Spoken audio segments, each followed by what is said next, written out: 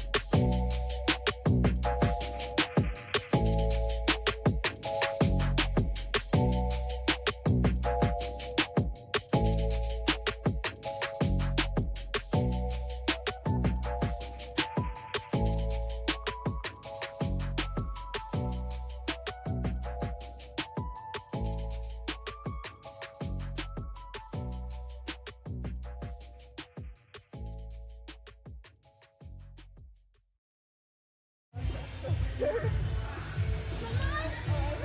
bouncing me. Yay!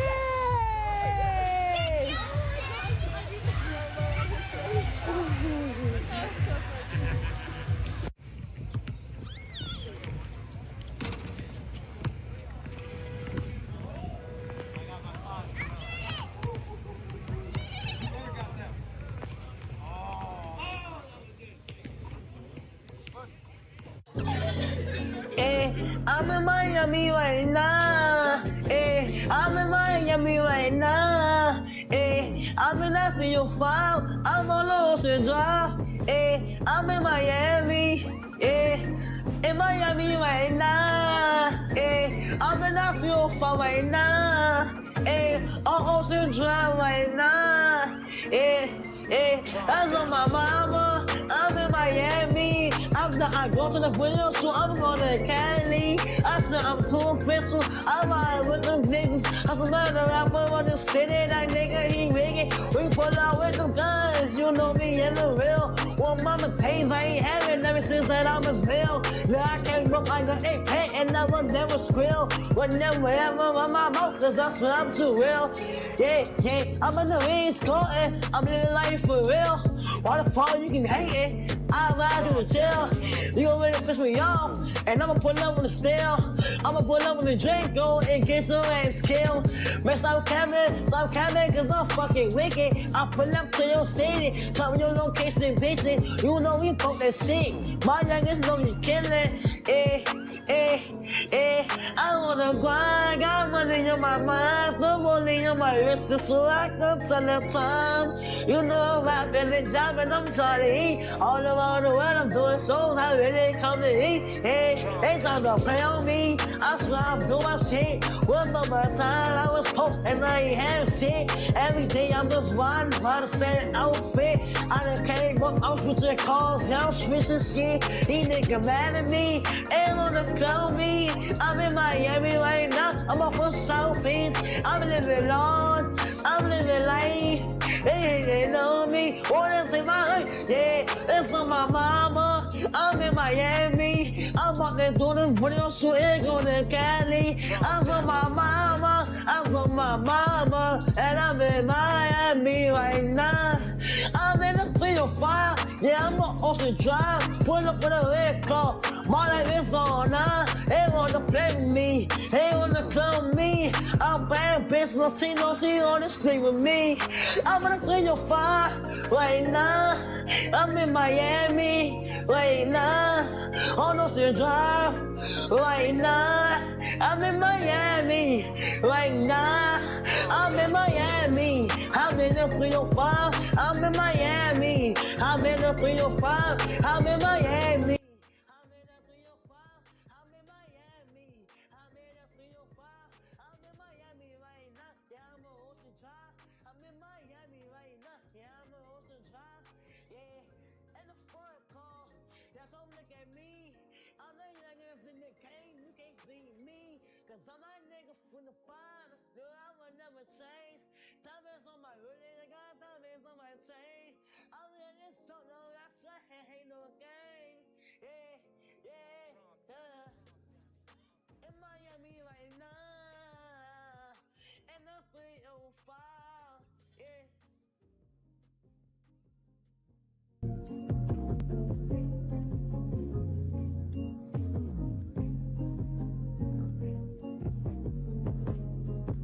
Honestly, this might be one of the coolest moments of the year. Aaron Judge and Shohei Ohtani leading off a baseball game. Mistake, you're not getting that baseball back. And there's a fly ball hit to center field, hit way back, and this one's not going to come back either. Aaron Judge starts off this World Series rematch with a blast. First ring. Out from the street. And now he is left center field. It's Judge 1, Ohtani 1.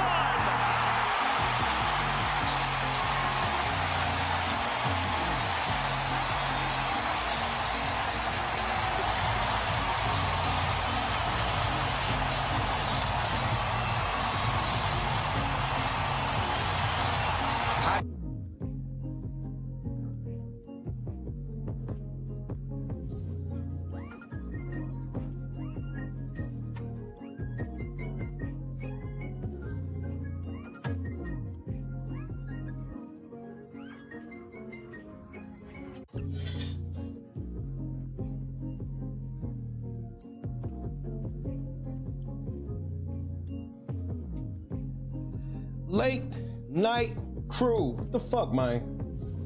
What going on, cousin? Hope all is well.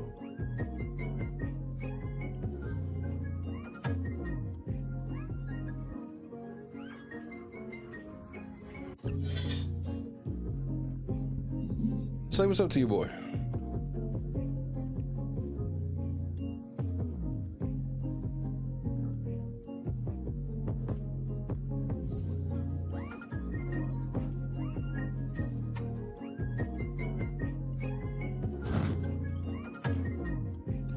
I was gonna DJ tonight. I don't think I can do it tonight. I'm gonna be honest with you. James and Bluetooth, Janice, Scott Johnson, James, Turtle, Joy, Donis, Lennox, what's happening? J-Rock, Steven, what up though?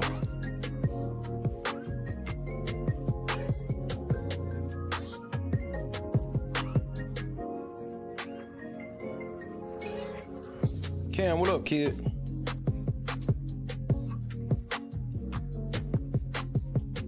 Abbott, what up?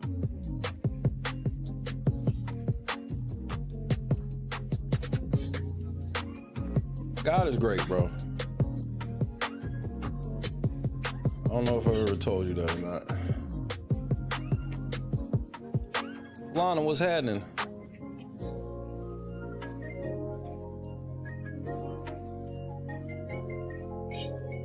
First of all, I want to congratulate my home team. Shout out to my Indiana Pacers. First time making it to the finals since I graduated high school. I remember that finals very well, because I thought we were really going to win the championship that year, and then all of a sudden some nigga named Kobe Bryant took over when Shaq fouled out, and the rest was history.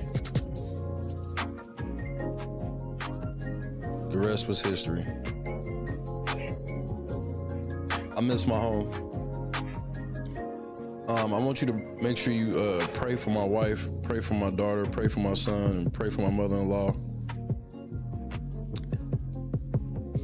They think that my mother-in-law is gonna have to be in a facility the rest of her life.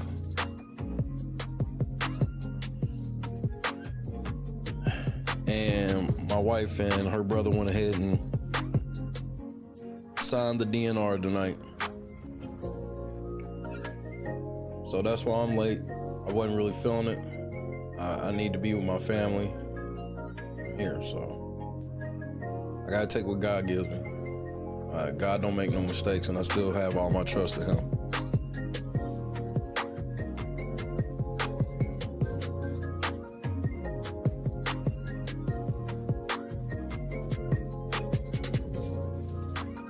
I trust Him. I trust Him.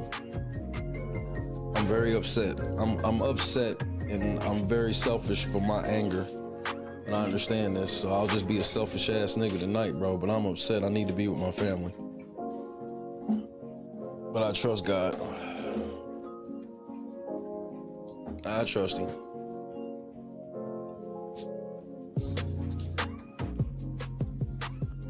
Trust is key. Trust is very key. So what I'm gonna do, I'm gonna DJ tomorrow. I'm gonna DJ tomorrow because I just gotta, tomorrow I just don't want to really be by myself all day tomorrow. So I'll carve out like 2 hours. It ain't gonna be no regular show. I'm gonna just DJ tomorrow. So there's that. Hound Dog, what's happening? Berg, what up? Maud, what's happening?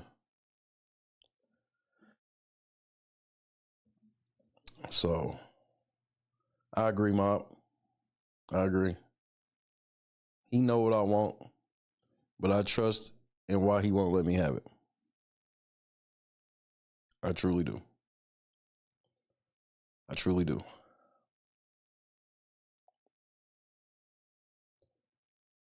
I don't want this to be no type of, gloom and doom stream. I'm not about to sit here and, get to whining and all this other shit. It's not really in my DNA, and that's not for me to do on air. You feel me? So,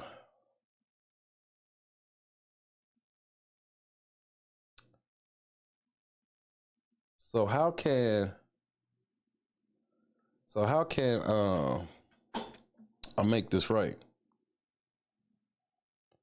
What can make me feel better?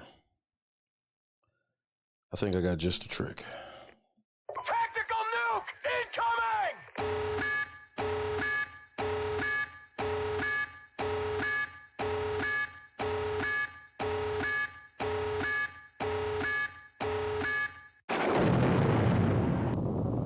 Order.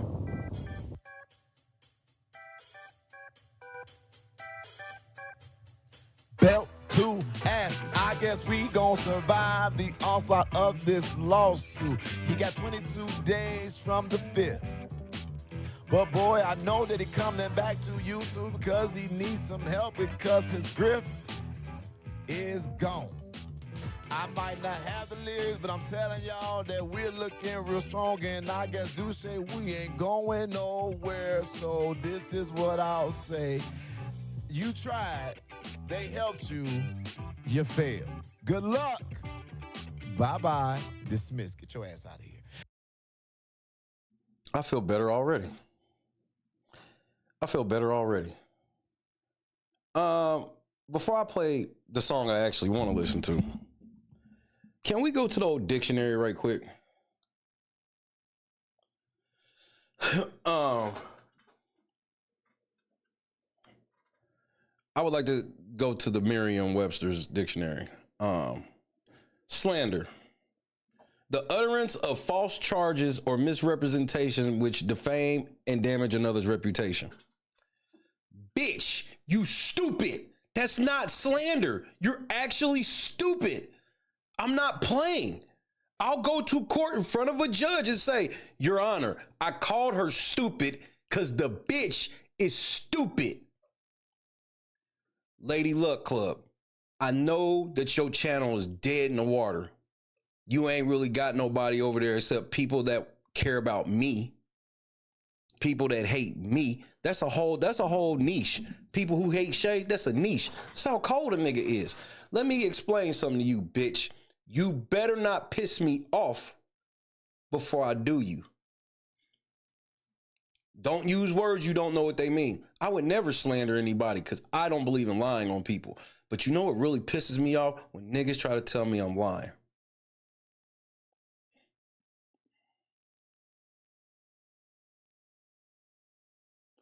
I know y'all niggas want to be famous on this app. And I know y'all niggas always looking for the quick ploy and the quick play. You gotta do it somewhere else. I'm not the one, bro. I'm not the one. I want to shout out Camel. Camel been talking to me all night because Camel respects me as a Pacer fan. Fuck the rest of you niggas. You know what I mean? You know why I don't talk about the Pacers more? Because Pacers jinx. The more I talk about them, the more they lose. But my best friend since I was fucking 12 hit me, and you know, we've been basically celebrating. We've been talking. He don't trust Matherin. I don't trust Halliburton. Well, she can be live all she want. Somebody can go tell that bitch she better watch her mouth talking shit to me, because I'm not the one, bro. You're not getting ready to play. You're not gonna get victim. You're not gonna get victim mode or anything. You wanted to stick your nose. This is what kills me with y'all. Y'all want to be able to say shit about me, but then don't want me to say nothing back. No, my mouth comes with all of this. My mouth comes with all of this, bitch. You wanna come at the king, then you gotta deal with the king's mouth. And my mouth is real reckless, nigga.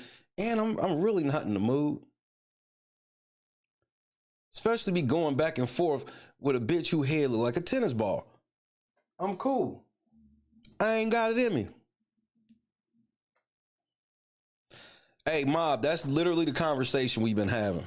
I'm trying to let, you know, I'm like, look, man, obviously we ain't been there since I literally, the finals started right when I graduated from school.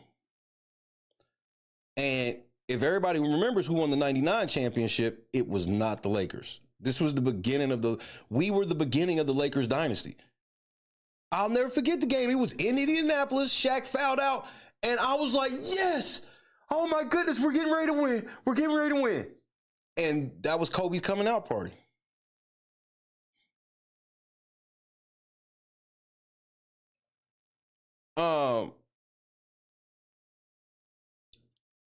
I just want to say that I see Lady Luck as a creature of clout. That's fine. She can have it, you know what I mean? But she's an idiot. She ain't gonna control what I say. And if you think you getting ready to motherfucker try to clout chase and all this shit because I said something you don't like, man, shut up, bitch. Stop sticking your nose in business that ain't got nothing to do with you. Yeah, I'm gonna go over this lawsuit. Oh shit, I don't understand any of this. Let me give you a piece of advice. Shut the fuck up. I don't need your advice, nigga. Get your kids back properly. Then you could come talk to me, nigga. Until then, shut up. You know you ain't shit when they take your kids and you a woman. I'm so sorry, ladies. That may hurt some of y'all feelings. I don't give a shit. You know I'm not getting ready to lie for none of you bitches. All I know is when a motherfucking girl, when a nigga loses kids, that ain't shit. They take kids away from men all the fucking time. But when they take them away from the woman, fellas, back me the fuck up on this one. Fellas, back a nigga the fuck up on this one. When they take the kids away from the man, that shit's common. That shit's, you know how bad the motherfucking chick gotta be to not have her kids? So that tells me all I need to know about you. You ain't shit. Shit. So, you know,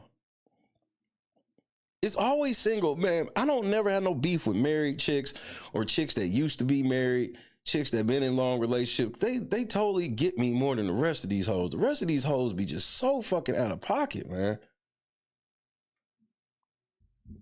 She sold her soul to a demon for $225. Wait, I need some context.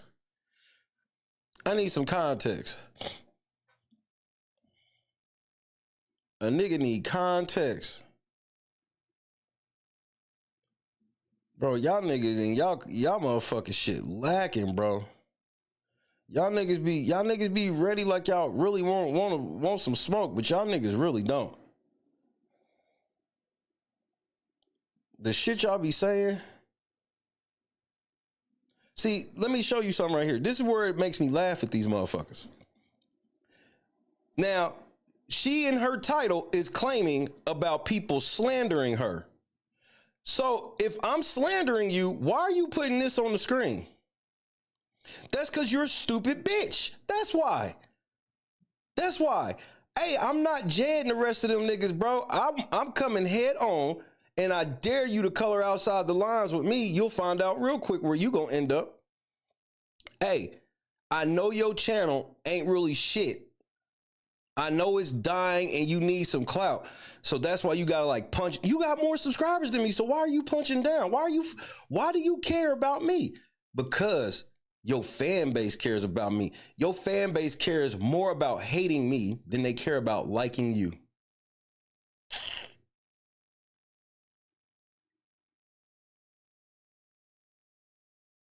Grown ass women, bro. Jed paid her $225. What a loser. Let's see what you have to say. Let's see if you say anything substantive before I get to work. Because I want to talk about Ray J so I can laugh. I'm not going to play the video. Why not? Play the video. You want to play victim? Play victim. What, you scared I'm going to strike your shit? I don't strike people's shit.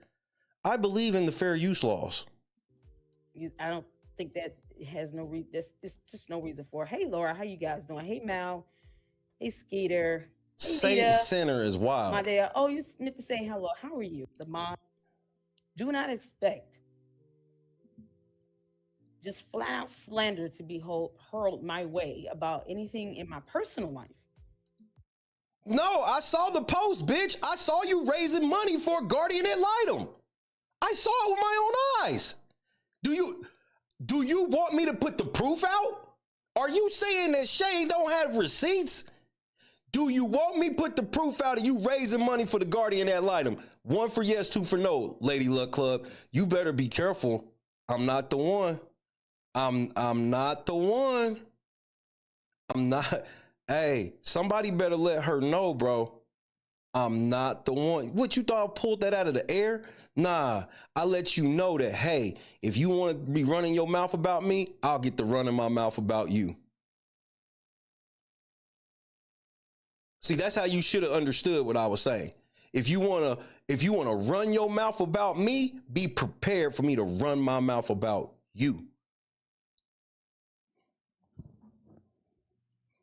Hold on. I gotta show this bitch. I gotta show this bitch. Show this hoe. I gotta show this bitch that I'm not the one to be fucking with. That's how you freestyle, Jed. Boom, boom, boom, boom, boom, boom, boom, boom. Let me teach this whole lesson in who I am. I didn't expect to be slandered. Shut your ass up. You know how I get down. And if you didn't, you should check about who you talking about before you get to running your mouth. Cause a nigga like me, I checks motherfuckers on this app. Ain't nobody been checked until they been checked by a nigga like me. Now, explain this to me. Since you would like to throw words like slander around, is this not from your page? Is this not from your page? Please consider a donation to the GoFundMe to help raise the cost for attorney fees for myself and guardian ad litem fees for the children. Here we go. My children are very upset and sad. They are old enough to elect, but the court doesn't care. They say a picture is worth 1,000 words. Need I say more? Wait, what? What? You came on the internet to diss a judge, a sitting judge. You did that. You're an idiot, like I said.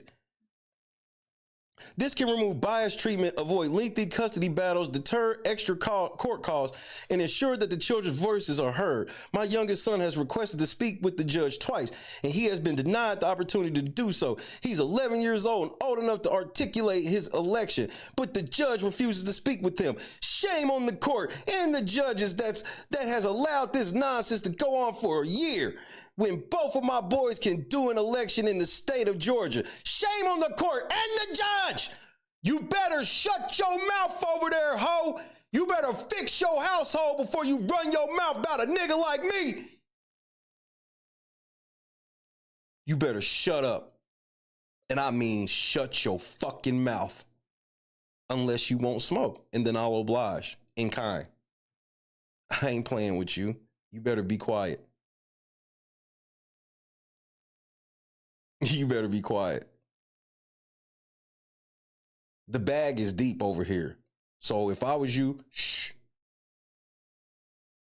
Shh. Shh.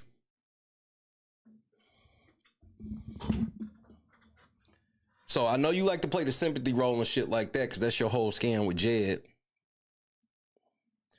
But you better be quiet. When I play this video, you better tread carefully. And not expect me to respond to that, especially when it's being said in a manner to which you're trying to intentionally defame my character. So sue me, and let's see how that turn out for you. I don't duck lawsuits. I'm always willing to go to court and stand 10 toes down on what I say because I never lie on people. Ain't nobody defaming you. No, see, y'all think that getting embarrassed about your past is defamation. No, it's not. Defamation is if I was lying on you. I ain't got no reason to lie on you. You're a loser and a liar and an idiot, most importantly. Thank you all so much for tuning in. Thank you all for checking in. Hey, man, get to it. See? Nitty's still about it. Shame on you, Judge. Shame on you. You need to get your house in order, ho. That's what you need to do. Get your motherfucking house in order before you start running your mouth to a nigga like me. Cause I walk around this motherfucker with a mirror, bro, and I will hold it up. I will hold the mirror up right in your face. See, I thought you was hurt. You talking about defamation, but this is defamation. This is slander. Middies, y'all niggas, there's something wrong with y'all, bro. See, the difference between me and y'all is I know how to really get at you, call you a bitch, and it hurts. It hurts. Y'all niggas can't hurt my feelings, but I'm gonna hurt your pockets. I'm sitting over here minding my business. You decided you want to stick your nose in my business, and I don't take too kindly to that. Especially when you getting on the internet misrepresenting my court case for the simple purpose of you need likes, clicks, and views and shit like that, because don't nobody give a fuck what you actually saying.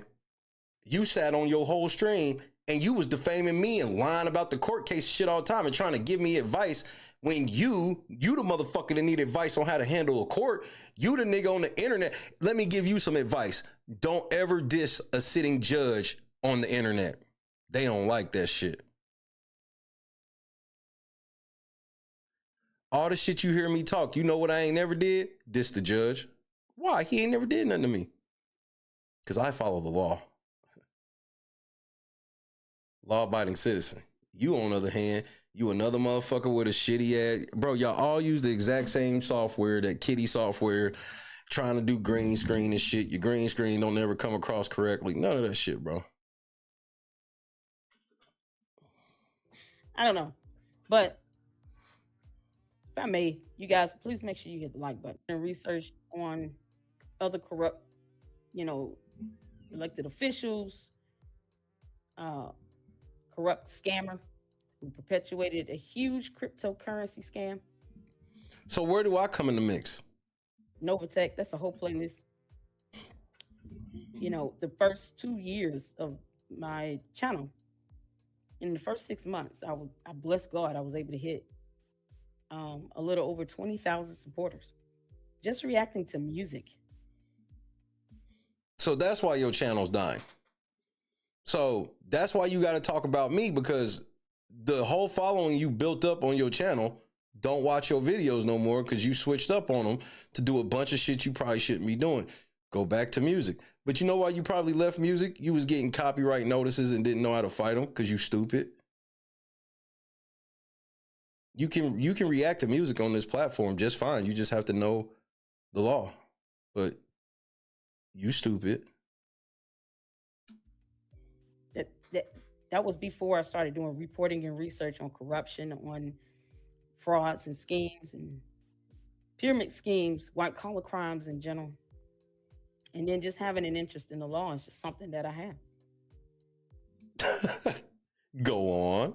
I'm not a lawyer. I know. That's why I didn't want to take none of your advice. But if I need to read and research something, I will do that. So in Late Night Cruise Live, he stated that I raised money against a guardian ad litem.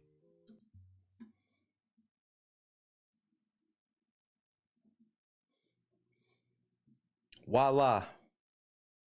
Did you not do that? Because this is what you said. Here go the link and everything. It's what you said. I only repeated what you said.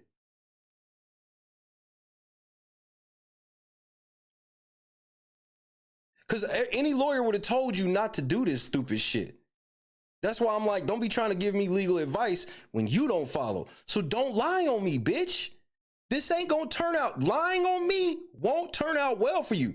So before you ever say what you getting ready to say, understand that you didn't know I had receipts, did you? You didn't know, did you? I know. So before I press play, you bet not lie and say you didn't raise money for a guardian ad litem, because I'm looking at it. Go off, sis. Even though you looking like Skilo in the face. And that I was in an effort to get my children. I can't play the video. I just can't do it. Right, because I know how to hurt you niggas, bro. That's why I be telling y'all niggas, don't play with me, man. We can either be gangster or we can be cordial. But what you thought you was gonna do, what you thought your motherfucking ass was gonna sit over there and do, you thought you was gonna use my fucking court case to build you some fucking clout and get you some likes and views off this shit. I don't play that game. You get to talking shit about me, I get to talking shit about you, nigga. It's all content, right? See, you already playing victim. You've already put middies on the screen trying to be funny. So all this victim mode shit, these tears don't do nothing to me. The only bitch on this earth I care about crying is my wife, nigga. And I can't be with her right now. So how you think I feel about you, bro? I want you to do better. I want you to leave me alone. Cause this won't turn out well for you. This won't. So I'm begging you, let this be your last stream you ever mention the Shay Hall, the Late Night Crew, LNC, or anything of the likes. Because if you keep going, I'll keep going too. Doing 2-a-days, that shit's nothing to me. I literally have nothing else to do right now. And I got a lot of steam to blow off.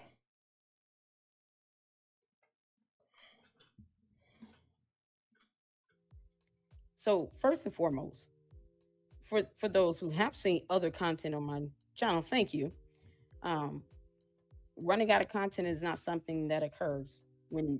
Then leave me alone. If you got other content, I suggest you leave me alone.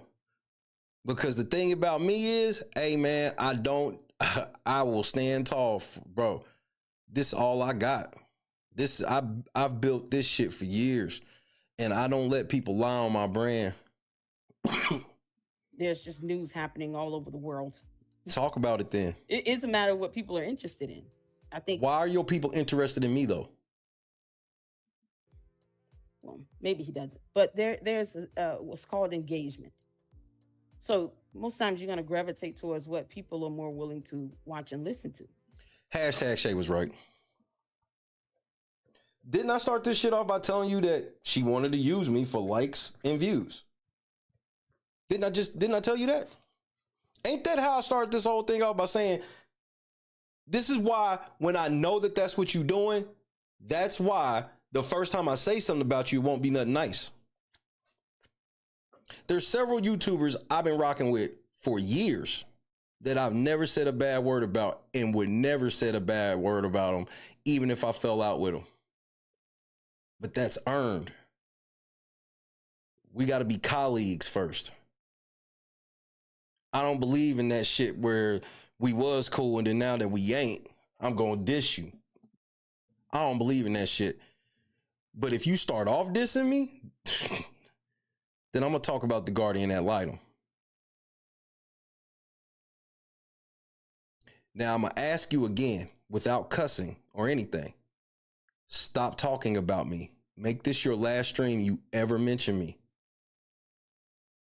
Because if you keep going, that's going to let me know why you're really doing it. You just admitted that you're doing this shit for clout.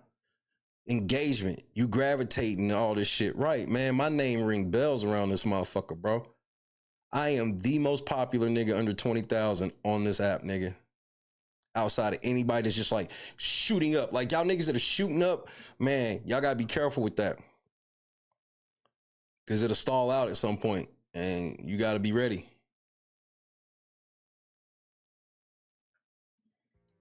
You're not doing videos just to do it for 6 people to watch it. You're doing it so that the information can get out there to the masses.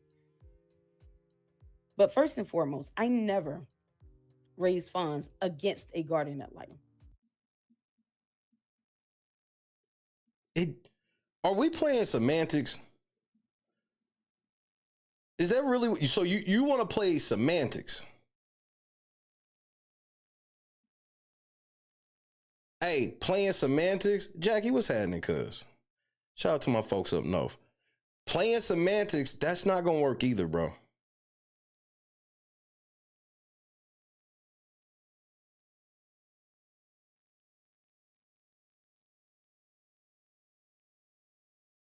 You said it was ground beef when it was really ground turkey. We not playing this game. This shit's not gonna work. Joseph, what's happening, kid? We not playing this game. That shit ain't gonna work. There was a point in the proceeding where a guardian ad litem was ordered. A guardian ad litem is a bar licensed attorney that is basically designed to represent the minor children in the case. You don't have to explain it to me, bitch. My son, I was involved in one of the biggest custody cases in this nation's history. You understand that, right? I was involved in a custody case that involved 8 figures, bitch. So you're not getting ready to tell me what a guardian ad litem is. And I had a guardian ad litem literally lie on me. Like, literally her report stated that the other people were lying, and I don't have no proof that Shay's telling the truth, but I still think that the father shouldn't have the kid. And I didn't go to the internet raising money. First thing you shiftless ass niggas do is go to GoFundMe. I watched a motherfucker raise over $100,000 on my son's name, changing his last name to make it appear like he had no next of kin. That's why you'll never see Shay ever use that evil ass website. If you ever ask me if I think you should do a GoFundMe for whatever the cause, I'm going to tell you, fuck no. Fuck that company. You ever have a tragedy happen in your family and then somebody kidnap your kid and then use your kid to raise 6 figures on a GoFundMe and change their last name? Well, I have. So I don't want to hear your sob stories, because I know one thing. If you needed to raise money for all this shit and the judge wasn't fucking with you, I know all I need to know about you. You can get on the internet and say whatever, but I know that the percentage of women who get their kids, the judge don't side with them. You got a better chance hitting Powerball, my nigga. Why would I raise funds against a guardian ad litem? It is absolutely idiotic. And it's very contradictory. You don't raise funds against a guardian ad litem. Yes, you can. You can. You would raise if the guardian ad litem isn't doing what you feel they should do, if they not siding for you, then yeah, you would raise money so you can get an attorney to fight against them.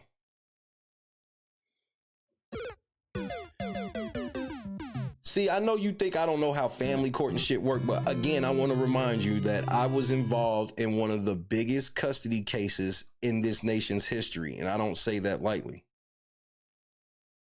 If you want a really horrific read, go read about the duck boat accident in Missouri, Branson, Missouri. Go read about it.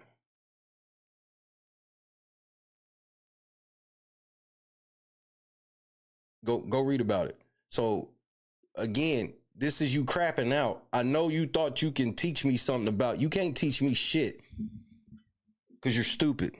I don't learn much from stupid people. Basically, a bar licensed attorney. Who would do that? I did it. I literally have done that. But I didn't have to raise money. I just got a lawyer to fight against them. I had a GoFundMe page that I took down at the advice of my attorney because So what was the whole point of me bringing up this? The whole reason I brought this up was because I said, how the fuck are you going to give me legal advice when you out here doing shit like this? Hashtag Shay was right. So like I said, a lawyer told her motherfucking ass, take that shit down because you're fucking up. You can't be dissing a sitting judge and everything, you idiot. Make it last forever and ever. You better leave me alone, lady. I'm not Jed, bro. Hey, I'm not Jed. I think you think I'm Jedediah Brown. I am not.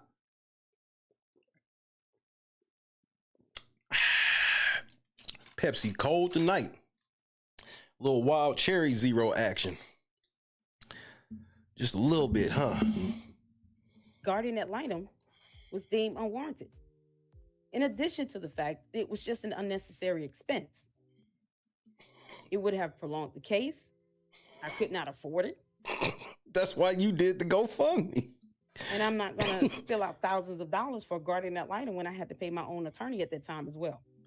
But the court could have just appointed it to you. Like, nobody paid for the guardian. My son ended up paying for that bitch in the end. That's why they all lied. Like, you didn't have to deal with a bank and the bank's lawyers. Have you ever seen the bank at a motherfucking family custody hearing?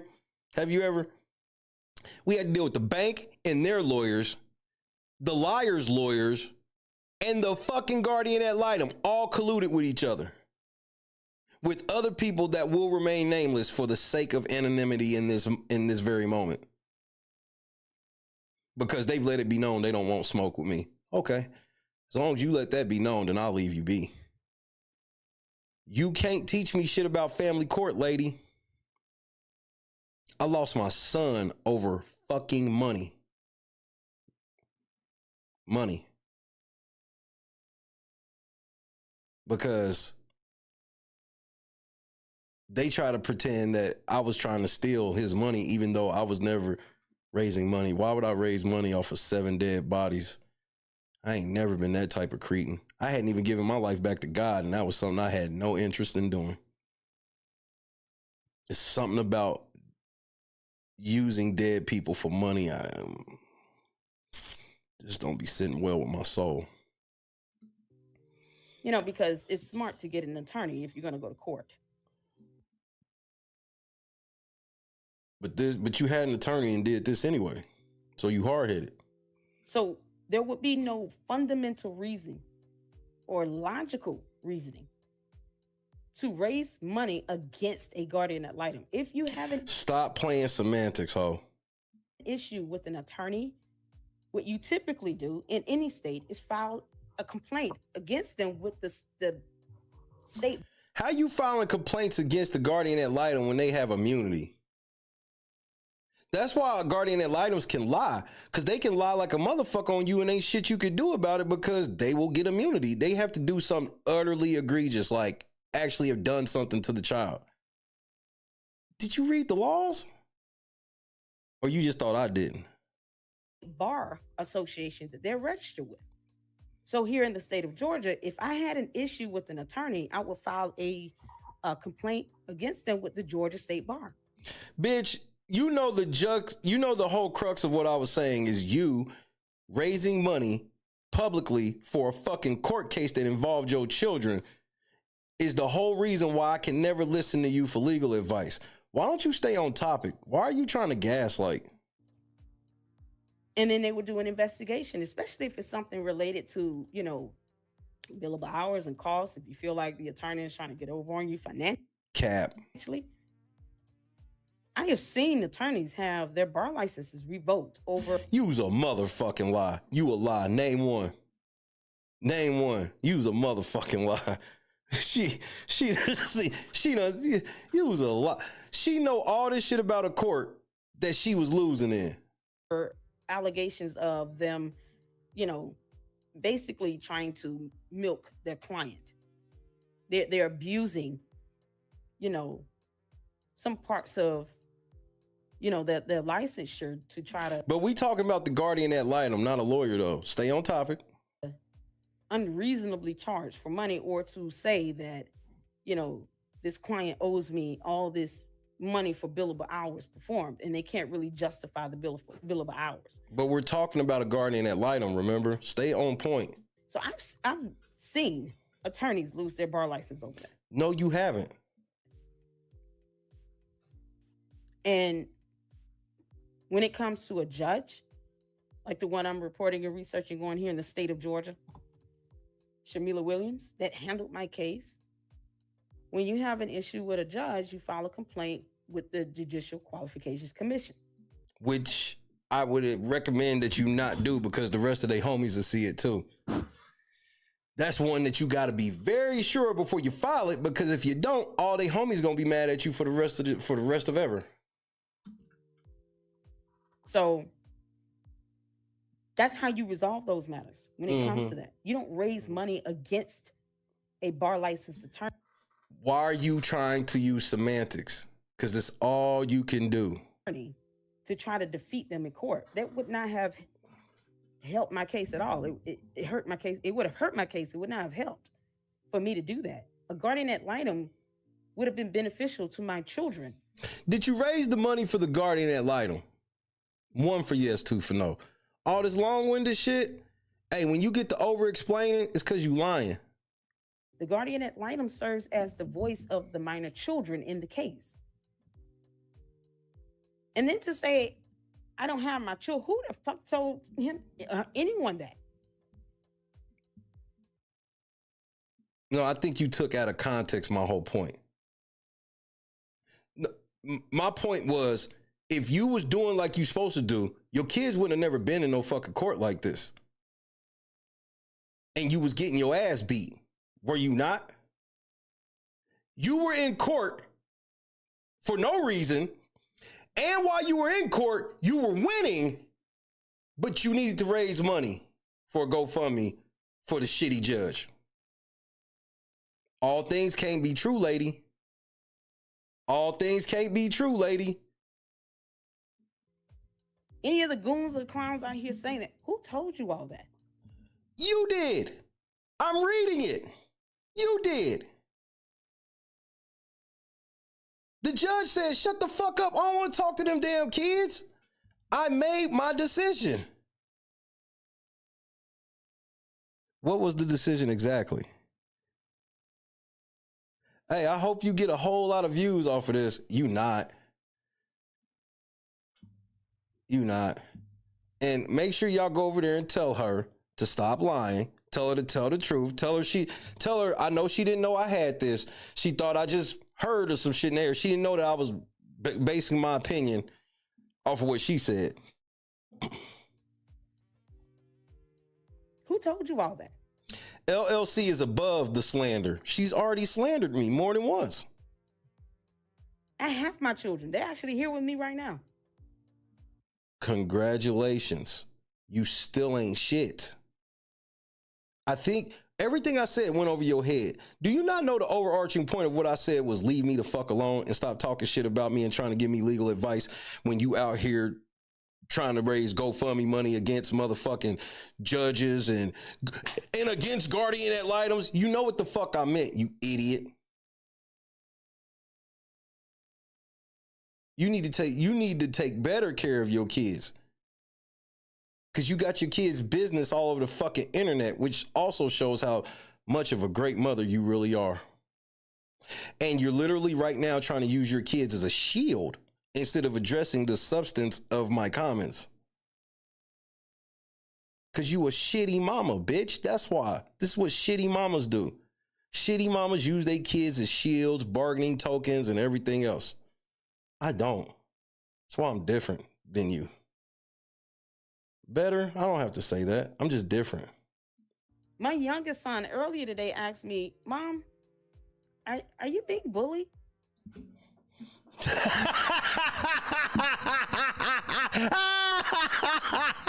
I'm done. Yeah, we moving on to Ray J. This is the point where I move to Ray J. Anybody, like, I don't want no smoke with no kids. I don't diss people kids. You want to bring your kids up, you a shitty parent. We done talking to you. You're a shitty parent.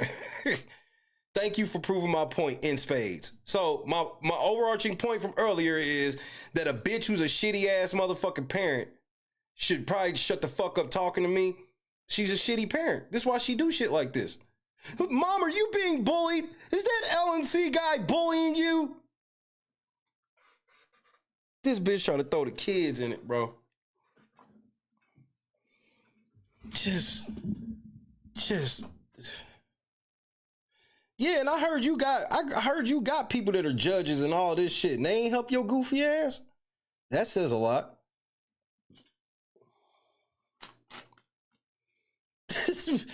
This bitch gonna try to, bro, this bitch gonna try to use her kids as a meat shield, man. That's disgusting, bro. I know you thought I was the type of nigga to take shot at kids. I am not. Just because I'll say something to you don't mean the kids ain't got nothing to do with your shitty decisions outside of they suffer your consequences. Bringing up your kids is gross. You'll never hear me hide behind football or Shea Jr. or my oldest nigga. You'll never hear that from me, bro.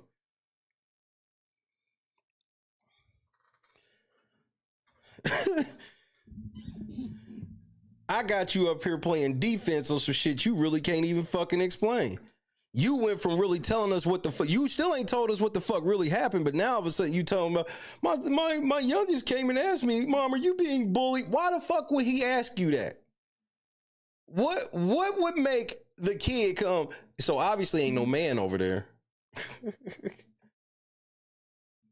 Obviously ain't no man over there.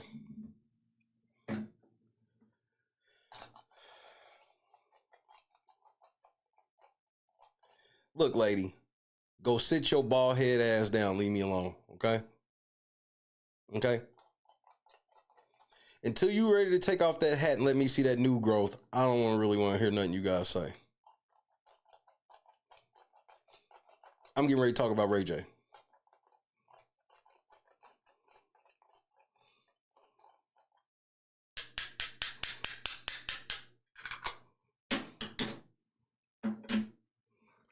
Hey, Loud, I'm not playing. I want her to take that hat off so I can see what that new growth talking about before she open her mouth fucking with me.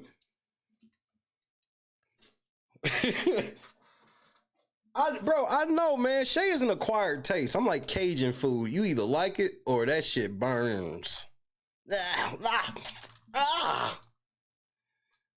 Like Cajun food, nigga.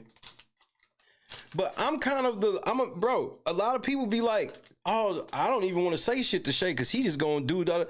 Bro, there's people that I've talked to for years that we've never done anything of this nature. You know why? Because they address me with respect. So what kind of asshole would I be not to address you with respect always?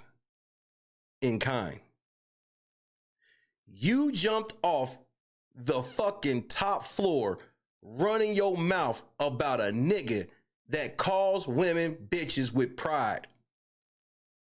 And a lot of you girls, that catches y'all off guard. Damn, that nigga, he just called me a bitch, right? You treat me like I'm a bitch.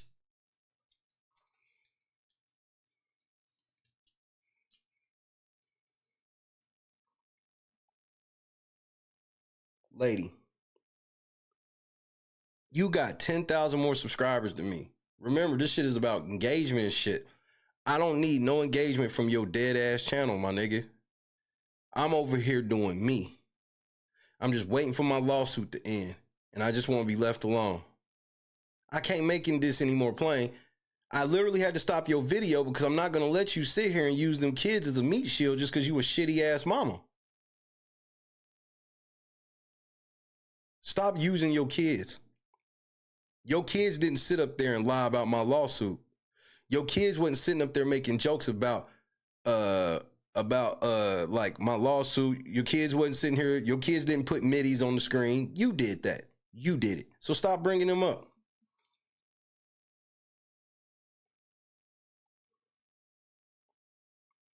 Stop bringing them up. Because I'm going to be honest with you. If you don't stop bringing them up, I got something very, very simple for you.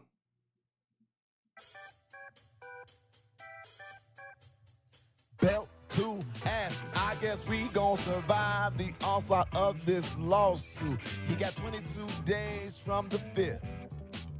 But boy, I know that he coming back to YouTube because he needs some help because his grip is gone. I might not have the lyrics, but I'm telling y'all that we're looking real strong, and I guess do say we ain't going nowhere. So this is what I'll say. You tried, they helped you, you failed. Good luck. Bye-bye. Dismiss. Get your ass out of here. You've been dismissed, lady. Goodbye.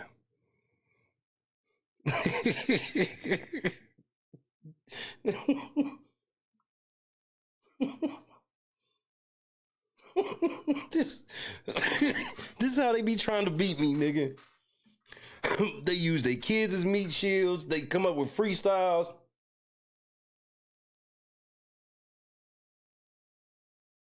You know what ain't none of them ever did? Challenge me to a debate. Have y'all ever noticed that? None of these niggas ever say, nigga, we can have a debate. Since you think you so right, nigga.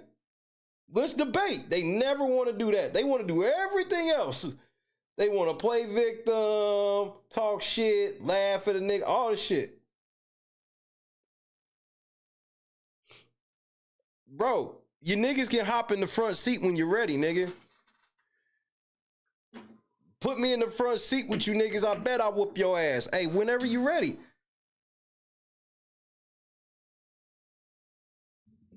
Y'all take like all this other shit, man. We ain't got to do all this. This shit goofy. We can just hop in the front seat, bro. We ain't got to do this. Belt to ass.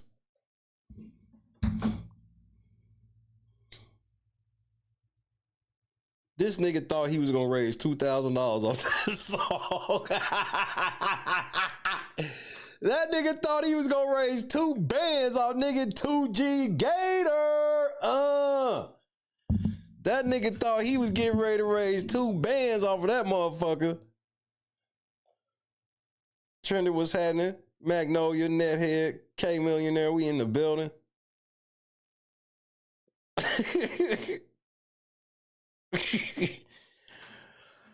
Belt to ass, nigga. Hey, lady, stop using your kids. You proving my point. My whole point was you ain't shit as a mama. That's why you was losing in court. And for you to be trying to use your kids as some type of like meat shield is disgusting. And it's beneath me. I thought it would be beneath you, but it's not. You'll use the kids. You use them to try to raise money on GoFundMe. And you allegedly instantly took it down. How much money did you make before you took it down, though? Can we get receipts? Notice she didn't even explain why she raised the money. And that's why she was like, I can't play the video. I just can't play the video. Right, because she don't want to get barred out on her own channel. That shit's embarrassing. See, Jed, I like playing Jed talking about me because he always at some point puts his foot in his mouth. He used a belt with a little water on it. Nigga, let's talk about Ray J, man, because I'm leaving. I don't even want to be here, bro. I really wish y'all niggas would just leave me the fuck alone, bro. What part of just leave me alone don't y'all get? And I know y'all used to people that say shit like leave me alone, and then y'all take that as like, yeah, I got them where I want them. No, I will bring up shit like what I did. When I asked to be left alone, I told you earlier, look, lady, you don't want to make me mad. Because I will make it hard for you to come on that camera. I've done it to several. I did it to Jed. It's hard to come on that camera after some of the shit that I will expose about a motherfucker. And I ain't even started the folder on you yet. And unlike Jed, I'm not deploying the detective. I'll do it myself. I'm like Thanos, nigga. I'm gonna just come in and put my hand in the gauntlet. Fine. I'll do it myself. That's me.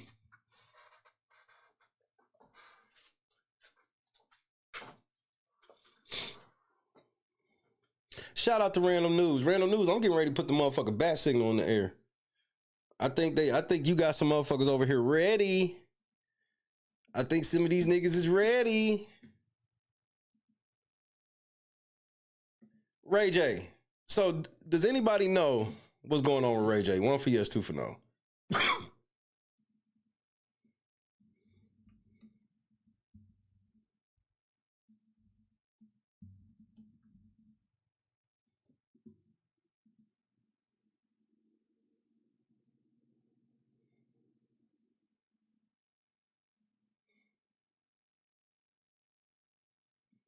Okay.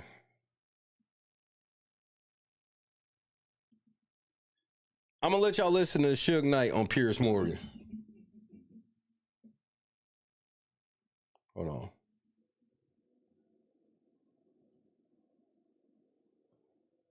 Puffy did have sex with too many higher-up people in the industry. Now, I'm not talking about women. It's a big world, but it's a small circle. Ray J and Puffy definitely were lovers. It was a murder-for-hire hit. Only person know the truth, the real truth, is me and Tupac. Sure.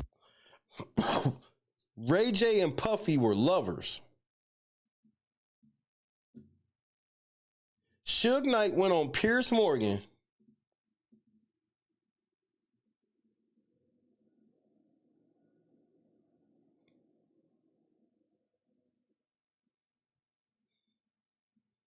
and said that him and Puffy were lovers. Piers Morgan ain't no little ass platform.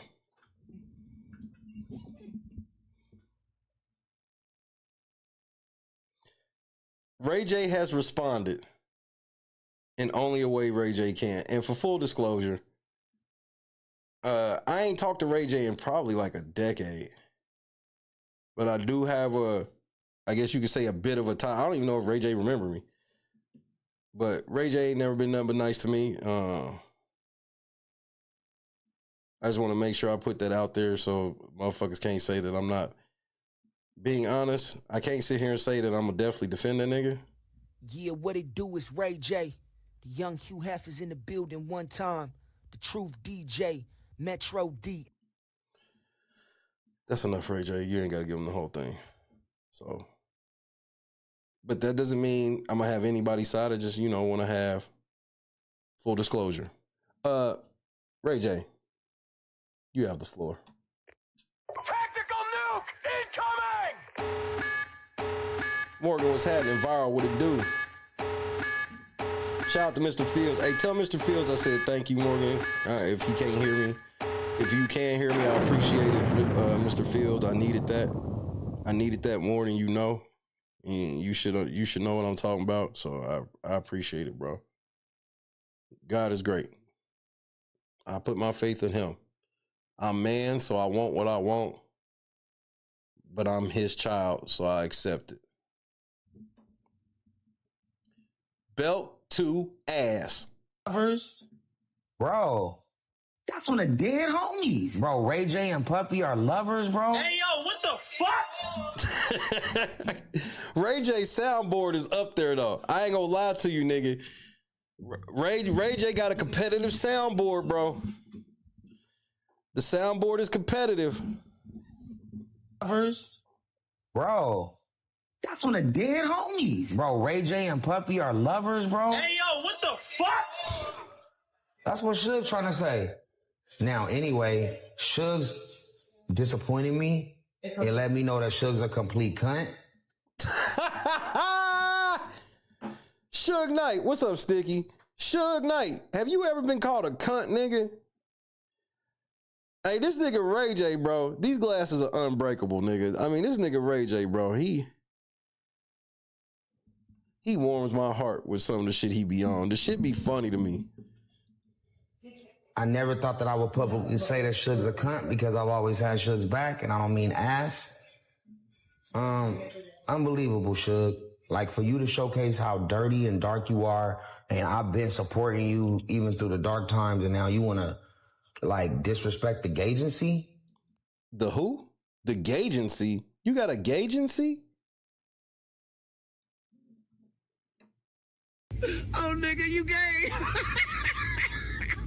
And say that I'm doing gay shit when you know I'm not. And if you not, the gagency mad because they like, damn, he's saying you doing gay shit, bro. And if you are, and I didn't tell the gagency, bro, they gonna take me, bro.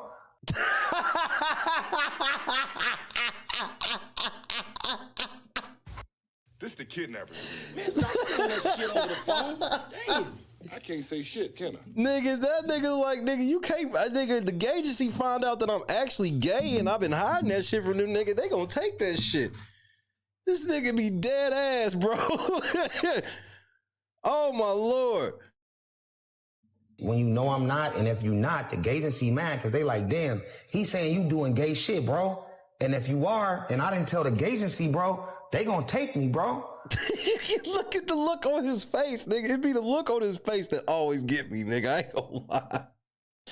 Every time, I swear for like the last 5 years that Ray J been on this type of shit, like, he will say something, and then I'll turn and look at this nigga face, and his face make it that much more funny because he be dead ass serious. If I tell my gay friends that I've been gay and I ain't gay and I lied to them, bro, you know what's gonna happen to me? Bro, it ain't gonna look good, bro. So you got my whole agency team questioning like what I'm doing, bro, and you know what's up. You know you the one, Suge. Suge, okay. Remember, all right, I'm only gonna say this because I don't wanna talk, I don't wanna say too much. Don't say too much. The agency is. I don't know if y'all remember when I entered into the news game last year, but now I'm an official affiliate for. First of all, nigga, we was watching them clips, nigga, and you weren't in the news game. You were just dressed up, sitting at some desk, pretending that you was news. Multiple news networks. I have my own news show. It's called The Reality Check. Me and Amber Rose just closed a new big deal with a multimedia news firm, so we'll be the new anchors of some mainstream shit happening, right? But if you remember, I said asses are being taken. You did say that. Do y'all remember when I played that video when Ray J was like, asses are being taken? Let me see if that motherfucker's near. Let me see if I got that video near. This nigga Ray J was wilding.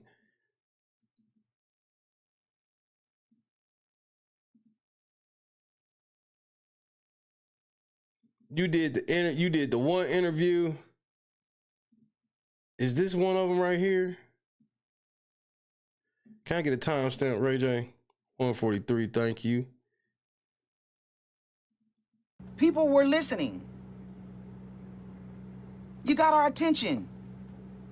Is what you're saying true? Because this shit is outrageous. But I came to the conclusion that once I seen the story about me and what you had to say about me and situations in my past, that is where I started to understand that you are totally fabricating stories and you are a complete liar. So that means that I have no respect for you and nothing you're saying. So now I'm gonna go further. How dare you disrespect Jay-Z and Beyonce? Jay-Z is an OG. Don't ever disrespect Beyonce, because now that you're lying on me, and I know for sure that all the shit you're saying is a lie. Now you're gonna go for Beyonce. Let's ask singer, rapper, and entrepreneur Ray J and founder of the Shade Room, Angelica Wandu. Thank you both for being here. Ray J, I want to start with you. I mean, you heard that was a lawyer for one of the alleged victims here saying that she has seen the tape and the stills, and it was a porn. Who do you think you could be, Ray J?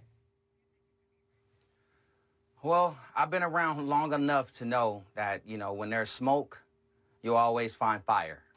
And I think that, you know, with the market in our world being so cornered and you have this crew of people at the top who make all the decisions, I think, you know, it's like a house of cards. You know, when one falls, you know, the whole deck comes down. And so I think that we'll be seeing a lot of this. I think we'll be seeing a lot of Remember all these Diddy sex tapes? How come ain't none of these been introduced at trial yet? But go ahead. We'll be seeing a lot of people in power either step down or be exposed. And I think that's just where we are in this game. You know, I think a lot of people have a very... Appreciate it, Mr. Fields. A very long success story at times, and then sometimes that fall is harder. I mean, you can't kick everybody down. You know, everybody's innocent until proven guilty. And so the question is, what do we do now? How do we save the new future? How do we save our future entrepreneurs? You know, what are the roadmaps that we need to put together to not have this happen moving forward? Yeah, it's interesting, Angelica. The one thing that I was stuck on, Angelica. Thanks for watching. Go to... So, Ray J, you was running around doing little features. You wasn't running on news show. I got to find that other clip of Ray J, bro.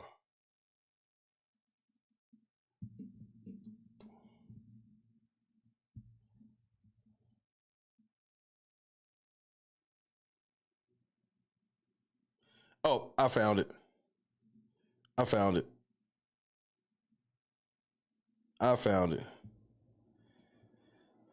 Man, I knew I would find it. Hey, while I pull it up, can we watch my favorite Ray J clip of all time? It's my show. We can do whatever the fuck we want. I just feel like you're so frivolous with your products, man. You're slapping the table, they're flying everywhere, you're tossing the glasses. They're unbreakable. Unbreakable? They're unbreakable. Break them. Step on it right now. No, you step on them. It's your product. You step on them. Go ahead. Speedy, step on them. I can't do that. You can. I bet you I can break these. They're unbreakable. Speedy. They're not unbreakable. Speedy. Don't tell me it's unbreakable. Listen, Don't challenge me. Listen. Don't challenge me, Ray J. They're I will break them. Listen, Speedy, they're unbreakable. They cannot break. It's impossible.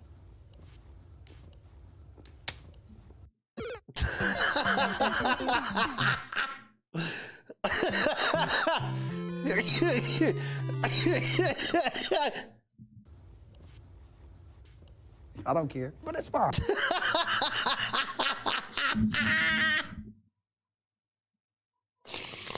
They're unbreakable. Nigga, I can break these glasses. Go ahead, break them. I don't care. I don't care. You can. I bet you I can break these. They're unbreakable. Speedy. They're not unbreakable. Speedy. Don't tell me it's unbreakable. Listen, Don't challenge me. Listen. Don't challenge me, Ray J. They're I will break them. Listen, Speedy, they're unbreakable. They cannot break. It's impossible. I mean, he just simply snapped them motherfuckers. I don't care. I don't care, but it's unbiased. What's happening? Here's the clip. Here's the Diddy clip I wanted to talk about. This one. Let's get into the Diddy situation. Let's do it. Okay? Everybody's flipping out. Nobody knows what to do. Nobody's saying nothing. I know I did the first interview on News Nation, and now I see a whole lot of interviews coming after. Are you guys waiting for somebody to, like, be the front runner to speak out and to say what they feel? Because I'm not scared. Are there really tapes? Are a lot of people being implemented into this crazy... implicated is the word that you wanted to use. Criminal investigation that's going on right now? How many people are in it? How many celebrities are involved in what they're saying? Or it was important for me to come online, to do interviews where it not just shows you that I'm here to help and I'm here to be a voice of reason to try to find a solution for the future young entrepreneurs. It's also saying, listen, Diddy was my friend, not was. This nigga got video of Diddy in a lavender jumpsuit in this nigga's bathroom while he's dancing. I just wanted to point that out. Go ahead, Ray J. What do you do? What do you do when you've never been in the room? What do you do when you've never seen all this shit that people are talking about? Do you believe? And y'all in there getting drunk? It. Everybody's innocent until proven guilty. So should I fall back and wait? Should I be a voice of reason now? Should we create roadmaps so new young entrepreneurs don't go through things like this because you might catch it before it happens? Are there enough mentorship programs for people to follow? Are there other leaders who have an outstanding track record who can help create a... Nigga, it's the pictures for me while he's talking, because you're supposed to take him serious. It went from, I don't even, who is this nigga? Y'all know this nigga? I'm supposed to know this nigga, but I don't. And then it went to 50 Cent, then it went to Oprah, and then it went to Nick Cannon, so I don't even understand the correlation. Mentorship programs for people to follow? He the nigga that owned FUBU? Are there other leaders who have an outstanding track record who can help create a new blueprint so when some of these young entrepreneurs and people who are making money, who have influence, are falling by the wayside and have not jumped over the edge yet, can you save them? Can you save us? Can you save people who are making a lot of money, who have power, who have not been raised under a certain household that shows them how to respect and love and have moral integrity? Is Diddy all there is? Is this what represents hip-hop? This is what represents hip-hop in its entirety. That's not true. So what do we do now? If you look on my Instagram, if you look on all of my social media platforms, I created a roadmap that I felt could help. And I've implemented a lot of things that we can do as a society in unity to try to stop this from happening for our future industry. Do you forgive somebody for taking somebody's ass?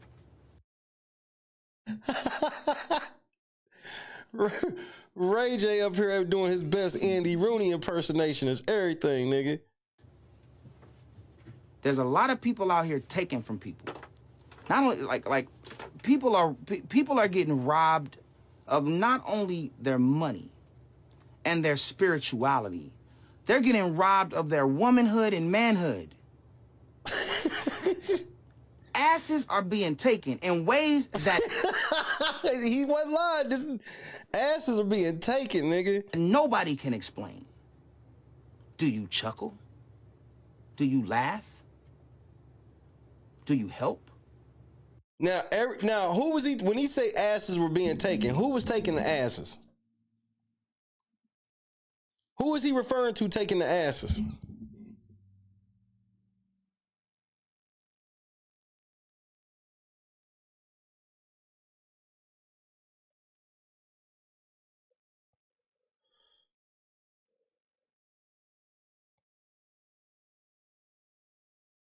He said asses are being taken.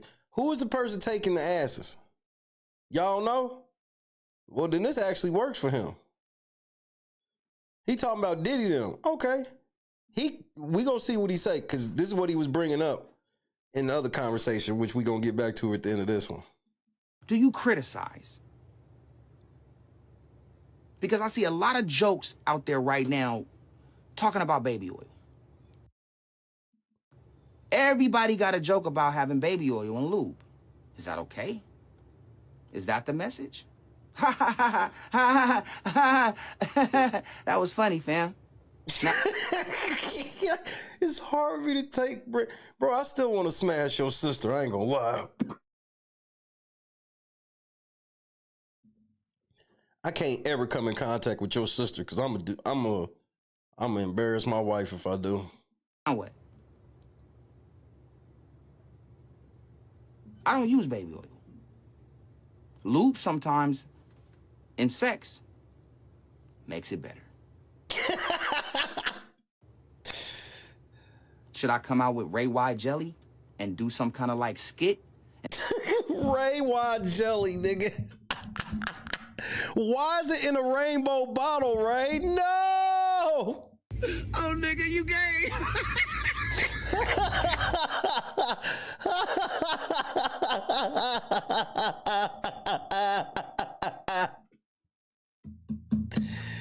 Oh shit, I ain't seen this shit since he made it. I forgot how funny this motherfucker was, bro. Nigga, the agency got bottles of Ray Y jelly, nigga. They keep that shit on deck. And say, KY just gave me a deal. Ray Y jelly, I got 1,000 of them. Ha ha ha ha ha. Ray. It's really funny though, right? Ray Y. That funny to you? It's not to me. Because there's a victim out there that has been caught up in something that has affected their lives. And if it has something to do with that, or it has something to do with any other products or any other thing you're hearing about, it's distasteful. What do we do? Who do we talk to? God bless you. I'm exhausted with negativity. I'm exhausted with the people in this industry that have power who are abusing the power. I can say a lot of names. I won't today, but I will soon. Uh-oh. Just stay tuned. Everybody eventually will get the reality check that they are looking for. Uh-oh. So let's go back to the video, the recent video. And I know some of you niggas is Googling Ray Y jelly, nigga. Bro, I hope your girl look in your phone.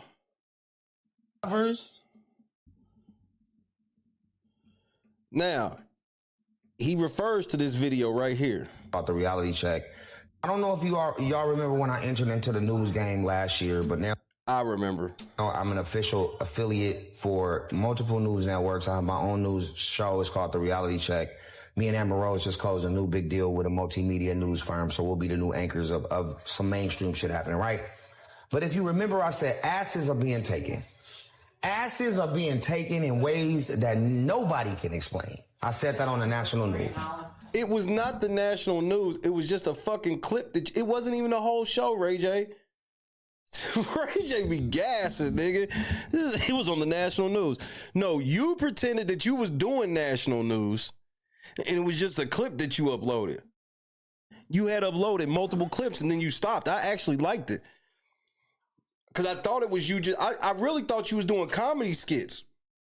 I thought you was doing that serious type of comedy shit, and then you stopped, and I was disappointed. That shit went viral. And guess what? Niggas thought I was talking about Diddy. Well, who was you talking about? That's why I got into it with his sons, because they come press me. I'm like, bro, mind y'all business. Y'all don't even know who I'm talking about. Y'all remember that? Now, here's the part that I was like, you full of shit, nigga. You was clearly talking about Diddy. Do y'all not remember? Do y'all not remember that Diddy's sons ran down on Ray J not too long after that? I have to have that. I have to have that. But nothing happened. So when that shit went down like that, I was like, well, if didn't shit happen, you know what I mean? Like, because Chris Brown had to break that shit up. It made me wonder, why didn't them niggas ever catch that nigga later?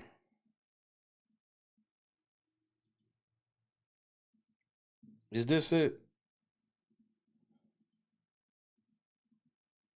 This is why I kind of believe Ray J on this shit, because, nigga, they had a chance to do this nigga in, and Ray J ain't been hiding since then.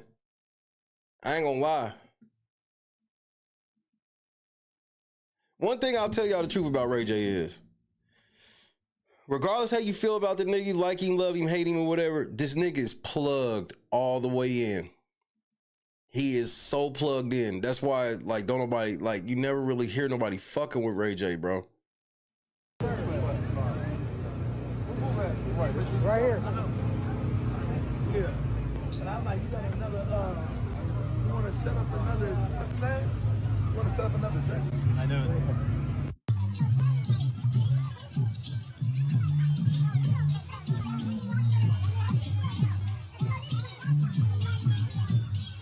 This party look lame as fuck.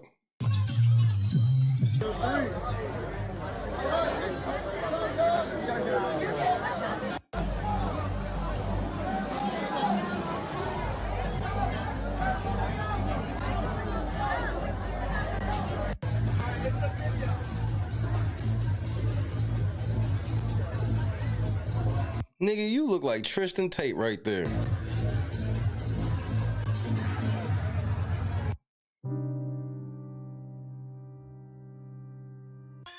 Sources tell TMZ the rap mogul's three sons, Christian, Quincy, and Justin, got into a heated face-off with Ray J outside influencer Tara Electra's Halloween bash in Los Angeles over the weekend. We're told that when the party wrapped in the early hours, Ray J made his way to the parking lot along with his crew Amber Rose and manager David.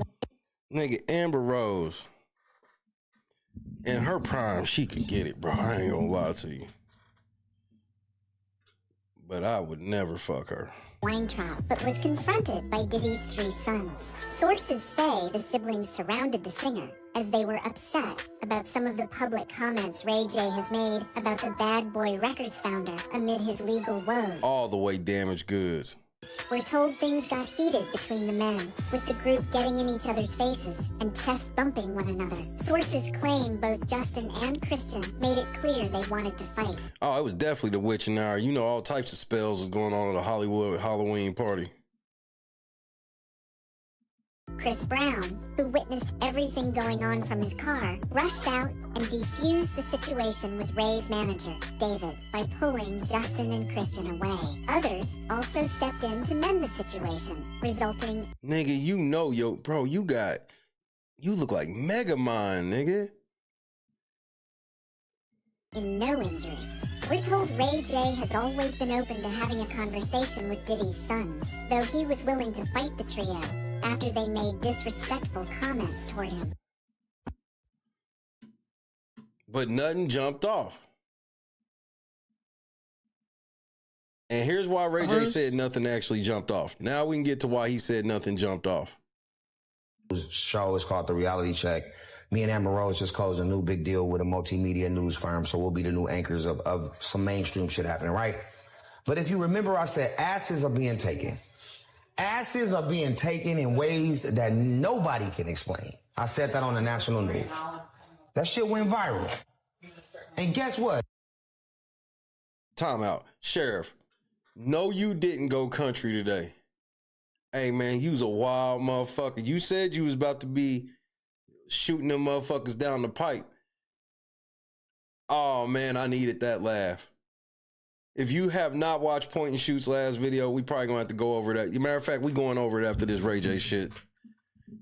Oh, man, the sheriff. Oh, man. Not Jacob Cherry, bro. Niggas thought I was talking about Diddy. That's why I got into it with his sons, because they come pressing me. I'm like, bro, mind y'all business. Y'all don't even know who I'm talking about. Nigga, I'm talking about Suge, bro. I'm talking about Suge taking niggas, not Diddy. Suge is a big-ass raper-taker for men. A big-ass raper-taker for men? That's a diabolical thing to say about a nigga like him, bro. Bro, I mean, a real taker. And he can't deny this, bro. We used to go to the store and get that nigga like 25 sticks of like butter, parquet butter. For what? The sticks. He used to take them back and he used to shove them up niggas' ass and fuck them, bro. You know, Rick is so wild and has went so far off the meter. It's shit that I can't even tell you on TV. I mean, you know, for the sake of our friendship, you know what I'm saying? I'm not even gonna bring it up. But trust me, he's went there. He has went where it's like, yo, Rick, man, what the fuck is wrong with you, man? You done took this shit too far. And his response is like this. There's no such place. Darkness. Let's go to the abyss, nigga. I'm not with it, man. I don't want to go to the abyss, man. You know what I'm saying? Rick wants to go to the abyss. In fact, he dwells in the abyss. Rick James dwells in the abyss, okay? And he wants company sometimes, you know? And for some reason, he likes to reach out for me. Whenever I'm around, when he wants to go there, he will reach out for me to try to take me to the abyss with him. And I'm not with it, man. I'm not with it. And that's when we end up, you know, tussling or whatever. You know what I'm saying? Ray J, let me talk to you right quick, cousin.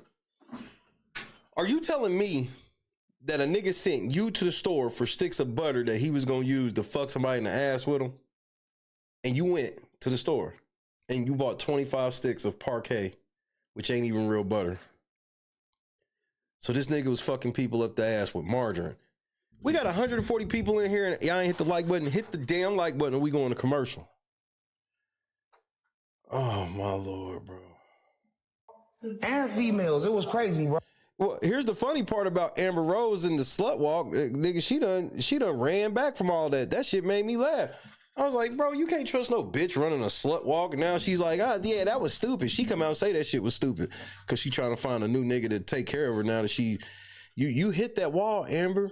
Anybody trying to fuck you now is because of what you used to look like. Bro, I can't even believe that I said that, but since you trying to darken my name, Suge, and trying to say some gay shit about me when you know I got a lot of gay friends and you know the gay community supports me. So, you know, like I'm bulletproof unless my dick been in that hole. And if it was, then I'll be celebrated even more because now I'm like one of the flyest, gayest niggas out, but I can't take that credit. I can't do that, bro. And you trying to throw gay shit on me like it's bad to be gay when you know that my dick's only going in pussy holes, bro. It's crazy. This nigga Ray J, bro. How does this nigga be saying all this shit with a straight face, man? He needs to go into acting for real. Like butter, parquet butter, the sticks. He used to take them back and he used to shove them up niggas' ass and fuck them, bro. And females. It was crazy, bro. I can't even believe that I said that, but since you trying to darken my name, Suge, and trying to say some gay shit about me when you know I got a lot of gay friends and you know the gay community support. You know what most niggas don't have? A lot of gay friends. I just want to put that out there. It's me, so you know, like I'm bulletproof unless my dick been in that hole, and if it was, then I'll be celebrated even more because now I'm like one of the flyest, gayest niggas out, but I can't take that credit. I can't do that, bro. And you trying to throw gay shit on me like it's bad to be gay when you know that my dick's only going in pussy holes, bro. It's crazy, bro. But we know what holes you like. Every hole. You was fucking bitches in the ass, niggas in the ass, bitches in the ear, the nose. Wait, what? Suge, you was fucking bitches in the ear and in their nose. What is going on? It was everything, bro. Like, forget being gay, you was like nose. You was like ear, nigga. I don't know what that's called. Fucking people in the ear? What sexuality is that? Ear sexual?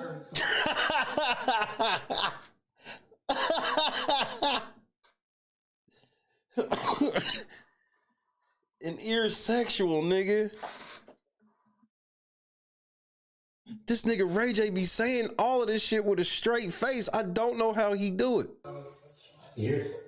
A motherfucking a nosal sexual? A nosal sexual. Cause that's what it is. Cause niggas is giving niggas titles just cause they doing ass play.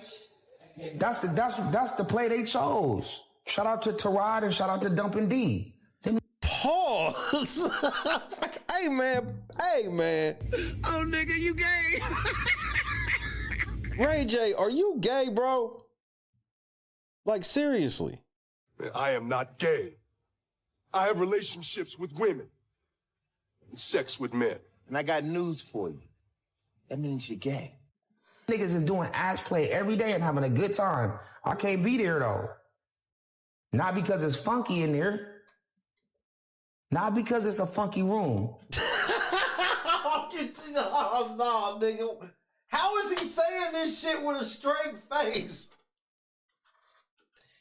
How the fuck is this nigga saying this shit with a straight face, man? That's all I want to know. I just want to know how he's able to say all of this shit with a straight fucking face, nigga. Just doing ass play every day and having a good time. I can't be there though. Not because it's funky in there.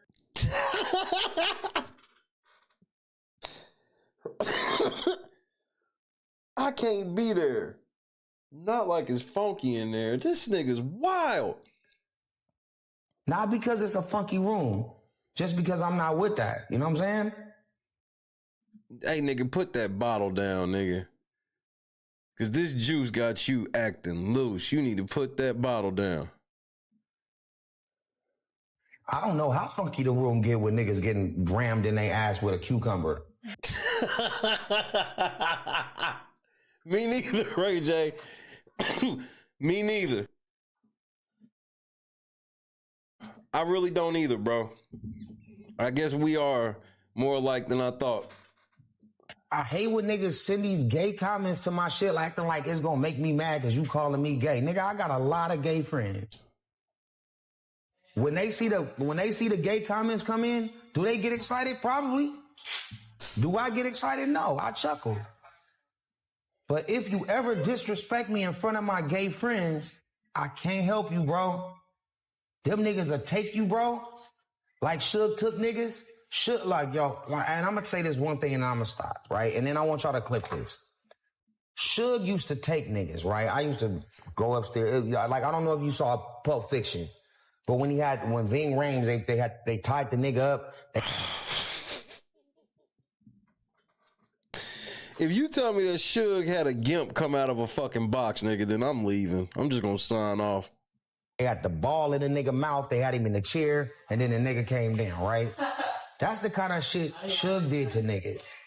And you know, it's crazy because Suge had this other thing, it's called handlebars.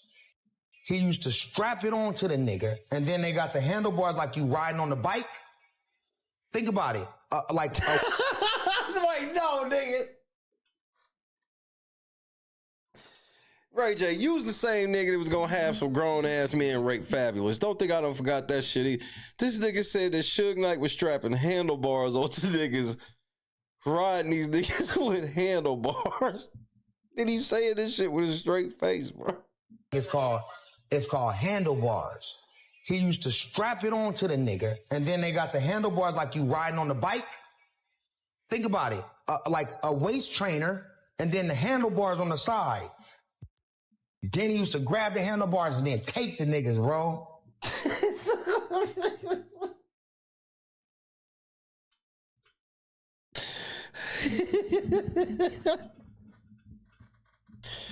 He had these niggas wearing handlebars.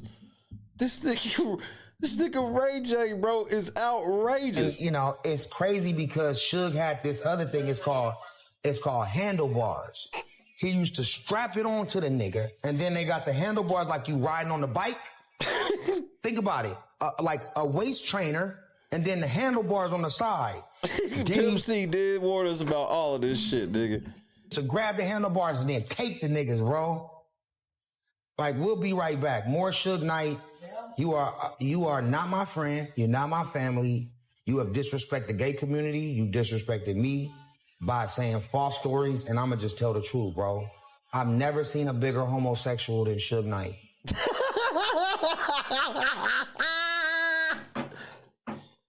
In 1998, nobody would have ever been so bold to look in the camera and say this, bro. My how times changed. My how times changed. You have disrespected the gay community. You disrespected me by saying false stories, and I'ma just tell the truth, bro. I've never seen a bigger homosexual than Suge Knight. He is an ass lover. People.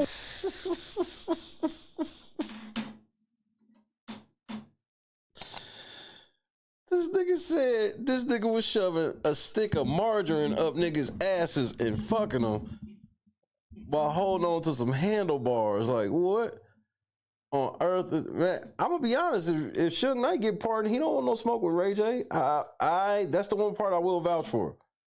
Ray J all the way plugged in, man. Like, Suge ain't got no plug. That's why he's sitting in federal prison.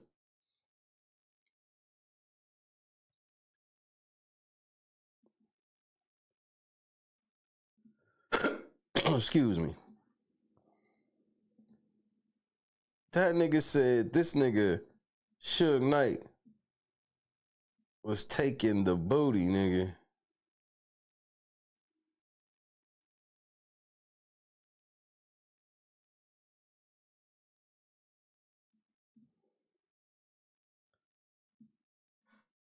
This nigga said, man, he had handlebars strapped on these niggas and was taking the booty, nigga.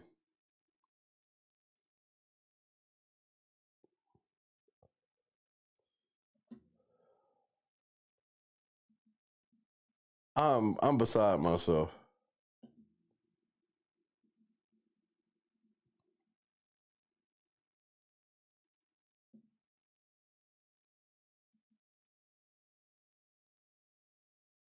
Man, Suge got a whole gray beard. This nigga wear bifocals and shit. Like, he just, bro, you know when everybody stopped being scared of Suge? Let me see if I can find the exact. This is if I can find this. This was the exact moment where the entire world was like, ain't nobody scared of that nigga no more.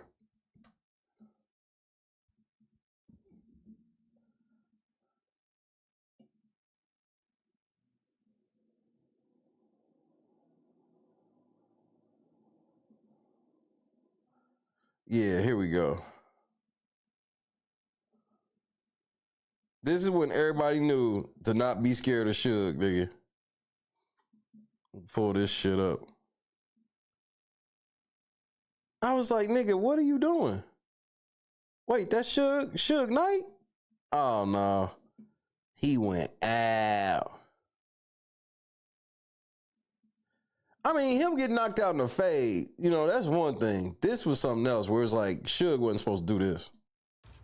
All right, just into us here at CNN, I want to share some video with you. I know it's kind of hard to see. You see the yellow, looks like an orange jumpsuit here. This is rap mogul Suge Knight. He is bowled over. He's collapsed in this courtroom. People obviously quickly responding to him, catching some of this video. This is raw video inside this Los Angeles courtroom showing Suge Knight there bent over, seated, bent over. LA Times reporting that at one point he was unconscious in the courtroom.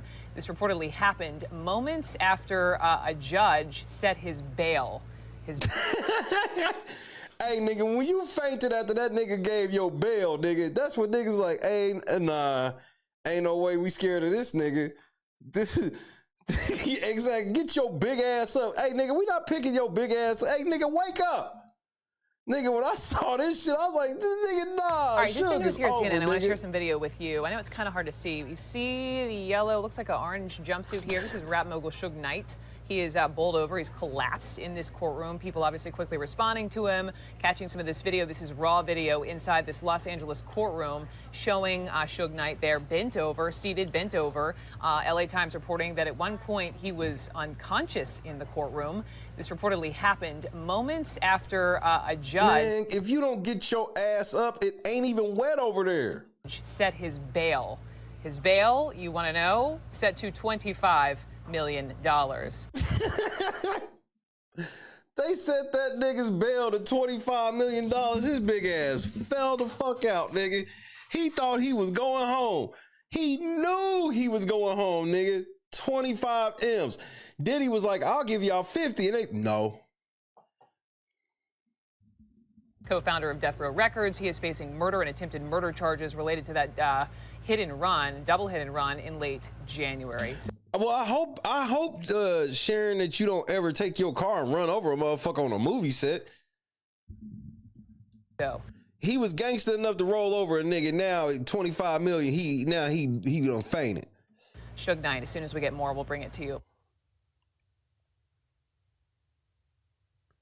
Wake up. Wake up. Let's just dump him out of the chair. That's all I'd have did. I'd have dumped his big ass out of that chair.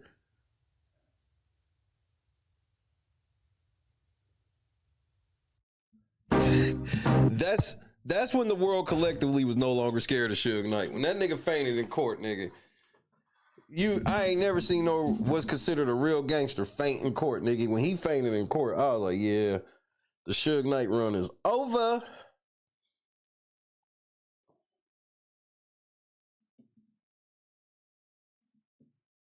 Like, did y'all ever see the video of what Suge Knight did?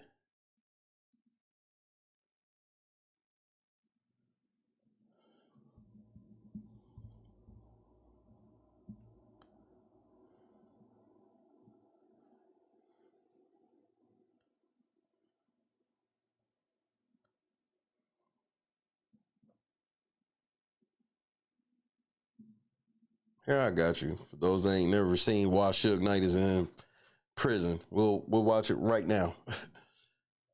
Because a lot of people, I think, because it happened so long ago, people don't really remember. So you remember the movie Straight Outta Compton? This was on the movie set. Suge Knight killed somebody on that movie set. Like a dummy. And he was low-key scary when he did that shit. There is some new and disturbing video that will impact the murder case against media mogul Suge Knight. The video obtained by TMZ shows the January 29th incident where Knight's truck apparently runs over. That Suge Knight just ran over a nigga right there. That's his truck. He in the video red that truck. will impact the murder case against media mogul Suge Knight. The video So that's him in that red truck. Obtained by TMZ shows the January 29th incident where Knight's truck apparently runs over the two men. The truck backs up, hits one man. Seconds later, the truck comes back and runs over that man. We've had to, digitize the video because it's very violent. And then it also runs over another. And one of the men who were run over died. Big Suge, who's supposed to beat up everybody, still hit a motherfucker with a car, bro.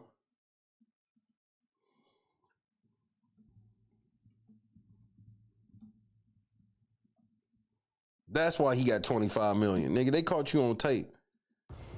Knight says that for his... And he got 28 years. So he still got a chance to come home as long as he don't kick it before 70.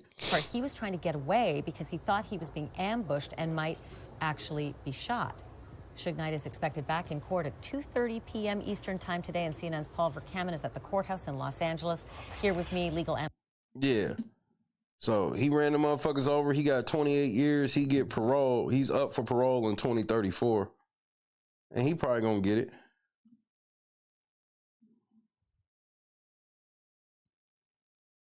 Yeah, coward in real life. I was like, how Big Suge go to prison for running somebody over with his car? I thought Big Suge was supposed to go to prison for dropping a nigga off the balcony or some shit. You had all that smoke for Vanilla Ice, but you ain't had no smoke for whoever you ran over. So I ain't never respected Suge for that shit. Like all of that Suge gangster shit after the hit and run and then him fainting in court, I was like, this nigga, bro. You might low-key be the original Whack 100.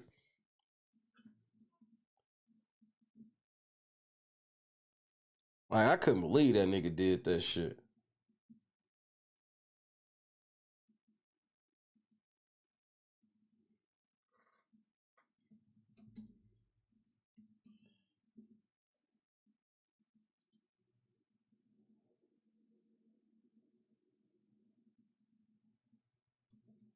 This has been a fun show so far. I really need y'all to pray for my family, bro. Just please do that.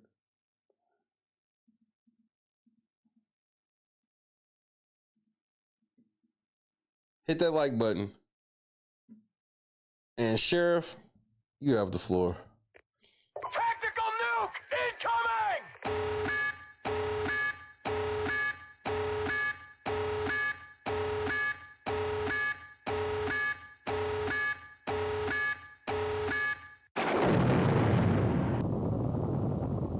Damn it. Hold on. This never happened. Good thing it's a quick fix.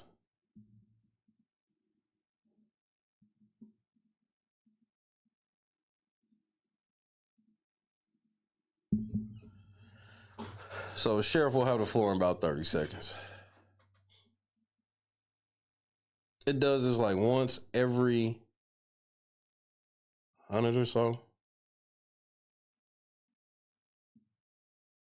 Anywhere from 25 to 100. What's up, AP? Is that you? What, is one of y'all kitties at the window? What you want? I ain't got it. Shorty, I ain't got it. You got your MPC? Where'd you get it from? Amazon? How the fuck you getting delivery on Sunday? Kind of ghetto ass postman you got?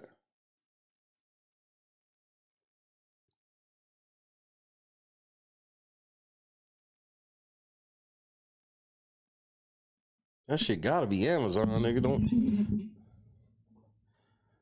Oh, so yeah, I ain't touched the MPC since probably like 2006, 7.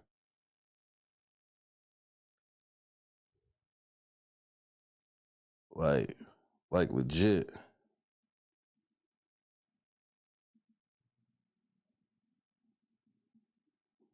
Come on, Sheriff, talk to me. All right, so for this video, I want to talk to you guys about the most famous fake white Florida blood from Boston. What?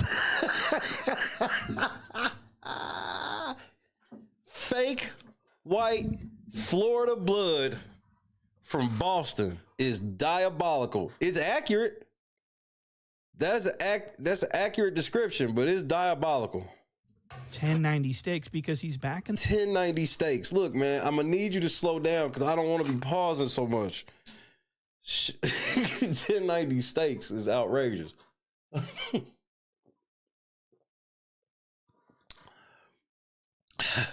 The picture is everything, especially them jeans.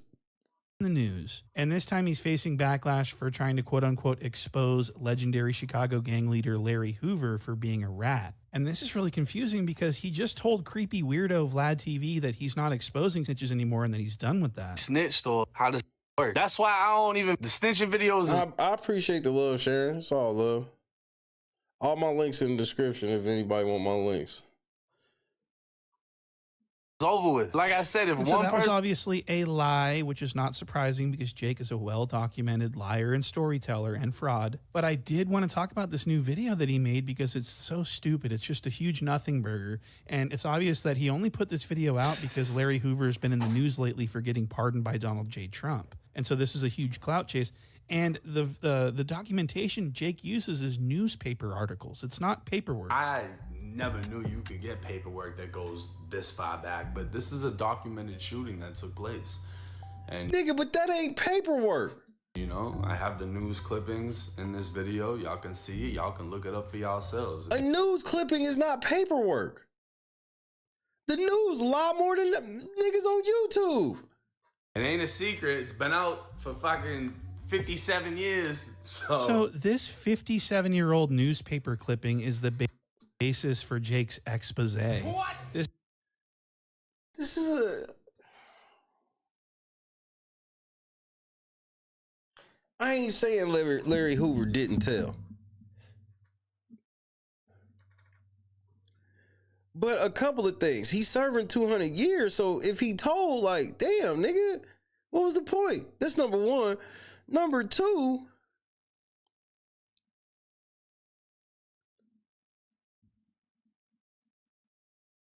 like, I don't trust the newspaper, bro. Like, we need more proof than this. This is just a newspaper article, and it's quoting the police. It's not even, there's no narrative that's signed. It's not an affidavit. It's not a witness statement.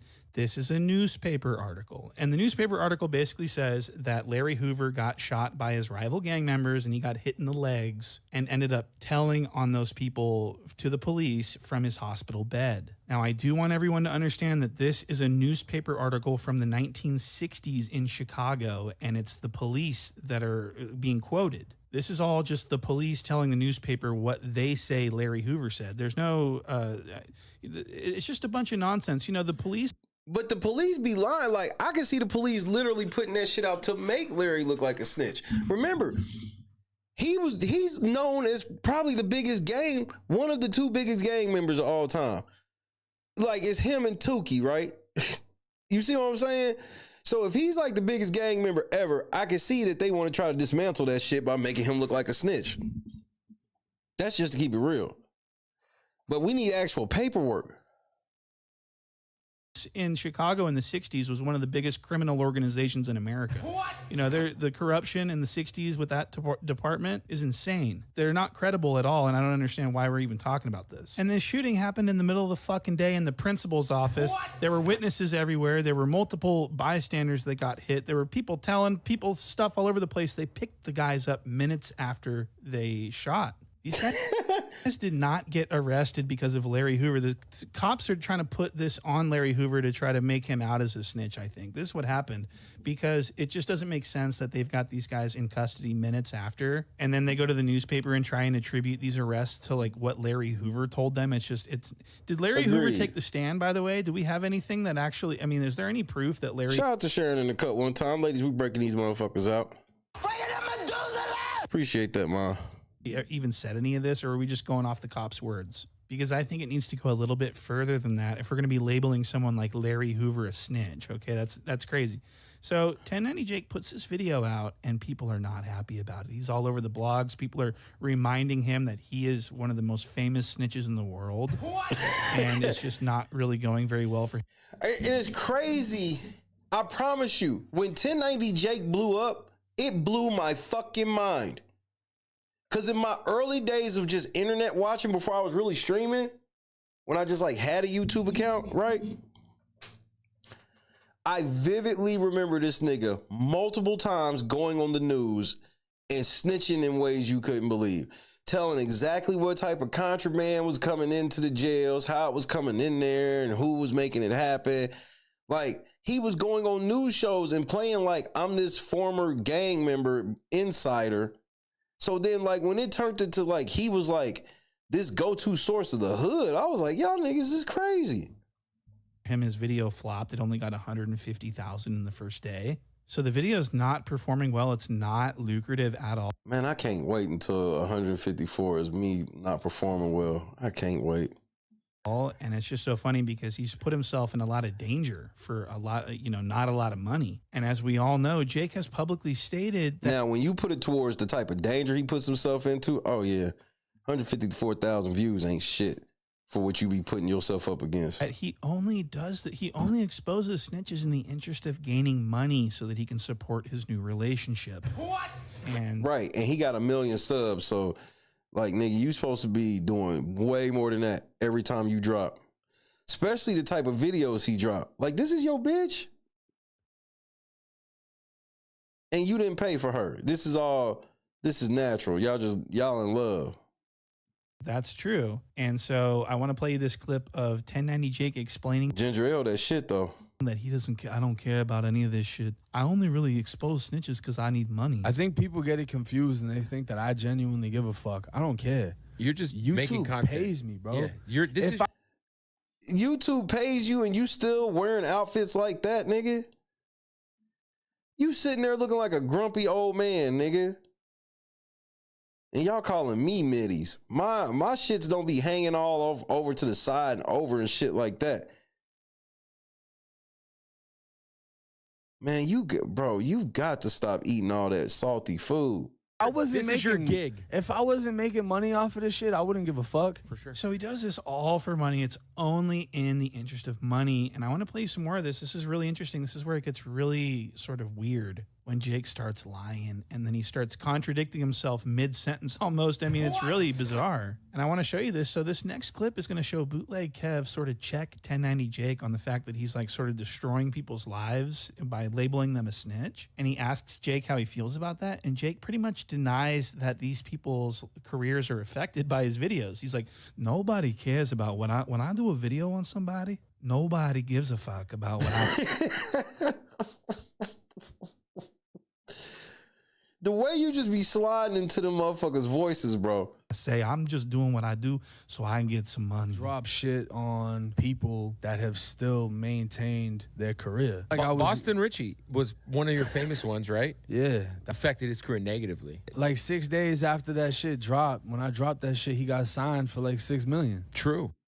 So who gives a fuck? Yeah. You know what I mean? And it's like, people are still gonna have their opinion on that. Like, oh, he gave fake names, whatever. And I can show you what name was real and what name, you know? But it's like, who gives a fuck? So Jake said, nobody gives a fuck. So that, okay, so what he's saying is that when he makes a video about someone labeling them a snitch and getting millions and millions of views and ruining their image, that no one cares about it and that it doesn't really affect the person's career. Now, I want you to pay attention to that. Jake says, nobody cares. No one gives a fuck about this. So he's saying that when someone gets labeled a snitch, no one at the end of the day really cares, and that it's not, people are still going to listen to their music and everything else, right? Okay, so minutes later, Bootleg Kev asks Jacob if there was ever a time when he had paperwork on someone labeling them a snitch that he decided not to make a video about. And Jake says, yes, there is someone that I decided not to make a video about, even though they are a snitch. And listen to the reason why he didn't make the video. Have you decided to not expose somebody for whatever reason, even though you have shit where you're like, maybe? Yeah, I got a interrogation video on a big rapper. Why haven't you dropped it? Because I know what it's gonna turn into. Even though you have shit where you're like, maybe? Yeah, I got a interrogation video on a big rapper. Uh-oh. Why haven't you dropped it? Because I know what it's gonna turn into. The thing is, I already know that who it is gonna get a pass, so why do it? Yeah, why stir up some shit? Why stir up some shit that in a fucking, 2 weeks nobody's gonna give a fuck about? And it's just gonna cause me more of a pain in the ass than anything. So I don't need the money that bad.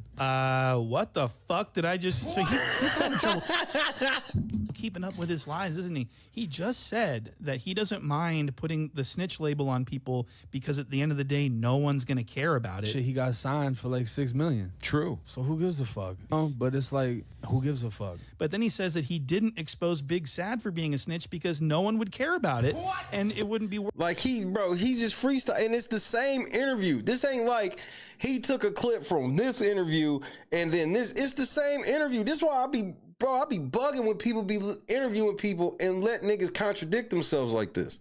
Worth it because no one will care about it. I already know that who it is gonna get a pass, so why do it? Why stir up some shit that in a fucking 2 weeks nobody's gonna give a fuck about? Then why are you exposing anyone at all? Why are you exposing Larry Hoover if no one cares about it?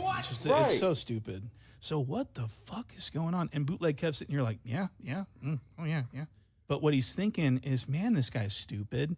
And but he doesn't want to dig in. He's non-confrontational. This is probably why he has the #1 hip hop podcast on the West Coast, because he doesn't like dig into people and like really put.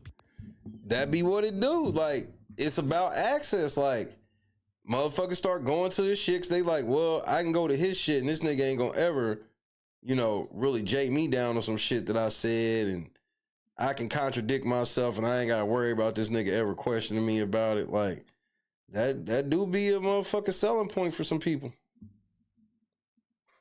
People on the spot, but exactly. Voila.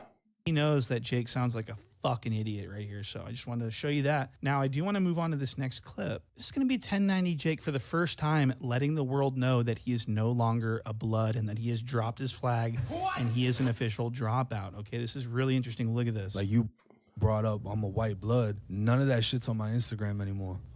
Wait, bloods. So this is how. So y'all gonna let this white boy just turn his back on y'all?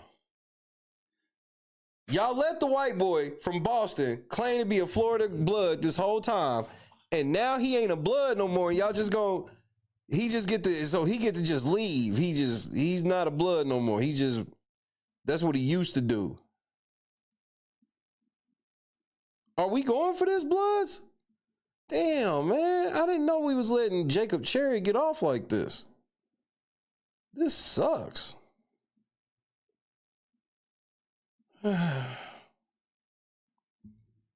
Maybe next time.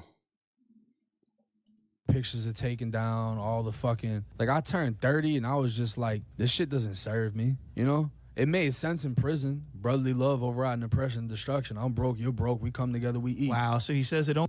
So... Nah, you got it, Sheriff. Go ahead. Only made sense for him to be a blood in prison because, whatever, I eat, you eat, we eat together. That's not what he's always he's always said, that he was a blood long before he went to prison. But now he's like, it made sense in prison because I really had to show out. I had to show everybody that I was the biggest white boy in the... You know what I mean? Like, it doesn't make any sense. I mean, and being a white blood in prison actually puts you in a worse position. It doesn't make sense at all to do that. So he's saying it made sense in prison. No, it didn't. And so exactly, it didn't make sense in prison. Bars.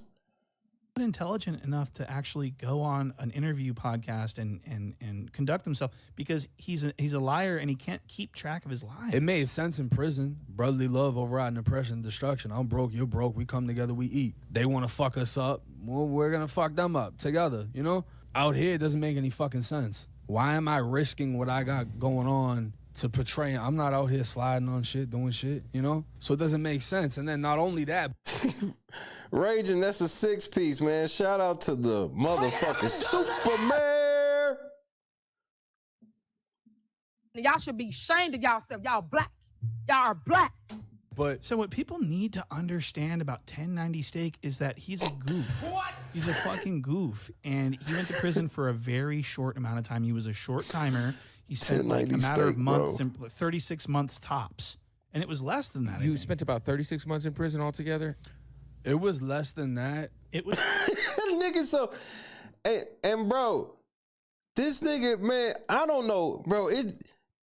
People like 1090 Steak is proof of like how motherfuckers just get on the internet, reinvent themselves, and people just run with it. They just be believing niggas. They don't even like do simple Google searches.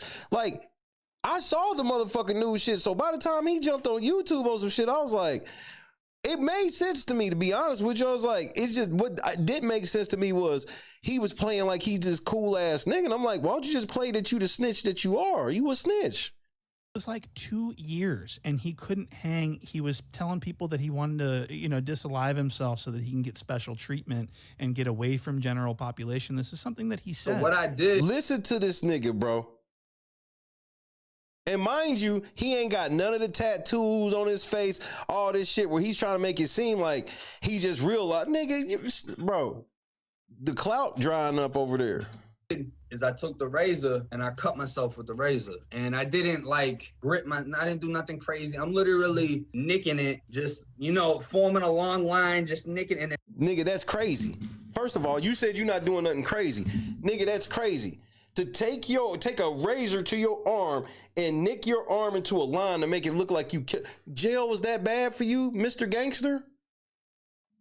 And pinching my skin so it bleeds a little bit. I took a piece of paper and I wrote, I'm gonna kill myself. I wiped my blood all over it. I stuck it on the window. I laid down on my back and I'm just bicycle kicking the door down. Nah, I wanna kill myself. I wanna kill myself. They put me in a psych cell, which is a pretty big size room. I got a mat on the floor. This side mat, bro, is like the equivalent of a Tempur-Pedic. I don't know if you ever went psych, but now this nigga's trying to make it seem cool that he was sitting in the psych room because it had what's considered a Tempur-Pedic bed, which is cap.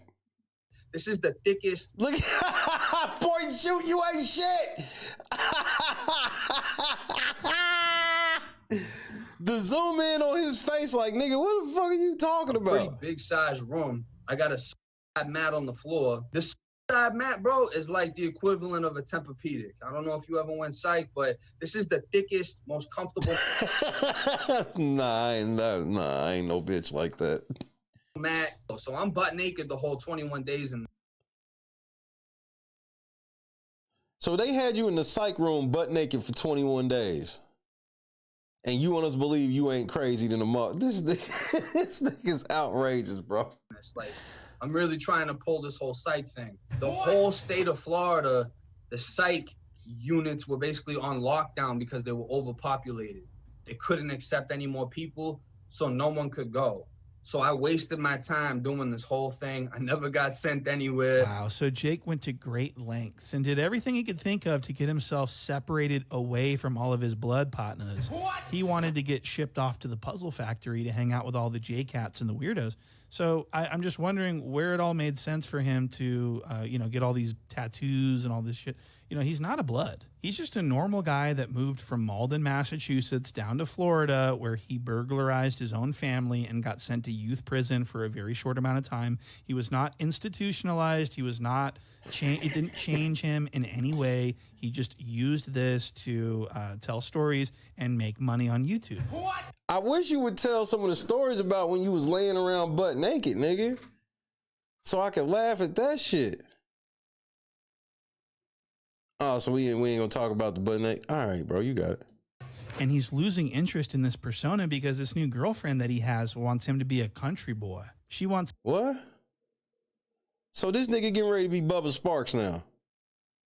Call that power Bubba Sparks. Booty, booty, booty, booty, rocking everywhere. Booty, booty, booty, booty, rock. Hey, nigga, you know when the money dry up, she gone. This is alleged. I don't want to say she looked like a gold digger or nothing. Him to, wear jeans and shit kickers and wear... Oh, no, you already got the cowboy boots on? Uh-oh. It's time for the crossover. A cowboy hat and comb his hair and everything. This is this new direction that Jake's going with his career. He's going to be a country boy. Oh, I'm good. How you doing? Yo, it's crazy, like, seeing you without a hat. Like, the last few interviews I've seen, I'm like, yo, you, like, without the tattoos, like... You know what I mean? Like, you look like you could sell mortgages, bro. Yeah, you look like you could sell mortgages. Would you ever buy a mortgage from a motherfucker like this? You get what you get. So, I had people saying that shit the other day. They were like, yeah, you really white boying it right now. But super. You really white boying it right now. I don't even know what that means, nigga. Explain to me what that means. So if you really white boying it right now, what was you doing back there? You was on your nigga shit? If you white boying it right now, what the fuck was you doing back there? If you white boying it on the right, what are you doing on the left? And why, since you ain't a gang member or blood anymore, what does that have to do with your sense of style? You got to go full cowboy since you ain't motherfucking a blood anymore? I'm confused. Super white boy. Yeah. I mean, Jake is actually trying to go country now because of his girlfriend Haley, and it's really interesting to watch. It's extremely cringe. If you go to his Instagram, he's always posting stories of her. And she was holding a Michelob Ultra. Oh yeah. And what they're doing, and he's always doing some pathetic ass shit. Please go follow 1090 Jake on Instagram. It's really interesting. And I've actually got a full episode. I think it's like a 2-hour fucking episode on Patreon about his relationship with his girl. I don't think I seen that one. Well, I got something I can watch. Make sure y'all go subscribe to the Sheriff's Patreon, bro.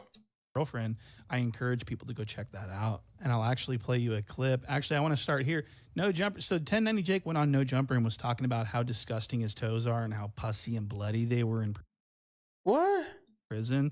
And I was like, oh my God, he's got disgusting fucking toes. My toenails. It can't be worse than Jala.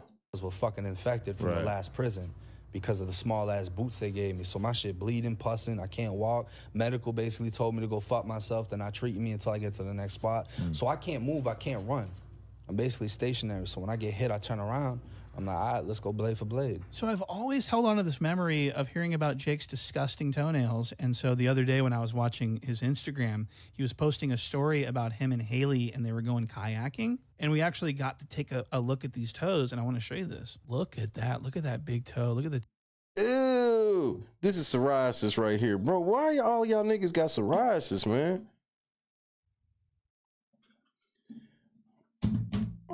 All y'all niggas with this damn psoriasis. This shit is too much for me, bro. Y'all niggas, bro. Y'all gotta get y'all toes right, man. Turn my mouse back on. Look at this shit. Look at this. That's psoriasis, nigga. Toenail. Look at the fungi. That's it. You know, him and I thought this was Jala. What? I thought this was Poetic Mango Jala. Oh no, that's not. Nah, Jala shit had like 1 inch more meat on this side and another like inch of meat on the other side. Jala shit was the meatiest toe I ever seen in my life. Pause. It's my real name. But it's not. It's 1090 Steak. And ever since I heard that story he told about his toenails being all bloody and fungusy and squirting pus everywhere, I've been extremely interested. Hey, you wild for doing this. Watching him like trying to find out if trying to find a photo or footage of these toes. Well, here it is. And he's done that's some diabolical editing right there. Great job of concealing them and hiding them. Look at this photo here. And his girlfriend Haley, I believe, took this photo, and I think she's... Now you on the kayak drinking water. Man, this is bullshit. He said, babe, get your feet out of the shot. Get your feet out of the shot. So he's doing this insane spread. And that's a crazy spread. You know, when Jake was busting down, when Jake talks about busting down a spread, this is what he's talking about. What? He's talking about doing the fucking splits to get those toes out of that shot. It'd be too close to the camera. We'd be able to see all that fungi. And as you can see, the perfect shot where the handle of the oar and his hand are covering his nips. So you can't see those either. So this was an acceptable photo for them to post, even though it looks crazy. Now, I just wanted to point that out because Jake is a cowboy now. He's fully country. And I can guarantee you, I predicted this in the Patreon video. I knew that he was going to go full country, and it's going to be crazy in like a year from now. If they're still together, he's going to be literally like fully open about country. He's going to be a shit kicker. And I cannot wait for the day when he's doing interviews talking about how he changed his life and now he loves country. He loves going on down them dirt roads with the cold beer and, the country lifestyle. He wants to change his life. He doesn't want to be this white blood anymore, unfortunately. And it's all because of his girlfriend. And he's open about it. He's going to be saying stuff like, so my bitch really changed my mind about the whole gangbanging thing, whatever. And people don't realize this, but I'm really starting to change my life for the better with my new bitch. And I'm singing country music now. I'm doing country stuff. I'm singing the music. I'm loving he's singing country music now to her. I guarantee you he's singing to her. I guarantee. He's like, I spent my whole life getting it all wrong. but I sure could use your help just from now on. I wanna be a good man. I do like I should, man. I wanna be the kind of man that drops out of the bloods.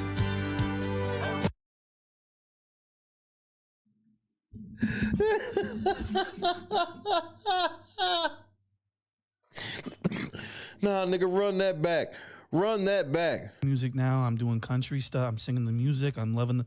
You know, he's singing country music now to her. I guarantee you he's singing to her. I guarantee he's like, I spent my whole life getting it all wrong, but I sure could use your help just from now on. I wanna be a good man. I do like I should, man. I wanna be the kind of man that drops out of the bloods.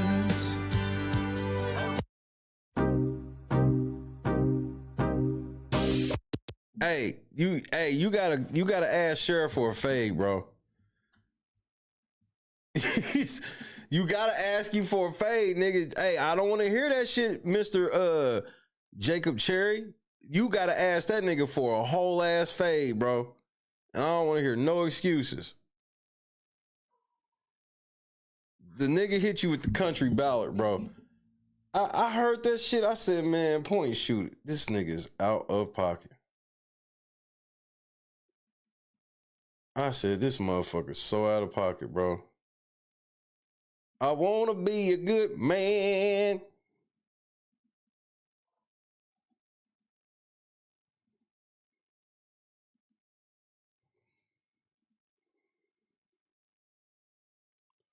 Fade, nigga. Imminent. I don't want to hear no excuses, nigga. Fighting. No excuses.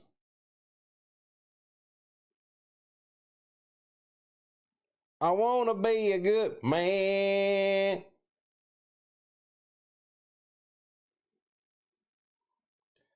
Man, shout out to the sheriff, bro. I needed that laugh today, and the sheriff gave me that motherfucker. Do you hear me? He get, bro. I needed that laugh today. Because I was listening to the end, or like on my earphones, I believe I was. And I had to make sure, because I was like, wait, did this motherfucker end? Shit, we'll run it back.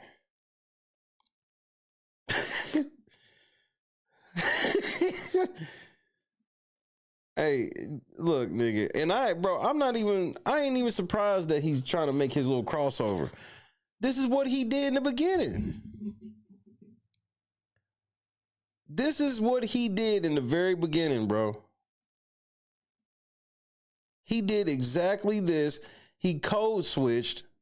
And I don't necessarily mean from a level where it's like this nigga code switched, bro.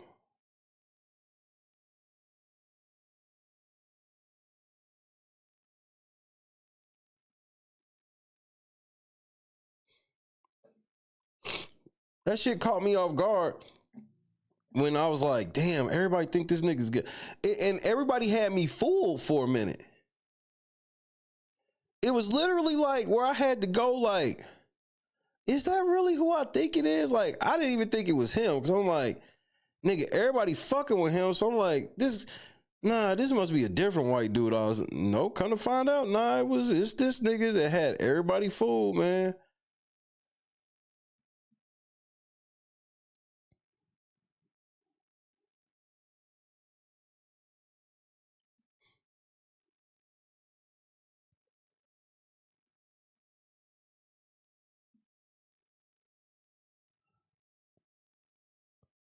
And so, yeah, he got bro, he ain't even gonna be with her. He gonna end up with some white chick.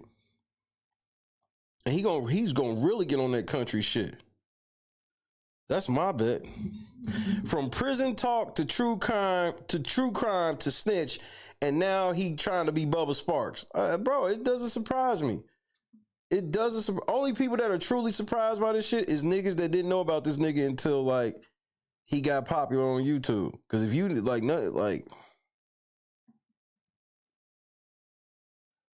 And just like he said, and it's really not because he's had an awakening. He told you what the drill is. He was making this money doing this shit. And now he's like, he don't feel like the money's worth it because when he do it, if he wrong or he lie on somebody or some shit like that, he ain't trying to deal with the trouble. He tell on certain people, motherfuckers get mad at him and shit, and he don't want to deal with it because that's some real pressure. Like the shit he dealing with, man, he might get clapped. Like you can't just be running around calling people snitch and saying people was be telling. And then, and another thing for me is, it seemed like he ran out of shit.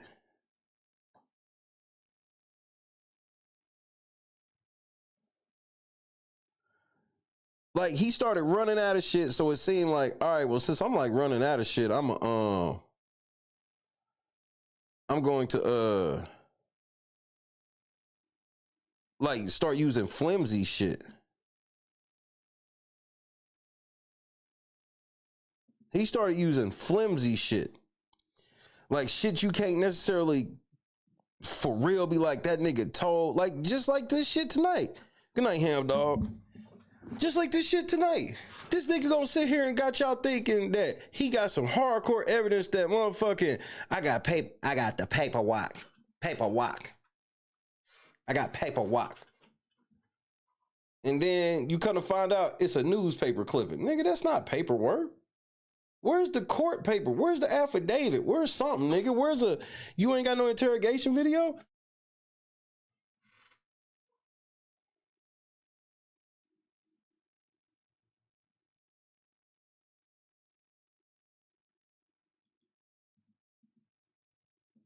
Wait, they dropped another Meg video?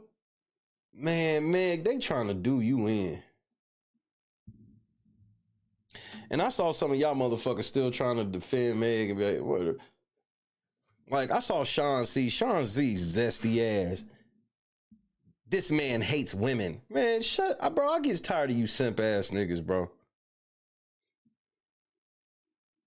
It's like he was standing on the thing that you could stand on. Like a step rail or something of the car? Because it was an SUV, that the car you guys were in, right?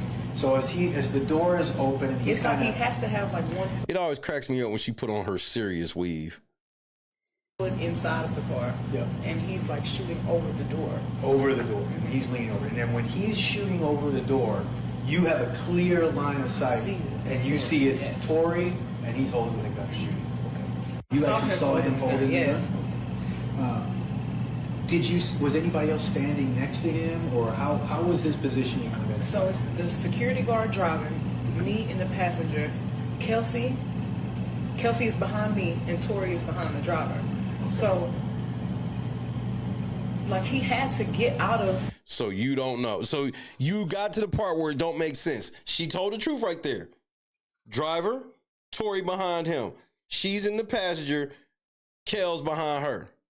And then that's when the story gets off the rails, because now everybody gets out the car, and Daystar apparently climbs over the seat to get out of the car to make her dance with the pistol. And you know why she has to try to say it that way, right? Because they found the pistol in the front seat. He had to get over her to even shoot at me. No, she was out of the car fighting you. She's sitting there trying to tell a story like, I was out of the car, he climbs over her to... Bitch, you just be saying shit, bro. You just be fucking saying shit. Tory is behind the driver. So, like, he had to get over her to even shoot at me. So is he out of the vehicle, or is it from so inside? So you know how you can like stand out of the car, like you're like standing over the door. That's how he was shooting. Like the door's open. Yes. And then he would be standing in the threshold, kind of almost. But like over the window. Okay. No logical sense whatsoever. I don't know. I really don't know if she would get in trouble. The only thing I'm certain of is Daystar Peterson's coming home. That's about the only thing I'm certain of. But the way they railroad Meg with this shit, I think her career's over. She ain't getting no more major endorsements. Like, she can wrap that shit up. Like, any type of that major endorsements and shit she was getting, she ain't getting none of that shit now. but leaning over the window. So he's actually still in the car. But Yeah. kind of. No, she's not allowed to get caught lying under oath. But think about this, bro. Who's the last person you ever heard of going to jail for perjury? Just something that they don't, for whatever reason, it just don't be happening. Okay, so yeah, she is definitely guilty of perjury, but are they gonna charge her with it? I doubt it. I doubt they charge her with it. But either way, like, I think her shit's a wrap.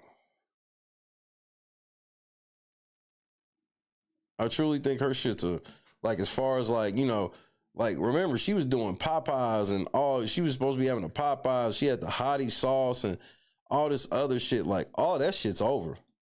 Because, you know, ain't no companies trying to link with that, because companies don't like to get in the middle of these wars. Like, even if they feel like a nigga right or some shit, like, even if they feel like Meg is telling the truth, if the public perception is enough where they ain't fucking with it, then, like, the public is, like, split on it, then they ain't fucking with it. They like, we need the shit that the public love more than we need shit the public split on. Sarge, is this one in custody, or is she not? She's in custody. Right now, she's in custody. Okay. Because she's not a victim of a shooting, but she's in a car that did a victim shooting, right? So. Y'all see how all this shit coming out now? For right now, she's in custody because she's not a victim of a shooting.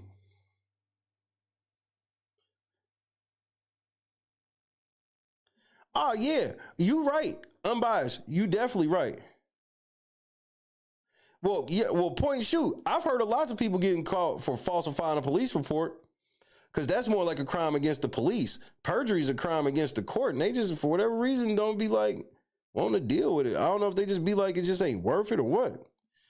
But I agree with you, Unbiased. There is enough people that be on that we believe all women shit, but that's not enough to get a sponsorship anymore, because we passed that, like, kind of like that Me Too era, and a lot of men have gotten back to the shit where they realize that, you know, companies know what time it is. Companies know, like, especially if you're not specializing in women's products or men's products or kids, like, if you got like a product you want everybody a part of, then you tend to not, once this shit gets split like that, you tend to just walk away from it.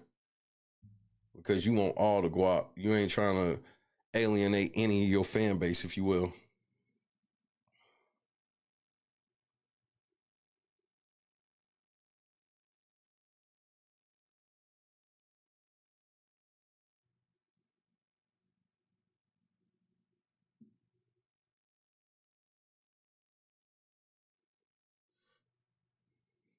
Wait, Tory win at motherfucking Jaguar Wright? It's crazy to see Tory. This nigga done fell the fuck off.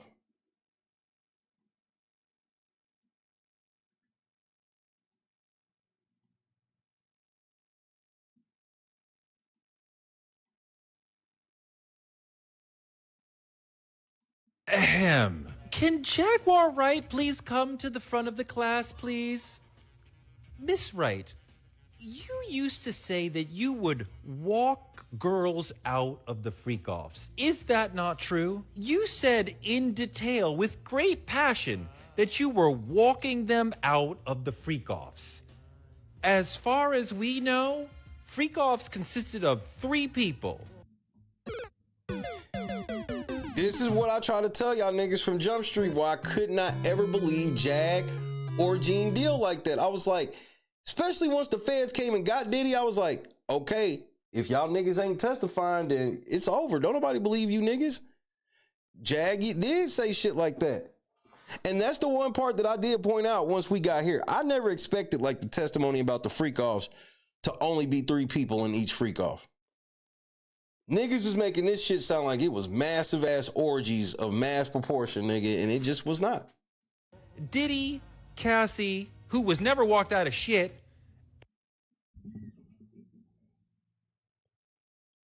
Yeah, he said that, but he wasn't saying it about shooting Meg. He was talking about fucking both of them. And I don't know why that's not as plausible to people. Like, that's a predisposition that people are having against Tory, where it's like, the more logical thing he was apologizing for was fucking both of them and then being drunk and running off at the mouth where it got both of them fighting. That's more logical that's what he was apologizing for than why would he be apologizing to Kelsey for shooting Meg? That doesn't even make sense. Especially when he never touched the gun and she had the gun. And male sex workers. Who did you walk out of the freak-offs? Because you said you were saving women. Cassie, as far as we know, was the only woman there, and you didn't save her. So bar her ass out, Tory. Napa, what's happening? So who did you save? I think now that we have a clear vision of what the freak-offs were, Cassie, a sex worker, and Diddy masturbating in the corner, we know now Jaguar Wright was not there. She was not saving anyone. She was not walking anyone out of the freak-offs. Are you fucking serious? We still have people who are like, well, Jaguar was right about Diddy. She said she was at the freak-offs saving people. That is obviously now not true. Fact. As far as I never thought I would be sitting here vouching some shit Tory said. We know now, the freak-offs were not Hollywood-filled, eyes wide shut parties with tons of people that someone like Jaguar Wright could. I believe personally that's the most craziest part of this trial. That was the one thing I was ready to hear was all these massive ass sex rituals with all these damn famous people. And remember, leading up to it, the people was talking about the sex tapes and shit they already seen. They allegedly seen with the celebrities and, you know, all the celebrities that was going to be mentioned. We haven't even heard so much as a smidge of a detail from a Diddy party from this whole thing. Cassie never testified to a Diddy party. None of these assistants have testified to a Diddy party. Nothing. Not one Diddy party has been mentioned. And that's the part of this shit that scares me where it seems fake. I'm like, so we've all known about these Diddy parties and seen like, you know, what they want us to see from, but y'all ain't mentioning nothing. There was nothing going on with them. Somehow sneak into and pull people out of. They were tiny things in hotel rooms. Well, look, Tanya, I'm not getting ready to argue with you because the evidence is clear. Tory never touched the gun. That's why his DNA wasn't on it. So if you want to ignore all scientific evidence and base it off a phone call where he didn't admit to shooting anybody, I'm not going to argue with you. Stop telling me, well, Jaguar was right about Puff. She was not. And Tory, you're right. She lied about everything. And I told everybody she was lying from Jump Street. None of her stories made sense. I was like, why would you be in the room? You was there with all this shit and you ain't even have no career. You didn't have no type of career ever to the point where we believe that you were ever in any room that mattered. The amount of money, like you and Gene Deal have made an entire career off telling fake Diddy stories. All y'all did was y'all heard about rumors and shit going around Hollywood because y'all niggas was in Hollywood enough to hear some of these stories of shit. But nigga, that was it, bro. Y'all niggas was not in no fucking circles, bro. Y'all niggas wasn't at no fucking parties. Gene Deal, you obviously in Gene Deal. If you were there like that, then you were involved, nigga. You were passive or something. Because I like all these motherfucking employees and shit. Oh, I saw Diddy. And then all y'all niggas, and then y'all want me to believe that, oh, I only did that shit because I was scared. I didn't know of the retaliation. Then all y'all got stories of once y'all left that shit, y'all all tried to come back. Everybody tried to come back. Even though girl from Diddy came, talk about how she came back. Cassie came back. The stylist, some of them niggas like, oh, I used to be talking to Diddy I hit Diddy on his birthday and da-da-da-da-da. Y'all, bro, if I saw niggas beating and raping a bitch when I get away from him, he ain't my friend no more. That's me, number one. Number two, Camo, Pacers, baby. Pacers. I can't, Camo, this shit crazy that I live in Oklahoma City now, number one. Number two, for the Pacers to literally be playing here in 4 days for the championship, I'm gonna definitely try to go down there on stream, but I don't know how I'm gonna pull it, but we're gonna see what happens. Shout out to my hometown, bro. We gotta win this for Reggie. And I know you was saying, I saw your message before I was came to work when you was talking about, you know, how I was telling you I don't trust Tyrese, and you was talking about you don't trust Mathurin. At least Mathurin ain't gonna play that many minutes. Now, obviously, I trust Pascal. I trust Siakam. I've been fucking with Siakam since Rico Hines, and was always happy we got him. Tyrese. This is why I wish we could have got another guard, because I trust Sabonis more against Chet Holmgren and Hartenstein than I trust Miles Turner. I think we should have kept Sabonis, and we could have got another guard other than Tyrese. But we got who we got, and they got to be ready, because they cause a lot of bullshit for Shai Gilgeous-Alexander, bro. They call a lot of bullshit for that fool. A lot.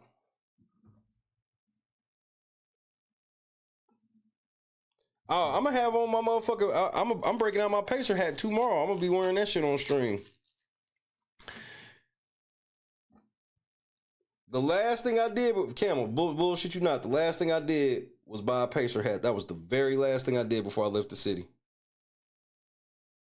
Before I drove out of city limits, moving, I motherfucking had. I went and caught me a Pacer hat, bro.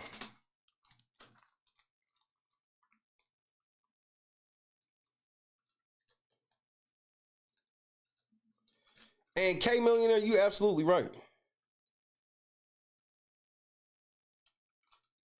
Oh, you met SGA last year? Yeah, y'all did get the shit there. You was at the game tonight, wasn't you? You was at the game, right? Because I thought about hitting you, and then you hit me. I thought about hitting you. I figured you was at the game tonight. I know you went to the game. What? You ain't in the section for the. You wasn't in the section for the championship? That's bullshit. They ain't take care of y'all for the championship, man. Fuck that, bro.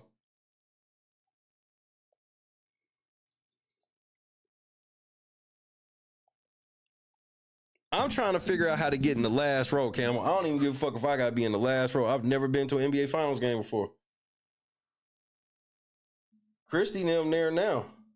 Because I told Christy when they got there, because they've been there basically since the conference finals started. And I told Christy, I was like, I either wanted her to bring me back an Eastern Conference Finals shirt if we didn't win, but I told her to wait to see if we would win so she can bring me back a championship shirt. So I'm going to try to get a final shirt from her or get a finals Pacer shirt and definitely a conference championship shirt before she get out of there. I can't believe, I can't even believe it. And the gym here is so little, Camel. Like, Conseco, Gainsbridge, whatever the fuck they want to call it now. Banker's Life. Whatever the fuck they want to call this shit now. It's like twice the size of the gym here. Like, no cap. It's like twice the size.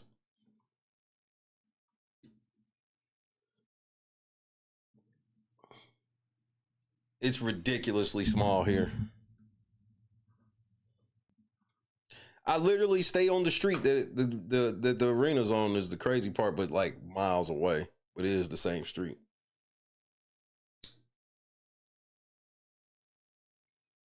Yeah, I hope so. I seen how they refereed SGA and I don't like it.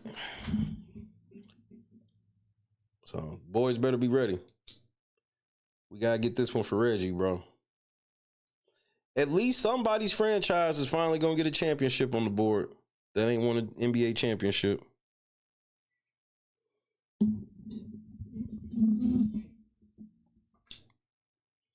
Oklahoma City got lucky. They took the path of least resistance to the finals.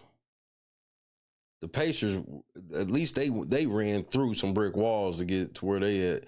I don't feel like the Thunder did. Yeah, exactly. If it was SGA and Brunson, we was foul shooting all night.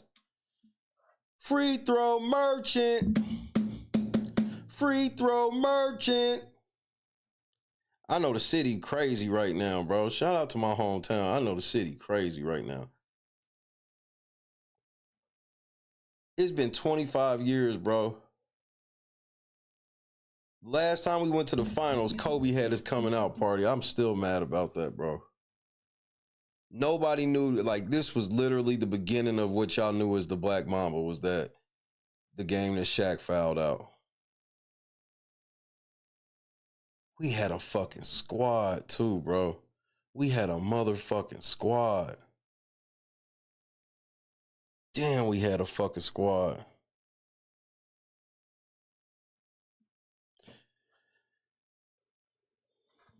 What you just saying? Let's see. Let's see.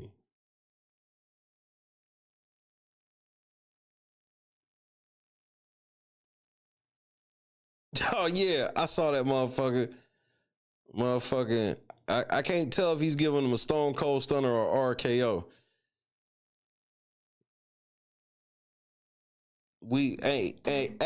And we done celebrating in the morning. We celebrate tonight and we done with that shit in the morning.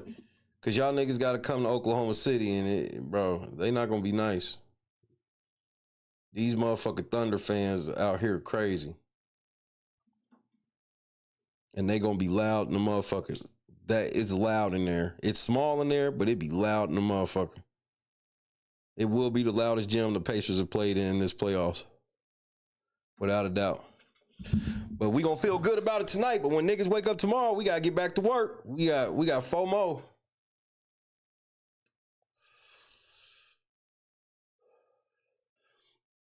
I was so mad these niggas try to talk shit about Reggie Miller commentating the games, talk about Reggie was being biased towards the Pacers when they were playing the Knicks. What the fuck else was he supposed to do? Will we expect Magic Johnson to commentate some games and be nice to the Celtics? Will we expect Larry Bird to commentate some games and be nice to the motherfucking Lakers? Like, what are we talking about? Of course he was going to have bias against the team that he hated his whole fucking career. The fuck you mean? What you expect? Y'all expected him to root for the Knicks? Like, fuck the Knicks, nigga.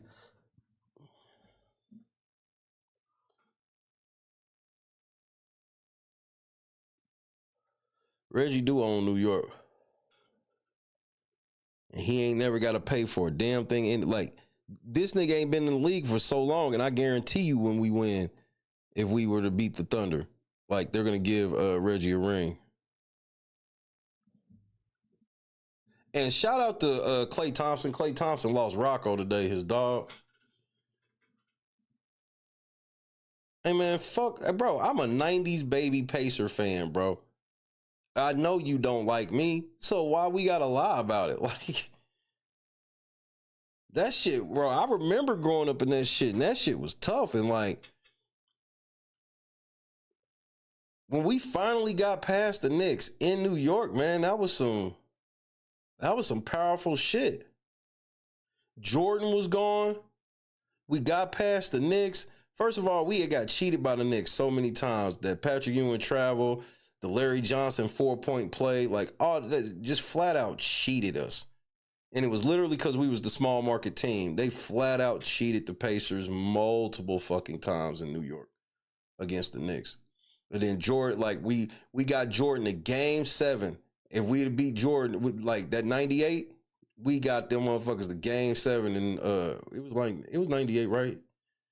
And we got them to game 7, and you know, Jordan went Jordan. Jordan should have been suspended for that game because he spiked the ball off of Mark Jackson's head, and they just act like nothing. They back when they were cheating for Jordan too. You know, Jordan is the GOAT, but they was cheating for that nigga too. And you know, we got them niggas to game 7, and then, you know, we lost. And then obviously, you know what the Bulls did in the finals. UCLA, born and raised. Man, shout out to Hammond, Indiana, for sure. Like, I wasn't a Jordan fan when I grew up. Jordan was probably one of the first players I remember as far as a superstar, but, like, our household was a Pacer, Reggie Miller household, bro.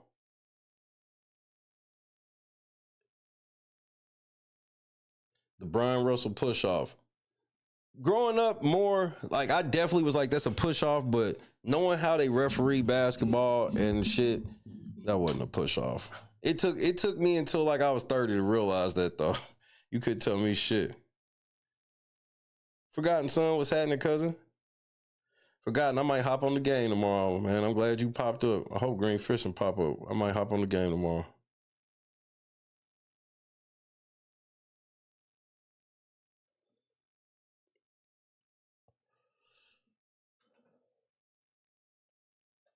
But my whole thing is, ain't no fucking way I'm looking at Michael Jordan coming down to hit one shot for a championship and I'm not doubling. Somebody else got to hit that. That's why I was never mad at, like, when Utah gave up that one shot to Steve Kerr, the Suns gave up that shot to John Paxson. You salute them niggas. Tip of the hat. Ain't no fucking way I'm letting Jordan shoot and pose over my nigga. You knew that shit. The way that Jordan posed on that motherfucker, you knew it was going in. It hit the very bottom. Ain't no fucking way I'd have left Brian Russell on no fucking island like that for a championship. You crazy? Damn, that's crazy, Cam.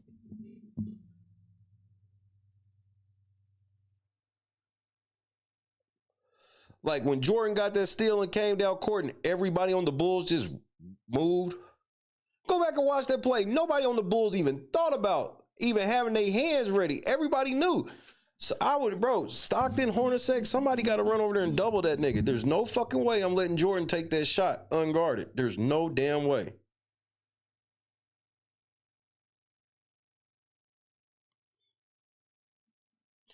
Nigga, I watched them, like, the Pacers should have never played the Lakers. I watched the Lakers cheat the fuck out of the Trailblazers. I watched that shit. Because I wanted the Pacers to play the Trailblazers so bad because I felt like we could beat them. And they cheated like a motherfucker, bro. Not big Antoine Carr with the goggles. That's crazy. I've been to Salt Lake City one time. The King shit was outrageous. When Kobe Bryant forearmed Mike Bibby right in the fucking mouth, nigga, and they called a foul on Bibby, nigga. Bibby was bleeding, his nose was bleeding and shit, nigga. They was like foul on Bibby's nose. That fourth quarter against the Lakers that one time, that King was that game 4. There will never be another NBA game on record where they cheated more than that. The second biggest cheating game ever was game 4 of the when the Warriors went up 3-1 when they lost. LeBron did the dirtiest shit ever. That nigga, people forget the shit he was doing all before it.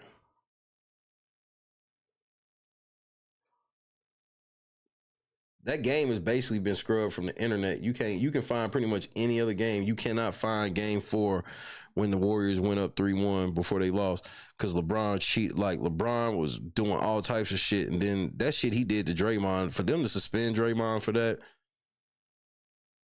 and then everybody pretend that ain't have nothing to do with why the Cleveland came back. Nah, that had everything to do with it. Well, I like to call him La Bitch, La Gay, La Fag. You know, all that good shit.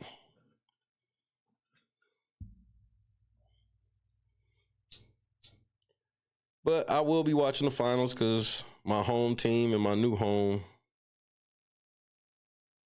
going at it.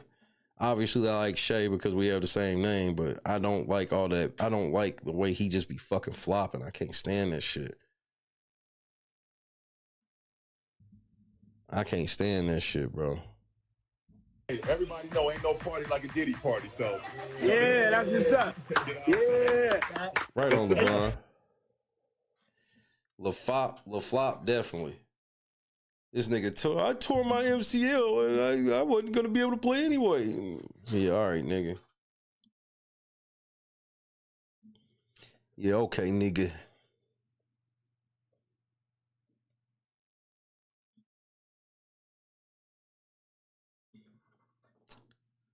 This has been a crazy week, to say the least.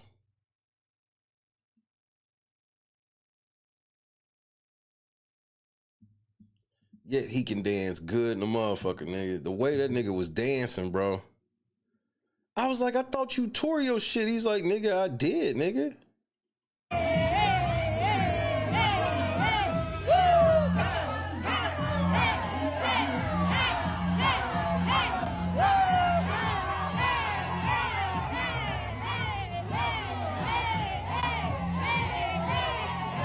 But he tore his MCL. June 5th. Game 1 is on June 5th. So the patient needs to take a day off or whatever to rest them bodies, and it's time to get back to work.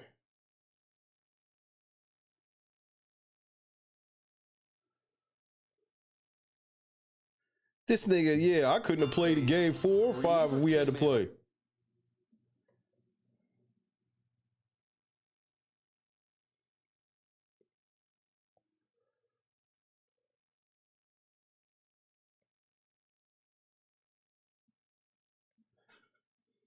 LeBron is not the GOAT. I wouldn't even put LeBron in the top 5, nigga. The disrespect to the killers before LeBron, I can't. Anybody who think LeBron is the GOAT, like that, it's just a non-starter. Like Jordan won them 6 rings, bro, and he went through the same growing pains that LeBron did, and then just learned how to like just win through it. He didn't run, he didn't leave. Like the greatest champions didn't run, bro. Kareem wasn't running from niggas. Magic wasn't running from niggas. Bird wasn't running from niggas. Jordan wasn't running from niggas. Reggie Miller had every opportunity to leave us to go get a championship, bro. Reggie wasn't even running from niggas. Kobe wasn't running from niggas. Kobe lost Shaq, and the Lakers got sad around that nigga. Then he was out there with Smush Parker and shit. He could have left at any time. Wasn't running from niggas, bro. Steph Curry ain't ran from niggas. 4 rings without running, 5 rings without running. That shit, that's what make you the fucking GOAT.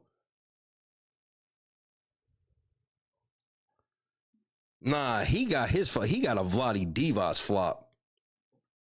LeBron be flopping like Divac, bro.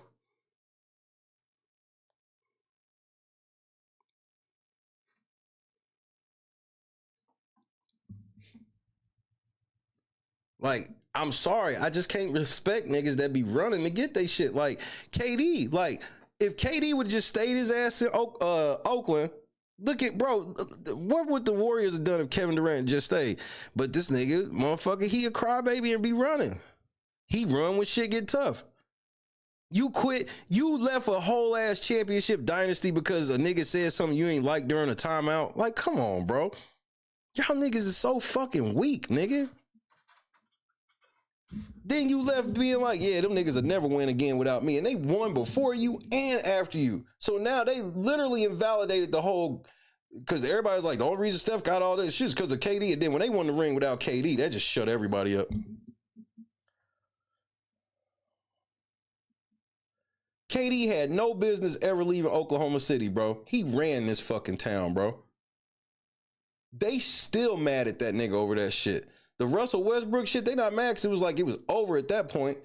But KD leaving out on them like that, nigga, like, bro, don't nobody respect that shit from Kevin Durant, bro. The running, bro. Don't nobody respect running.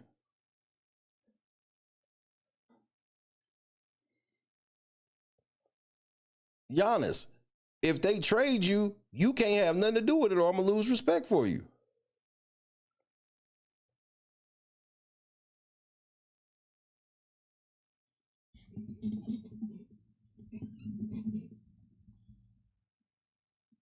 Game 5 is on my birthday, so that'd be crazy.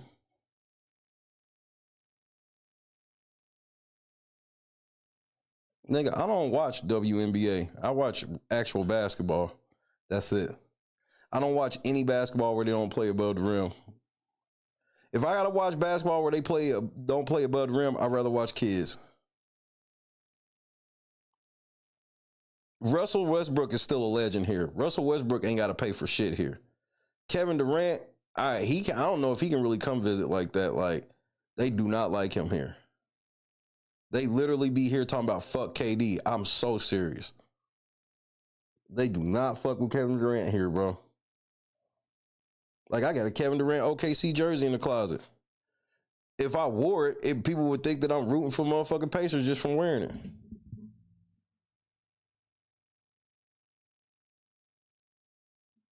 Not he loved your personality and you drove off. The fuck?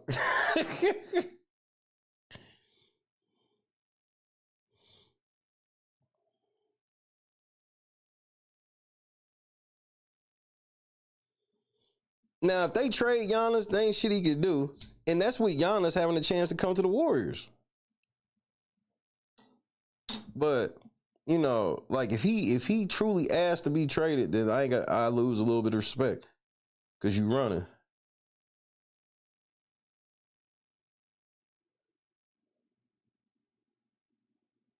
Like, anybody who want Kevin Durant to try to win a championship, that's cool and all, but understand that nigga's sensitive as fuck. You can't say shit. You say anything this nigga don't like, he ain't gonna want to play there no more. I've seen him do it.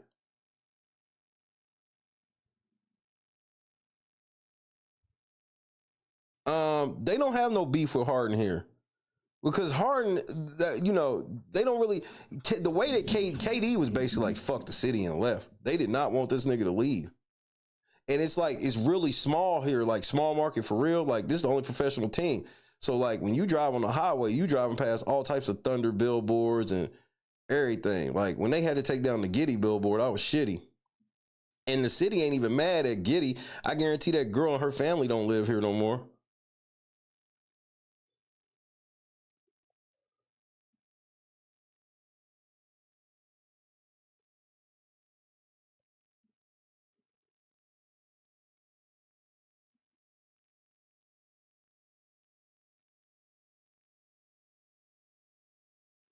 KD blew that 3-1 lead against them, bro. Steph Curry and them put belt to ass.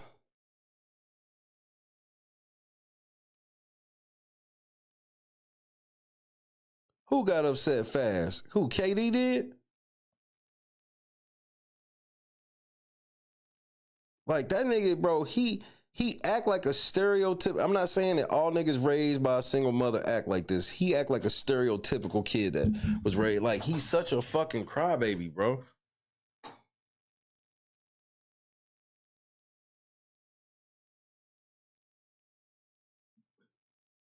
Like, I'm not saying that Draymond shouldn't have said what he said to him in the huddle or whatever like that. Like, for you to, like, leave a whole, decide, this was like in fucking November, January, some shit.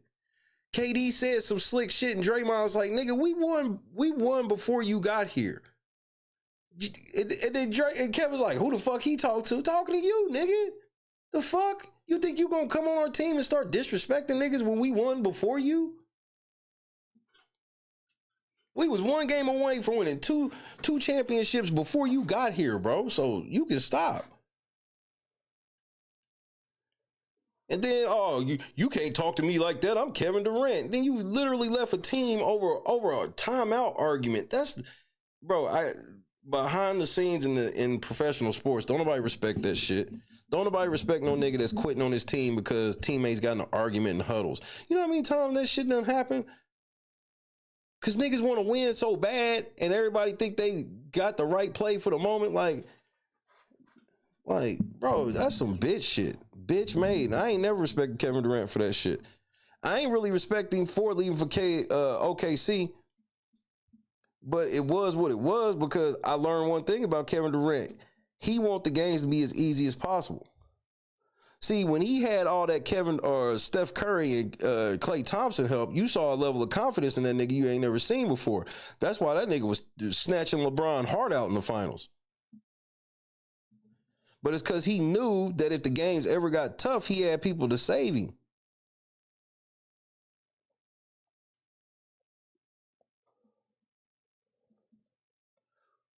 Bro, everybody will tell you stories about Jordan, Kobe, and all these niggas getting into it with niggas in practice.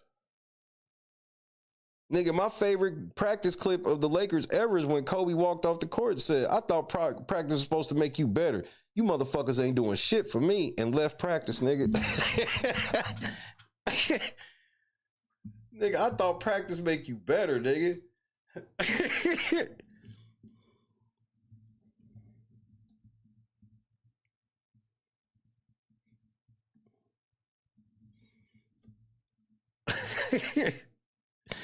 Tell me I can find that shit, nigga. That nigga said, I thought practice was supposed to make you better. You motherfuckers ain't doing shit for me.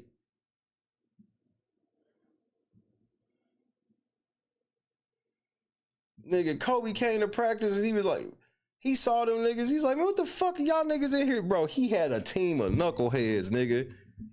Jordan Hill, Nick Young. I mean, he had just a team of fucking knuckleheads, my nigga.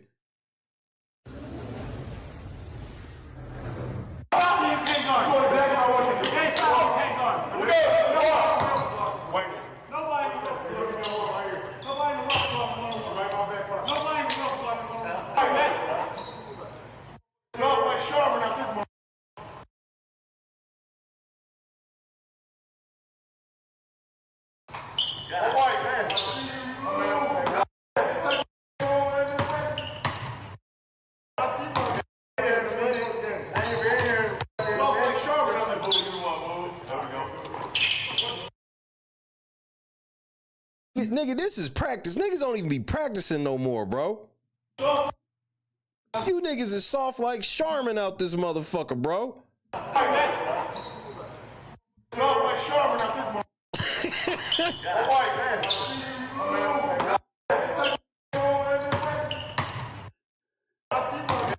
I see why you motherfuckers lost 21 games. Like, nigga, Kobe was on these niggas top, bro.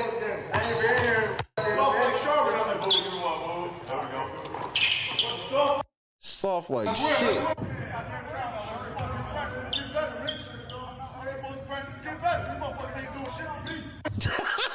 You supposed to practice to get better, nigga. You motherfuckers ain't doing shit for me.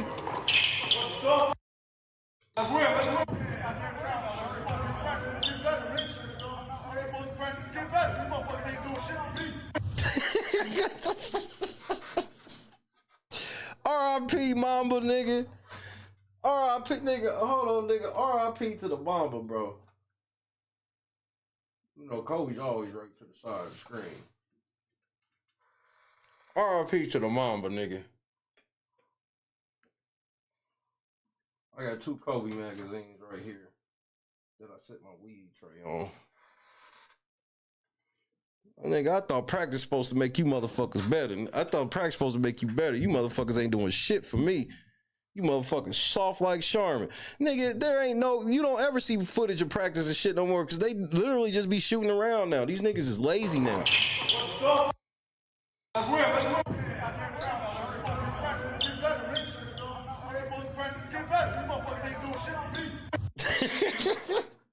The most disrespectful way to leave practice ever, nigga. The practice wasn't over. Kobe was just like, what is this shit? And just left on them niggas, bro. Yeah, nigga, Jordan beat up Steve Kerr, nigga. Like, you ain't never heard of a story of LeBron beating up a nigga in practice, bro. Checking a nigga in practice. That's what GOATs do. GOATs will check niggas in practice, bro.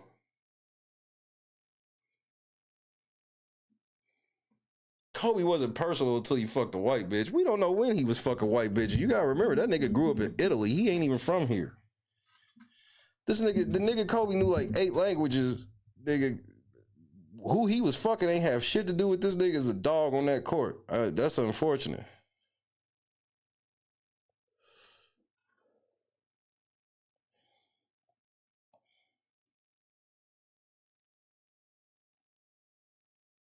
I thought practice was supposed to make you better.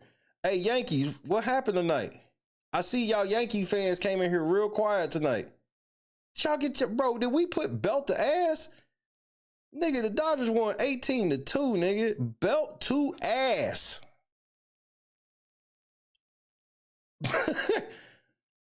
Belt to ass, nigga. Max Muncy hit his 200th home run. Oh, nigga. That shit felt good. 18-2, they beat the shit out of the Yankees, bro. 2-0 in the series. Rematch with 2-0, nigga.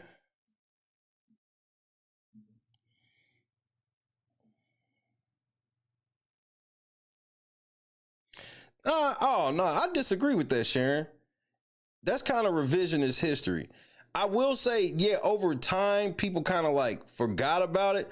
But when the shit happened, if you really go back and look, Kobe was getting cooked. He lost all types of sponsorship.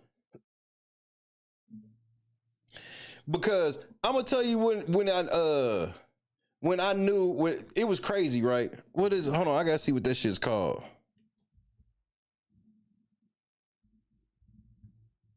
What is that shit? Nutella.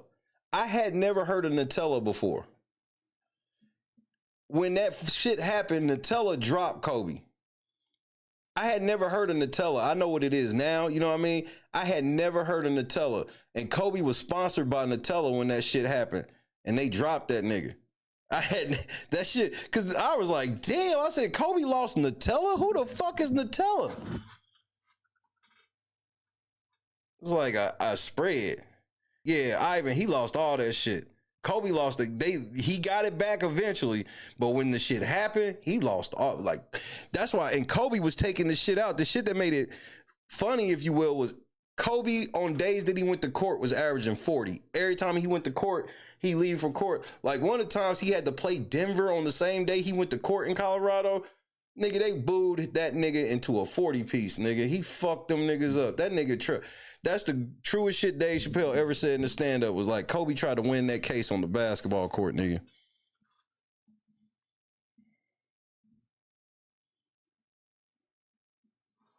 The nigga averaged 40 on days he went to court. You can go look this up, nigga. I ain't never seen no shit like that. Yup, that's how we ended up getting the Kobe Nikes.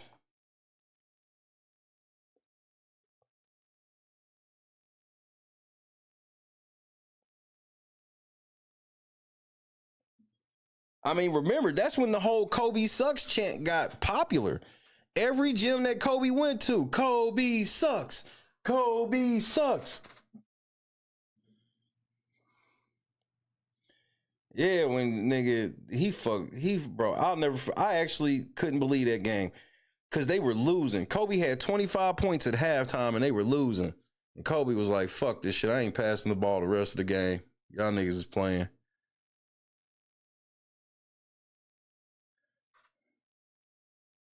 Crazy 8 was the best, but I agree. Like, once he went to Nike, he had some good looking shoes. Tracy McGrady's motherfucker, I liked his Adidas. I had a pair of them motherfucking silver Tracy McGrady's. I probably could get them motherfuckers back. It's probably easy to get. I had them silver T-Max. That was like the only Adidas. There's only two Adidas that I had fuck with. The silver T-Max and Kevin Garnett's last shoe with Adidas. I had those. The 2008 joints he won the title in.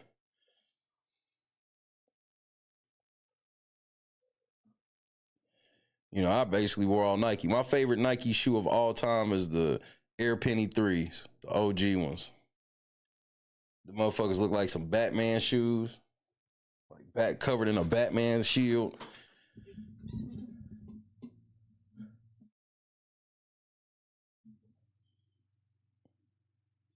I don't even know what Trae Young Adidas look like. You know, I ain't no shoe head no more, nigga. I'm an old poor nigga. Like me getting a Eastern Conference Championship shirt, shit, that's a big deal to me.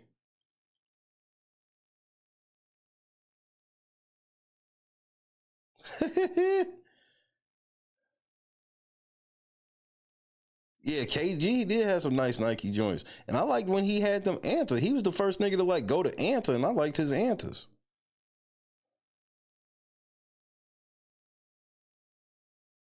Air Penny 3s. I know everybody like the one, and obviously them foam posits is forever goated, but them Air Penny 3s is my favorite.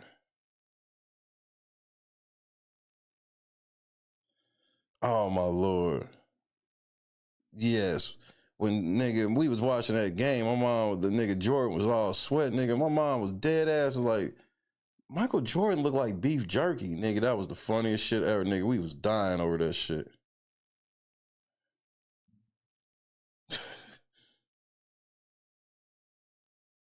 That shit was crazy.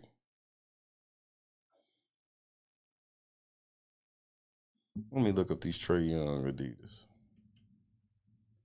You know Trae Young, Trae, he big down here. He went to Oklahoma. Like Buddy Hield still big here. Blake Griffin. Okay, I do like those. These are cool. These look like some nice little runners. Yeah, I like these.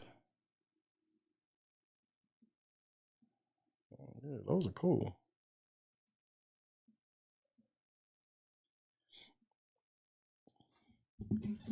Man, I'll let the Cowboys shit slide since I do live in Cowboys country now, which is weird, especially being a lifelong Eagles fan.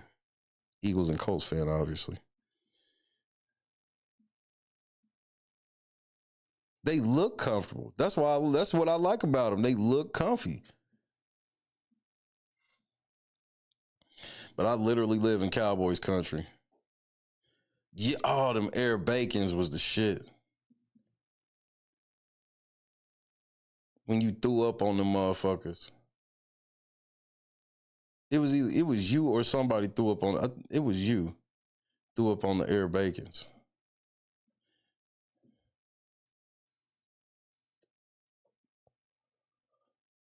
Oh, Bo Jackson's. Everybody wanted a pair of those.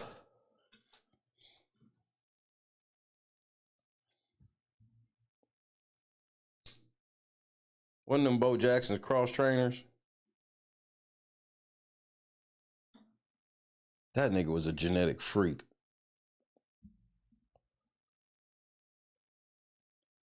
It's crazy he never won a championship in any sport, but that nigga was a genetic freak. Like, when I first moved here, I went to Trae Young's high school. Like, it was closed. I literally went to Trae Young's high school because I just wanted to see where he went to high school at since, I was, like, in the area. I like knowing shit like that. Because, like, back home, I knew where all the niggas went to high school at and shit from Indiana. People be sleeping at Indiana's the biggest basketball. Like, we produce the most hoopers in the world. I went to Trae Young High School and smoked a blunt and watched Trae Young High School highlights. Yeah, it was you. I thought it was. Yep, that was when he was like, he got bacon on the Air Bacons. This motherfucker, I don't remember what happened. Camel got sick and threw up on them damn Air Bacons, man. That shit had me in tears.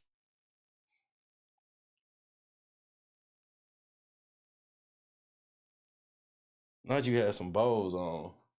That was big pimping. Potato Gamer was happening. I was slowly sliding out the door. Like I said, slowly. I thought this was supposed to be practice, man. Practice is supposed to make you better, man. You motherfuckers ain't doing shit for me.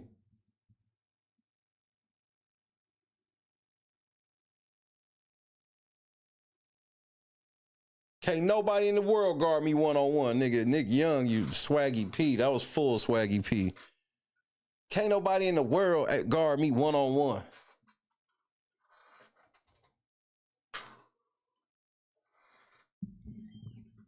Man, shout out again to my Pacers, bro. 25 years, man. And I'm going to be able to get at least a shirt or a hat from the city. Because I want her to go down to the shop. Because they probably going to have them in the shop. The shop will be open tomorrow. The Pacers store will be open tomorrow, and they're going to have them shirts.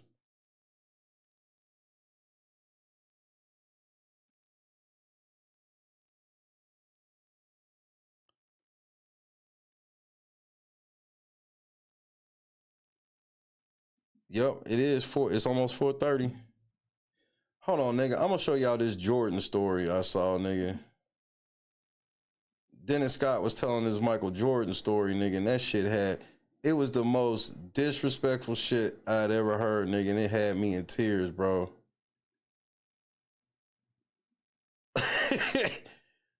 Nigga, Byron Scott told this Jordan story, and this shit was so utterly disrespectful, nigga.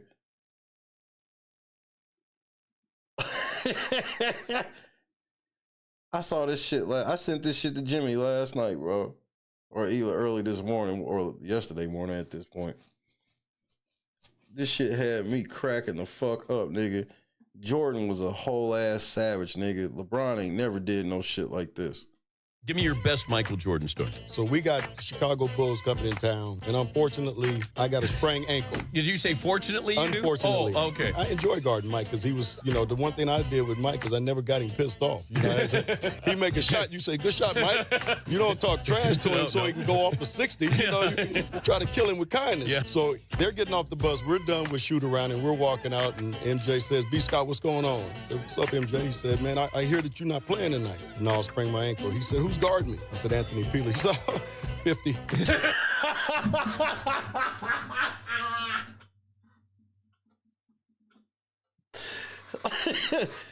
B. Scott, I heard you not playing. Like,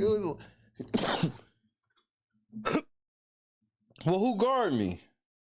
Anthony Peeler. 50. Walking out, and MJ says, B. Scott, what's going on? I said, what's up, MJ? He said, man, I hear that you're not playing tonight. No, I sprained my ankle. He said, who's guarding me? I said, Anthony Peeler. He's 50. So I told Anthony Peeler, listen, MJ, he's probably going to go for about 50 tonight on you. So just don't piss him off. Just be cool. He ended up with 54.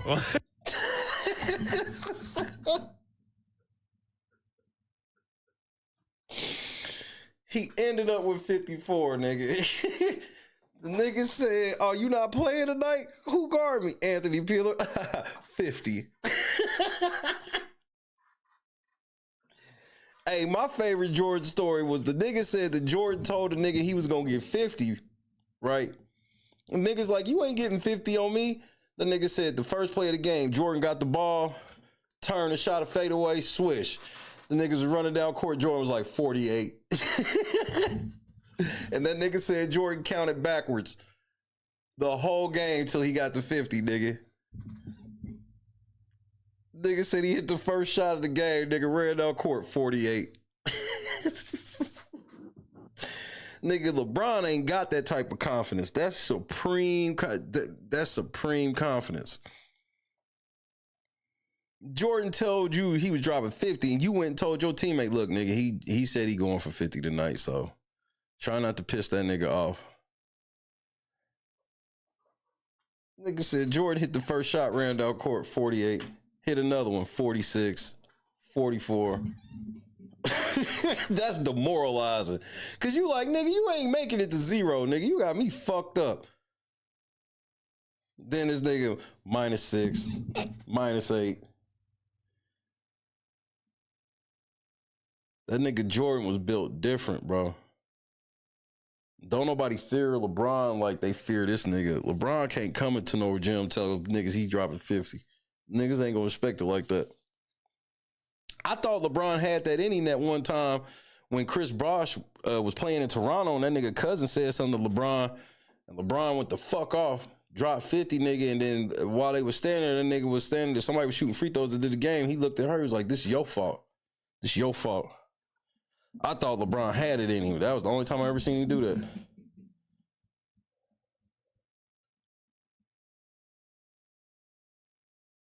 Not when you slid across the finish line in third in the medley in wasn't the Reedley, California. What the fuck is the Reedley, California?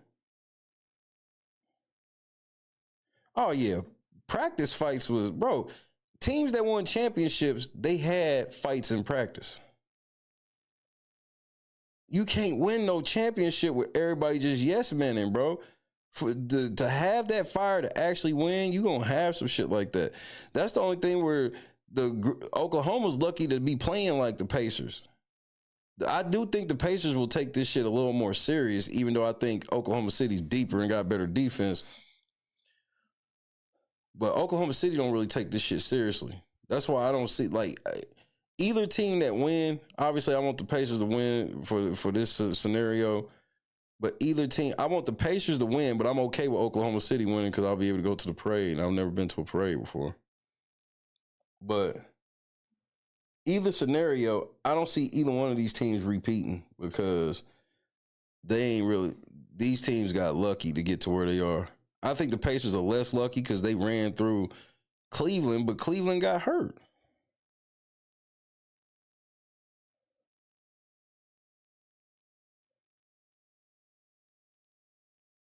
Too many injuries this playoffs. They got to do better with the scheduling. Like pretty much only teams that survive was, that's why these young teams survived. They just didn't get hurt.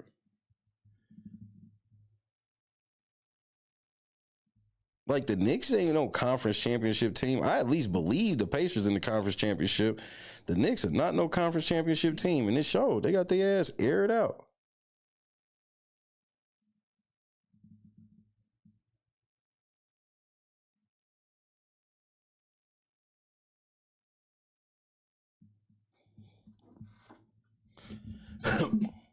That's why they used to really shout niggas out, though, Donis. Like, they used to really shout niggas out at the end of the bench because because a lot of people didn't realize, like, yeah, them niggas wasn't getting in the game, but them niggas was in practice giving them niggas all they could handle.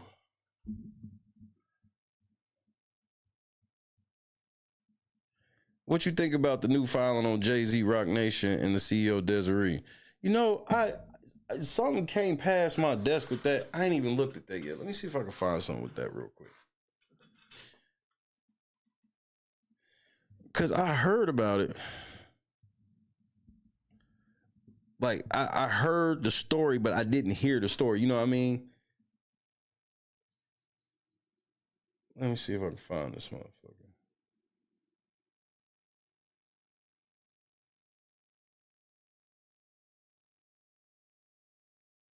Damn, Al Prophet did a video about this bitch.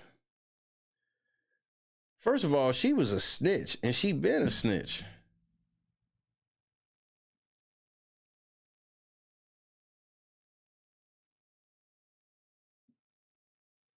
Nigga, her own daughter sued her? Nigga, what?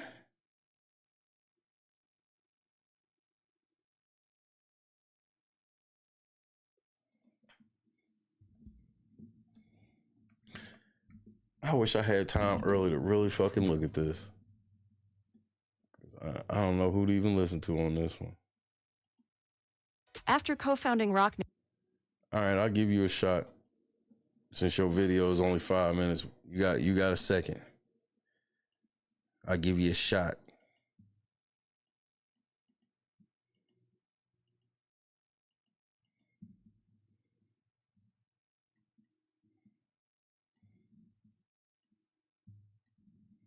Nation in 2008. Desiree Perez has had a lengthy but illustrious journey to be. Hold on, let me grab my drink. I'm thirsty.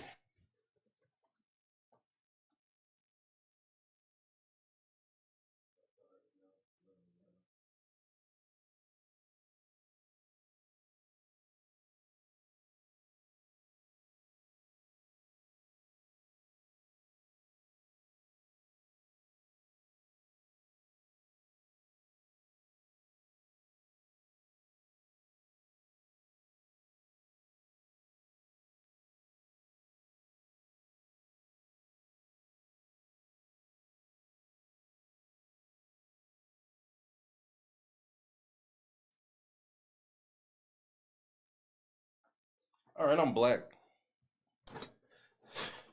Continue. Become the CEO of the organization. Welcome back, it's your host, Nancy Brown. If you are new here, make sure you have subscribed to our YouTube channel. However, now she faces some severe claims from her daughter. According to a recent story from NBC6 South Florida, Demore Hadley reportedly sued Perez for allegedly using unlawful means to have her falsely detained under Florida's Baker Act and Marchman Act. Wait, hold on. Camel, you gotta tell them you sick. You can't just be like, bitch, we won, I'm taking off. You gotta be sick. She's the CEO of Rock Nation, which is a company that she owns along with Sean Carter, the famous rapper Jay-Z. The lawsuit reads, according to Hadley, she was admitted to many mental health facilities for 2 weeks without a valid reason. She turned in body cam footage of a mobile crisis unit telling her to get into a gray pickup truck along with her medical paperwork. Hadley's family, including her mother and aunt, allegedly stated that she attempted to overdose the previous evening. Damn, she's suing all of y'all niggas. She's She's suing her mama, Iconic Creative LLC, Daniel Bober, Natalie Anderson, Sig 9, James Fondo, Stephen Cady, Jessica Cady, South Broward Hospital District, Odyssey Behavioral Healthcare, Life Skills South Florida, Outpatient, Broward County Sheriff's Office, John Doe number 1, John Doe number 2, Rachel Bernstein, and CTS Research. Shit. Yeah, I'm gonna have this paperwork Monday for sure. I ain't know nothing about this. According to a later mental evaluation conducted by a doctor. Furthermore, the lawsuit alleges Desiree Perez employed her money, power, and influence to tear apart Hadley and her husband Javan, creating an enterprise of individuals to effectuate her plot to essentially try to separate me from my husband and to falsely accuse him of domestic violence. A month prior to her daughter's lawsuit, the Roc Nation executive allegedly filed a lawsuit against Javan, denying these claims in court. The pair disputes her claims of having proof that he mistreated Hadley for years. Perez also allegedly feared Hadley might commit suicide because she was abusing pharmaceutical pills. I haven't seen anything in my entire 20 years of practicing law that it is so clear that someone did something wrong, Attorney Hilton Napoleon II reportedly stated, who is representing Demori Hadley. She claims Desiree Perez harassed the couple for years and made unfounded accusations that prosecutors did not follow. The state attorney's office wrote an 11-page scathing close-out memoranda, which basically said that her mother made false allegations to the police, Napoleon II alleged. Demori Hadley left her last mental institution in April after Desiree Perez dismissed the case. Nevertheless, this situation led to a lawsuit. It's a complex issue, and we will see if we get updates on it soon. In addition to launching her bikini brand and making other career steps, Megan Thee Stallion is navigating a legal maelstrom. In addition to the stabbing he received in jail, from which he thankfully healed, Tory Lanez is coping with the same. As it happens, their story is far from over. For those who don't know, Lanez's defense team recently presented additional claims and evidence to support his alleged innocence. Yeah, but they should have did that shit a long time ago. So you telling multiple stories. Yeah, I'm caught up on Meg. I gotta find out about that Desiree shit, though, the federal agent. Good night, Campbell. Boom, baby, indeed. Shout out to Slick Leonard. Shout out to Chris Denary.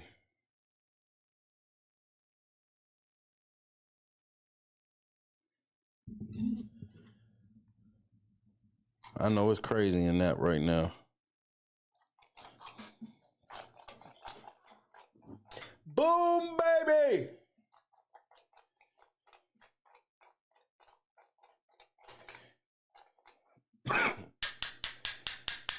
But thanks to Pascal Siakam, I mean, shit. He went. He was the nigga that took us to the finals tonight. Couldn't expect this shit from fucking Halliburton. And you ain't got time to be on no Raw or none of that shit, Tyrese. That shit dead. I don't care. Get off the phone.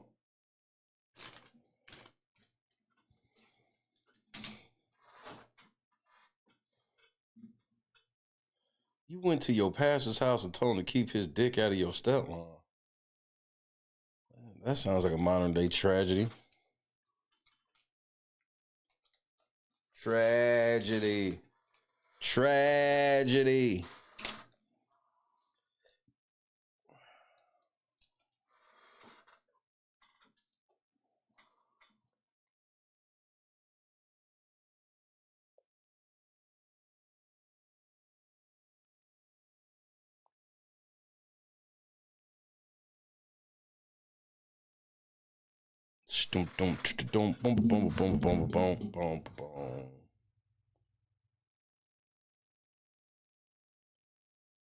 No, I can't wait to see that. I don't know why he thought he was getting it when Pascal's been the man. He was the nigga I told everybody from Jump Street. He's already a fucking champion.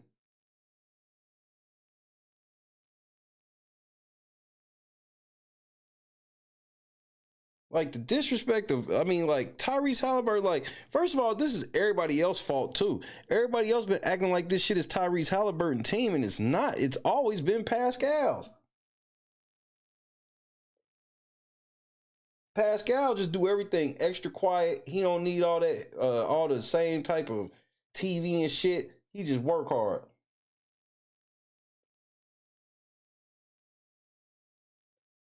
Ever since I saw Pascal when he was young, hooping at Rico Hines, camp. I was like, shit.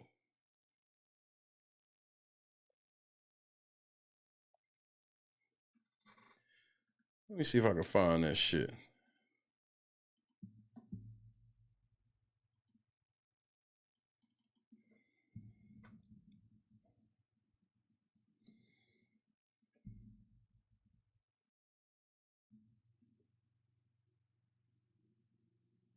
Stop playing.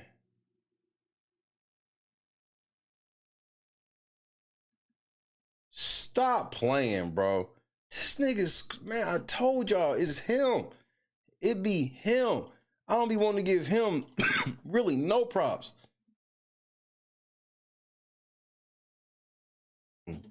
You know who used to be like this for the Pacers?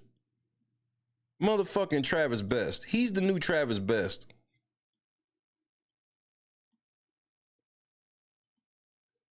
Like, he's definitely better player than Travis Best, but is he? Some of the shit Travis Best would be on piss me off. The next thing I know, that nigga was in He Got Game. It goes to the MVP of the Eastern Conference Finals. And that MVP is Pascal Siakam.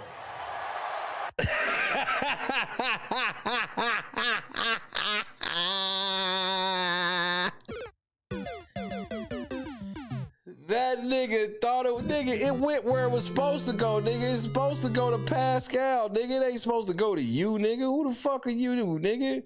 I've been getting money. Where the fuck you been? It goes to the MVP of the Eastern Conference Finals. Oh, they giving out the MVP? Take this picture right quick, nigga. I'll be back. Is Pascal Siakam. Huh?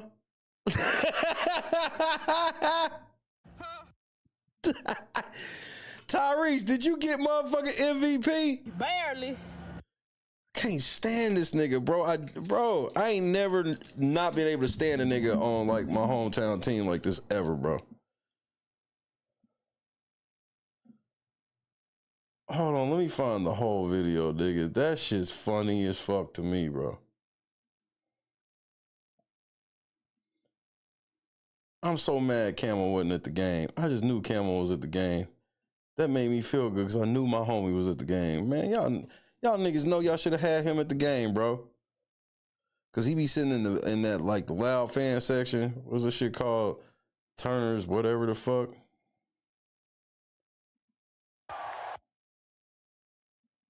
Oh, if that's the case, I'll just play it right here. Then.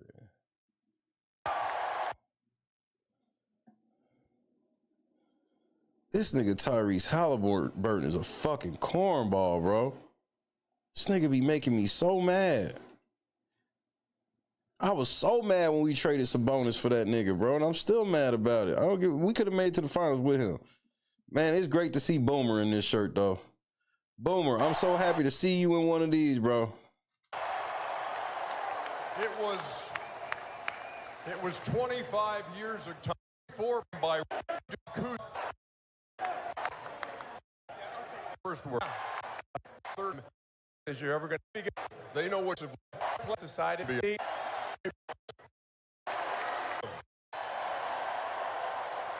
It goes to the MVP of the Eastern Conference Finals.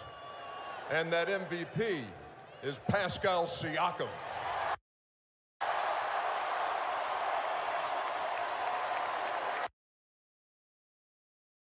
Nigga, who the fuck else would it be? Halliburton, nigga? Nigga, you've done nothing.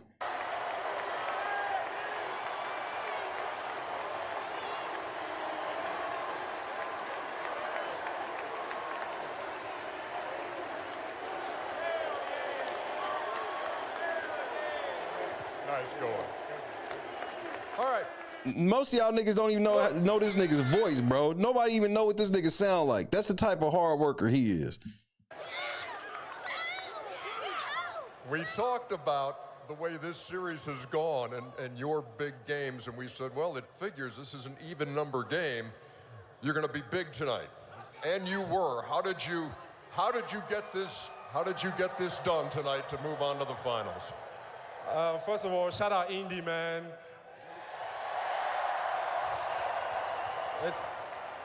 It's been such an amazing experience for me so far. From the first day I landed here, like the love has been amazing. Chad, KP, just unbelievable, man. Like, you know, first class organization. I'm just so happy to be here. And tonight, you know, after a bad game, you know, a bad game 5, we wanted to bounce back, and I have like 100% belief in my teammates. Whenever we down, you know, we always find a way, and we did that tonight. Sour. Get Tyrese Halliburton out of Indianapolis, bro. Get him the fuck out of there, bro. I can't stand this nigga.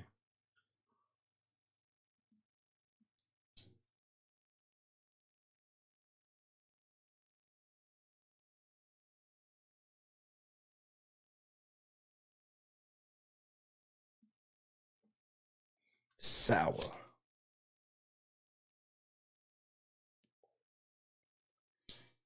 Shout out to Reggie Miller.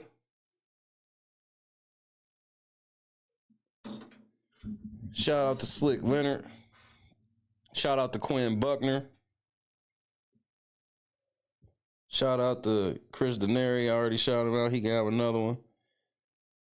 Shout out to Circle City, bro. Big shout out to you niggas. Proud of y'all niggas. Tyrese, not so much. And I don't like Miles Turner, but I can deal with Miles Turner. That's why we should. If we would have kept some bonus and got a different fucking point guard, because we gonna see. Like, you gonna have to compete with Shea, nigga. That ain't Brunson. That's no disrespect to Jalen Brunson. He a dog, but Shea different.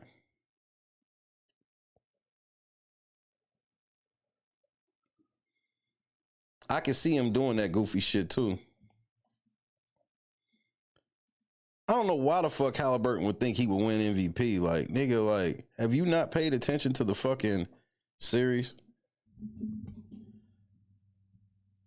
Oh, what's that? Justin in the cut one time, ladies. We breaking out the motherfucking Methuselahs.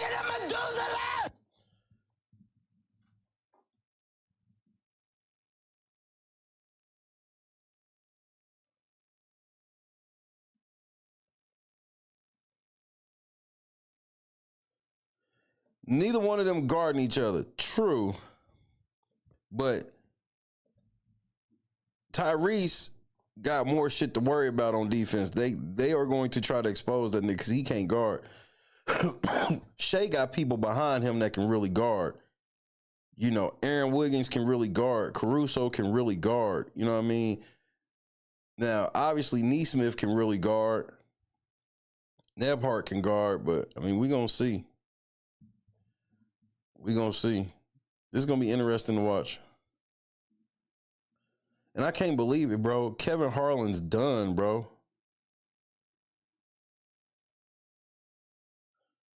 Like, there's no more TNT basketball, bro. This was the last TNT basketball game ever. ESPN should be the shit signing off. Thank goodness we going to have NBC. That's where they needed to go. NBC needed to get the TNT inside shit because I trust them more than ESPN. ESPN going to try to put a bunch of hoes on it.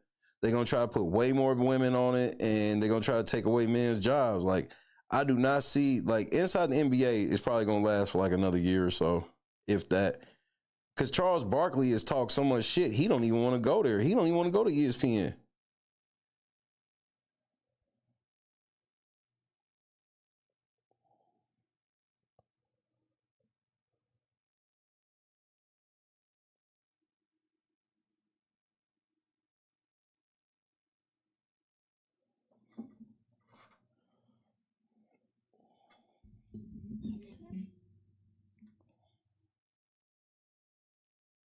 Appreciate the love.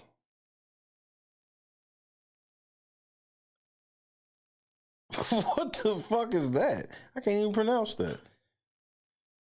But the NBC shit, I think that shit's getting ready to be back to what it was.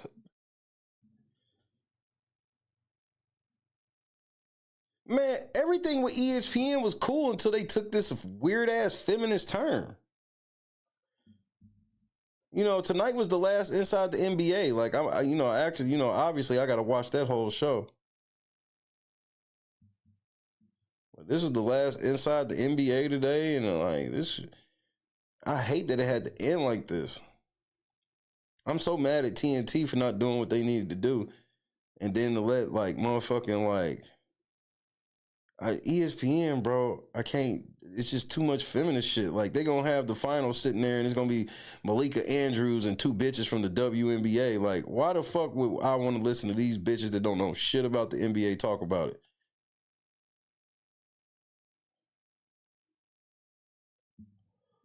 Oh, they already said they're using the original anthem for NBC. They already said the original anthem's coming back. They already said it.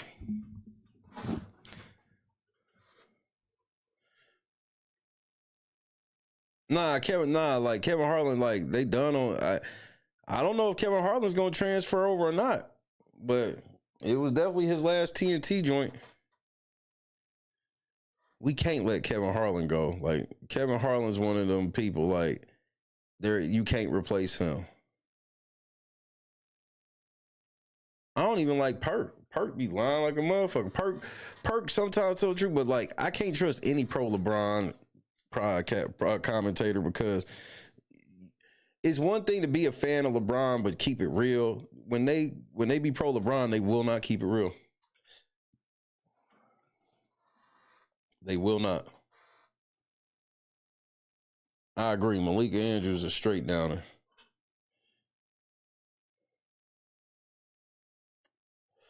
I actually seen him perform that shit live. Have you ever heard his answer machine? Wide World of Sports intro. Yes, that's original ABC content right there. So the famous NBC joint here. Let me see if I can find that shit. The famous NBC joint. The nigga thought he came up with it, and he called his home. He wasn't at home.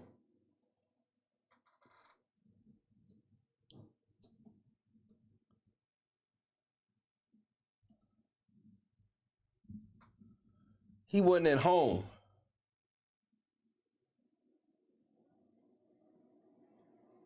Watch, yeah, I found it. This was when I seen this, I was like, this is the craziest fucking shit ever. This is, you want to talk about something that it was meant to be. The nigga was like, I thought of the idea, but I called my house like old school answer machine. Is that there are many different ways to write a song, and the most unusual way came to me when I was in Europe about 4 or 5 years ago. I was trying to write a sports theme, and I did not have a piano in the hotel where I was staying, so I did probably what many of you have done, faced with a similar situation. I called my answering machine at home, and I left a message for myself. And although that sounds goofy, what happened was that theme that I sang into the machine is the theme that they play every time the Chicago Bulls crush another basketball team. So I am singing themes into my machine regularly. And special bonus for you folks, I have brought the original answering machine tape with me so I can play it for you. I know you are dying to hear it. There we go. But it has to be played on the original answering machine. So here now the original demo tape for this particular song for pro basketball. Hi, this is a message for me about the NBA theme. Here's an idea. It goes like this.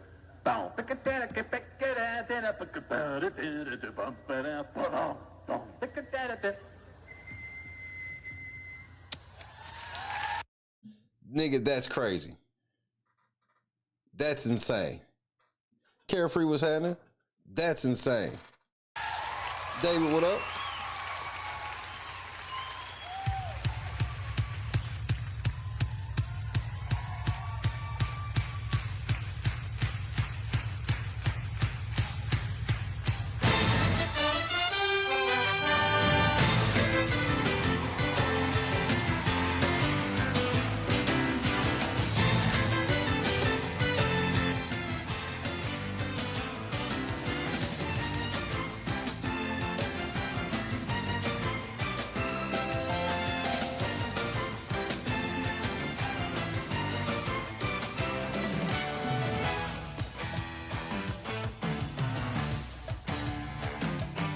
This don't even sound right without Marv Albert, nigga.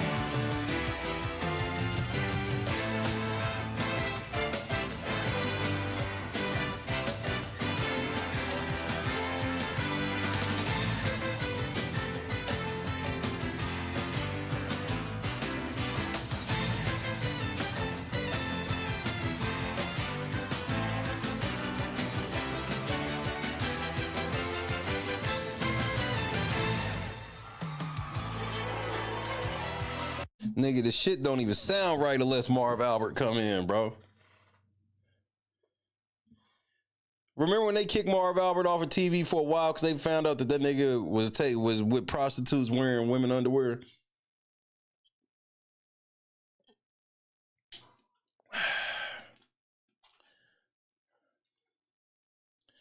Yep, old round ball rock.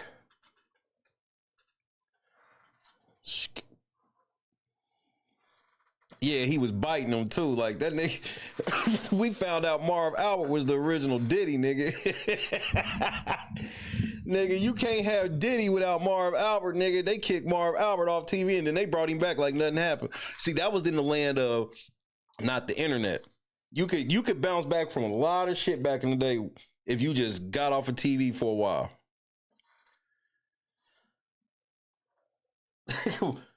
Yes, and the foul.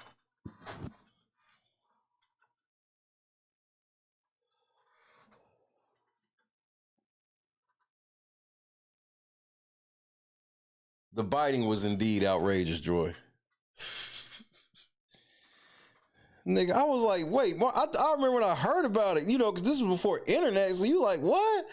You know, when you heard outrageous stories back before internet, you was like, niggas, you just knew niggas was lying. And the next thing you know, you saw it on like Entertainment Tonight or some shit like that. You're like, oh shit, niggas wasn't lying. That really happened.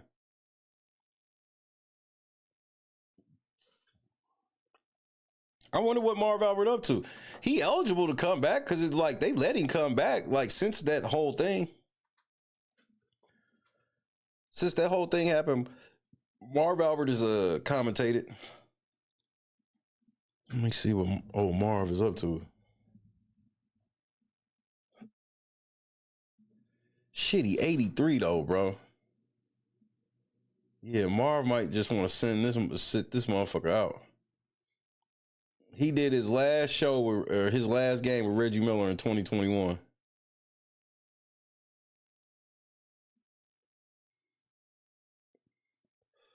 Used to be the Czar, Mike Fratello, and Marv Albert, nigga.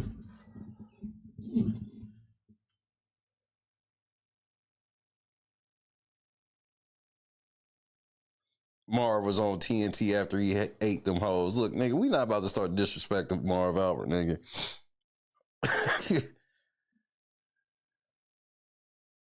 Yes, and the foul.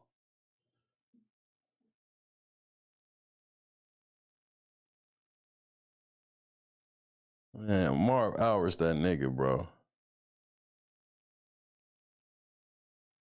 Like, I definitely don't want to see Doris Burke no more. Bro, I'm sick of her.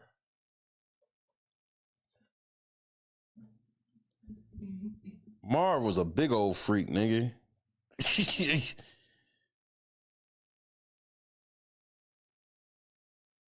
From downtown, yes.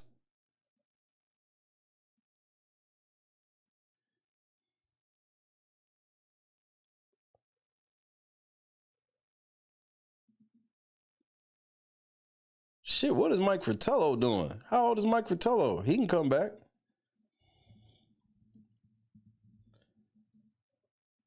The Czar? How old is the Czar? Yeah, Mike Fratello's 78.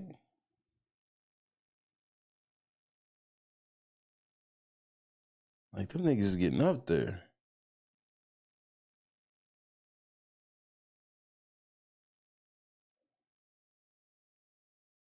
Miller for 3. Yes. Marv Albert in that. Yes, bro.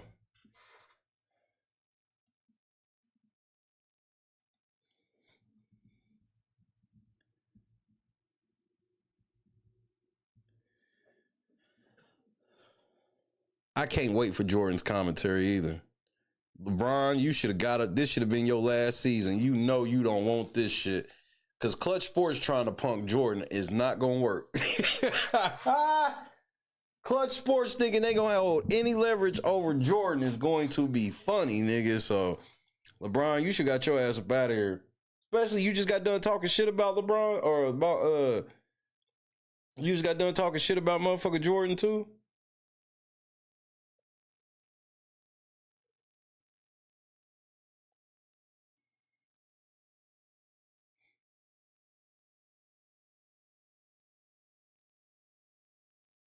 He said Harry be like, fly ball should be caught upper deck. Hey man, shout out to Harry Carey, bro.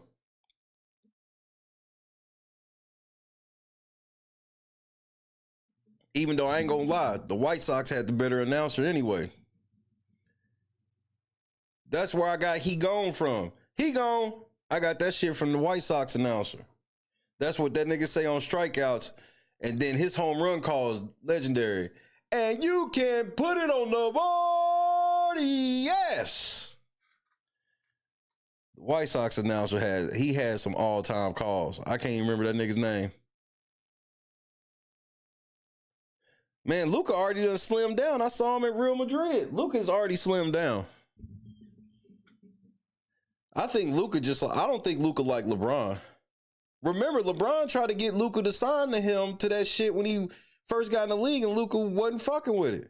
I think he tried to get him to sign the team LeBron or whatever the fuck, and Luka said no. Like, I truly don't think Luka liked LeBron. But I do think he was professional enough. I know for a fact he didn't want to leave Dallas. And it wasn't like he left Dallas to go somewhere he wanted to. He don't like the city of Los Angeles, and he don't fucking like LeBron. I don't think I know he don't like Los Angeles, but I don't think he like LeBron.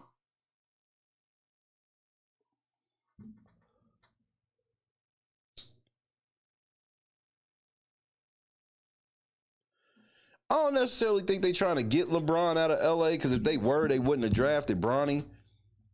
But I do think they are like, nigga, we got a plan for after you. Like, Luka's a plan for after him. Like, that's how I saw it. That's why I was mad about it, because I wasn't mad. Like, people like, oh, people thought that trade meant championship. And I'm like, nah, I don't really see it like that. I was just mad because the Lakers don't ever have to go through no fucking rebuild. Ever. They like the only team that never has to go through a real rebuild.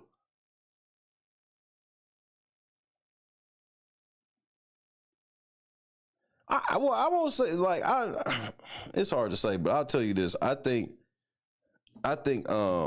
don't think Luka like it there.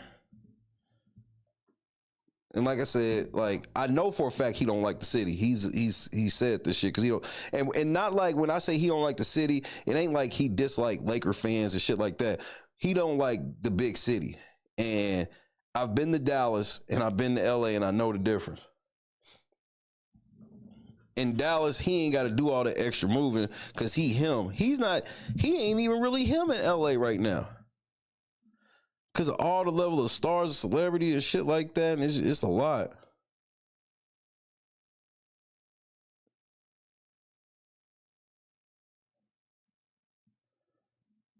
I'm telling you, Ivan, the Lakers don't ever have to rebuild. Something always happen, and they somehow get some shit that makes it just okay. Right after, when it's clearly the window's closed, and somehow they get a new window installed immediately. Every fucking time. Kobe retired. They already had enough to where they could have developed. Because remember, they had all them niggas. Josh Hart, LeBron, or not LeBron, but Josh Hart, Kuzma, Julius Randle, what's your boy from Utah? I'm blanking his name. Jordan Clarkson. Like, they had all of these niggas. And LeBron came and got them to get rid of everybody.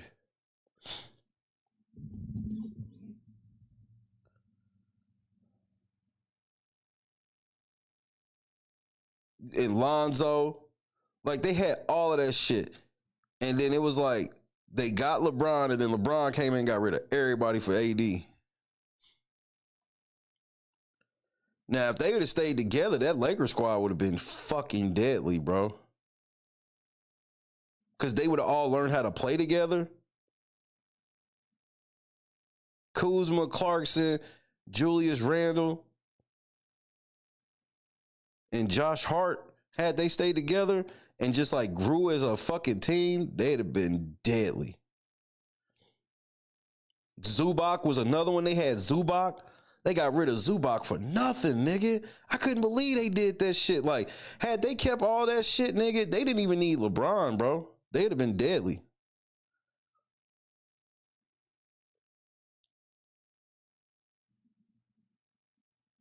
Like, they didn't even need to go get LeBron. That team grew up together. They had just got a good coach and maybe a veteran or two, like a veteran 6-man or two to help them. Bro, they'd have been deadly, nigga.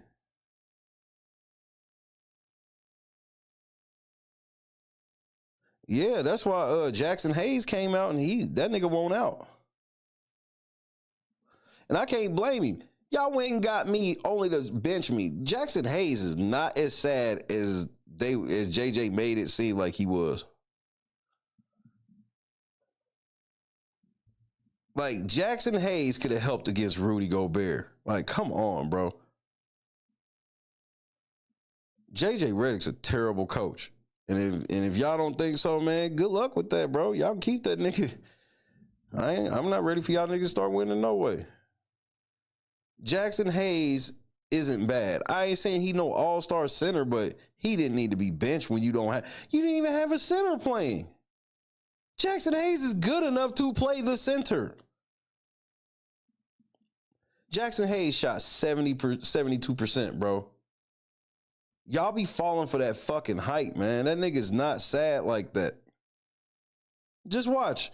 Watch. I can already hear Laker fans next year. Wherever Jackson Hayes go, y'all gonna swear, man, he wasn't doing none of that shit with us because y'all wouldn't play that nigga. He's young and he make one fucking mistake and then y'all bench the nigga for a whole game. And then he don't come off the bench for another 3-4 games. Then when you put him back in, then you like, oh, man, do this. This is why we bench you. That ain't how that shit work. You gotta have rhythm and shit. Let the nigga, if you would have just let this nigga play 25 minutes a fucking game, every game, he would have been better for it at the end of the year. He shot 72%, bro.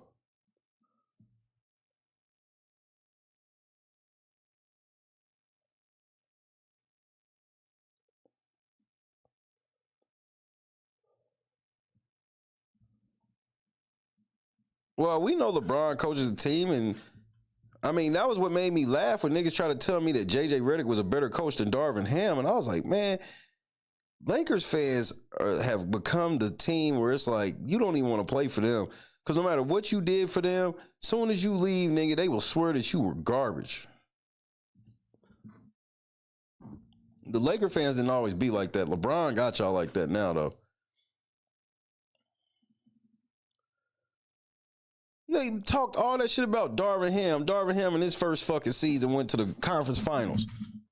JJ Redick get bounced in 5 games in the first round.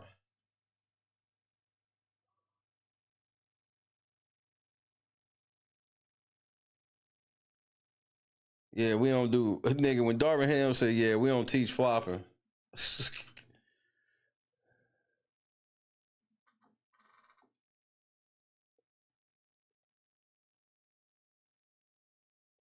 Hey, and Mark Williams came out and said them niggas lied. Because the Lakers was like, yeah, he failed his physical. That nigga was like, I did not fail my physical. He was like, all I know was them niggas out of nowhere said, never mind on the trade. Which, you want to talk about fucking Dalton Connect's motherfucking shit up. You got your rookie. You already took minutes from him when he was starting to develop nicely. Dalton Connect was getting better and better as they was playing. I was actually impressed with that nigga. Then they snatched his minutes. They traded the nigga, got him back, and then never gave him his minutes back. Just terrible coaching, terrible GM.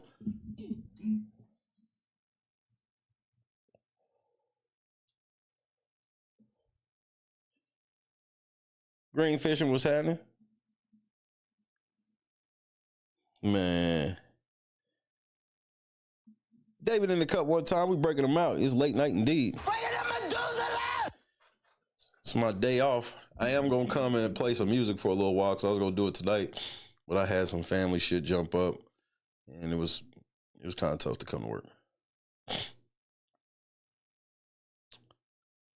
But, like, yeah, Thomas Bryant, yeah. But it was the same thing. Like, okay, so Mark Williams, y'all should have just, yeah, I know he be supposedly banged up or whatever, but you needed to take the risk. But since you didn't, I don't understand not playing Jackson Hayes. He's not that sad. Was he going to get cooked by Jokic and shit like that? Yeah, because Jokic cooked out all the centers in the league.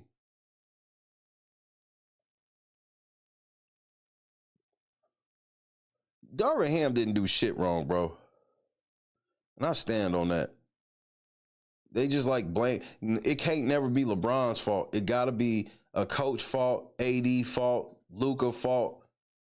Like, I said this shit when Luka got traded. I said, Luka, when y'all lose, they blaming this shit on you.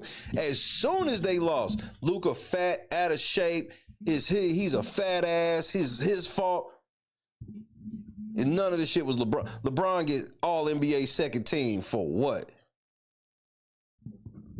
You took that ball from that old man over there? That old man over there?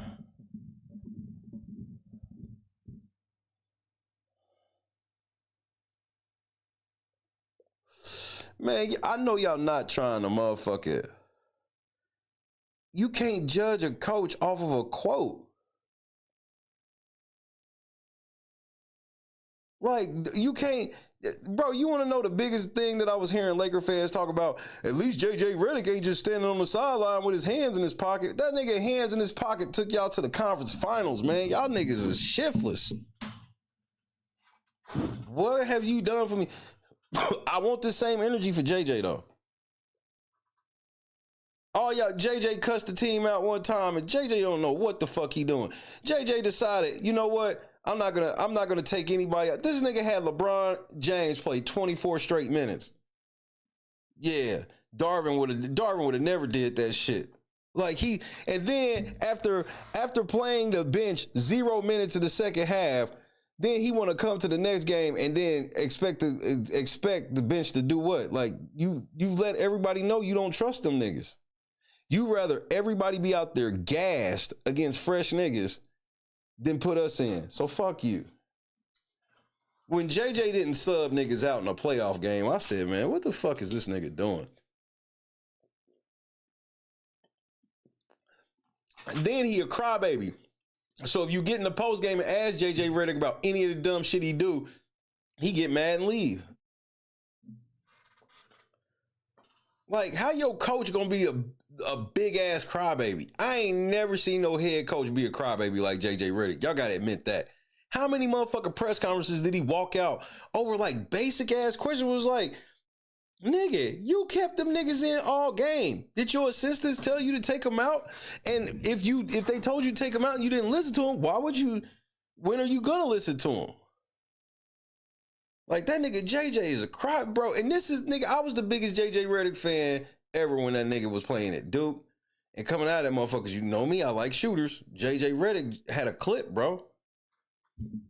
And then as soon as that nigga retired and he started that podcast, I was like, oh my God, JJ Redick is a fucking dick. And he think he know everything. This nigga sat on TV dissing every fucking head coach he could all season long last year. Then he get out here and embarrass himself as far as I'm concerned. How the fuck he do much better when they said Lakers in 5? Stop the cap. Nobody said that JJ Redick wasn't gonna make it to the playoffs. No. We not rewriting history this fast. What do you mean? Like, JJ Redick did not do as good as expected. He was expected to go all the way this year. When they got that 3 seed, and the thing about the 3 seed is they try to make it seem like they really got a 3 seed when 3 through fucking 7 was separated by a fucking game. They had to, if they would have lost one of their last 2 games, nigga, they was gonna drop down to 6th or 7th. That's how tight the shit was. But they got the 3rd, and they made it seem like these niggas was in 3rd place all fucking year. Nobody thought the Lakers were gonna lose in the 1st round, and them niggas got gentlemanly swept.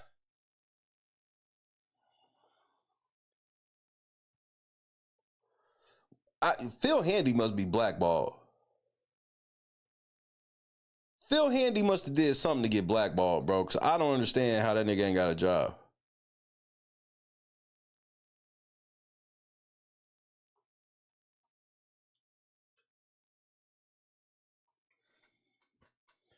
And LeBron, dude, nigga, we might lose tonight. We gonna lose tonight? Yeah, I'm hurt. Big hurt. Mega hurt.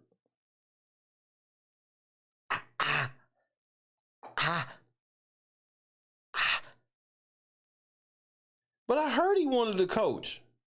I mean, and obviously I ain't never heard it come out of his mouth for the record. But I heard Phil wanted to coach.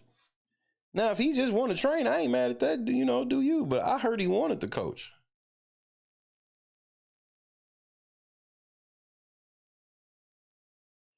Like, Doc Rivers, I don't know how he keep getting jobs. And he's still living off of 2008.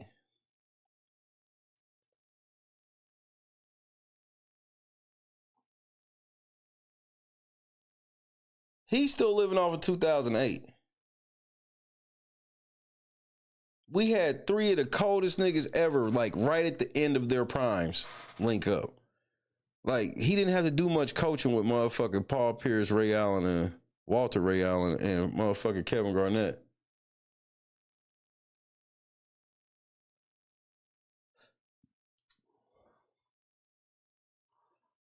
And he ain't done shit since. He lost the Game 7 in 2010. Like, this nigga, he's been living off of 2008 for damn near 20 years now. He won that championship in 2008, and he's just like, he's one of them coaches where they care about that shit. Like, Rick Carlisle beat motherfucking Eric Spoelstra and LeBron in the finals. And now he back in the finals, and like, bro, Rick Carlisle is one of the most underrated coaches ever. He gets no fucking respect as a coach. He didn't get none when he was at the Pacers the first time. He didn't get none when he was with the motherfucking Mavericks and won the championship. And he back in the fucking finals again, and he ain't getting no respect.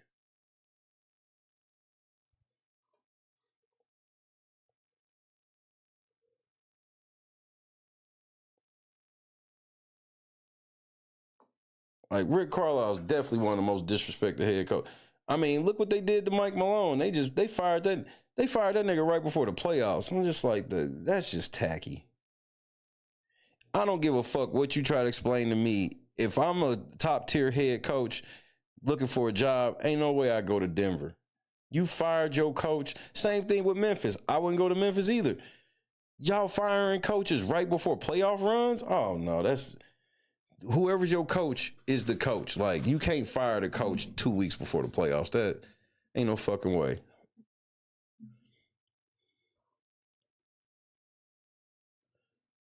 Yeah, Mark Jackson had to do something to get blackballed too. It was one thing when I didn't understand why he got kicked out of Golden State.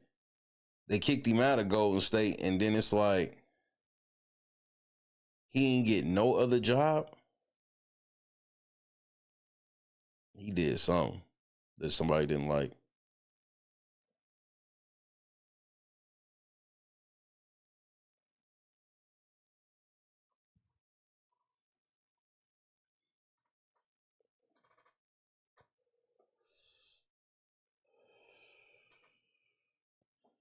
As I put out my last blunt of the week, it is officially June 1st.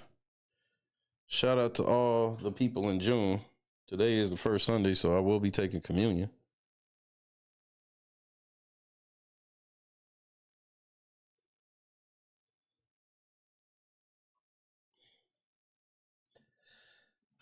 But shout out to my Pacers. I guess I'm going to get ready to take my black ass on down the road. Happy June to everybody indeed. Hopefully I get to see my family before my birthday, but that's not even guaranteed at this juncture. It's crazy. It is what it is.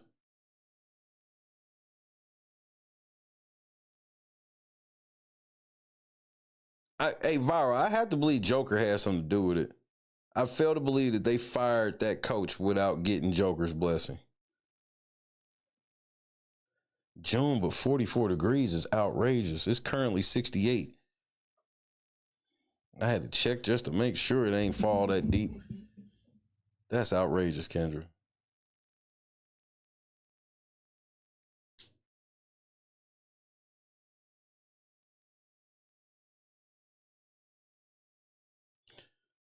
Say goodnight to your boy.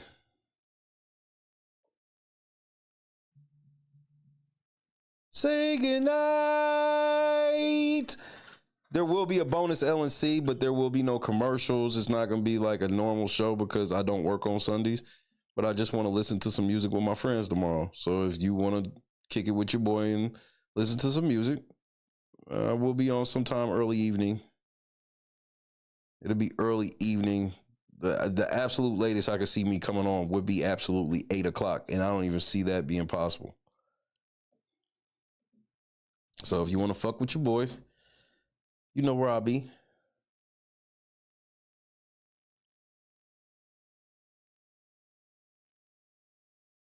Yeah, for sure. I'm happy that Westbrook is laying on his feet because the disrespect to Westbrook, thanks to LeBron, is crazy. Even though I try to warn everybody what Westbrook's problem would be once he got older. Once he got older, he can't shoot. The older you get, the more not having a jump shot exposes you. And that's what Jordan and Kobe were excellent at doing late in their careers once the athleticism started to leave. They transitioned to some cold-ass jump shooters, making the craziest jump shots, fadeaways, and all this mid-range and all this shit and stretching it out to three. Viral, Janice, Joy, Cameron, I appreciate it. Prayers indeed. Kendra, Big, Joe Sue, Donis, Forgotten Son, Green Fishing, Donis, Unbiased Reality. Well, make sure you check out lncwrestling.net. That's also a wrestling site. Javon Barksdale and motherfucking KS Dub be making some excellent articles. If I can ever get this fucking court shit, like if I get this protective order, I can work on wrestling finally. Every time I've tried to get on wrestling, something with this fucking case pops up. So that's part of the reason why we seeking this protective order. Temple, Lana, I had fun this evening, man. I really needed y'all here for a motherfucker tonight. I know y'all be like, we needed you here. No, I needed y'all tonight because I didn't like what I heard tonight, but I put my trust in God. And like what was said ain't like expecting no shit the next day or no shit like that, but you know what I mean?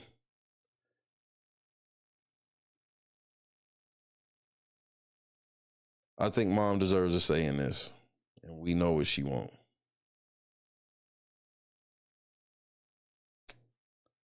But then again, I'm probably lying. God is great. He makes no mistakes, even when you don't get your way. Hey, real quick. Before I forget. Is so ordered.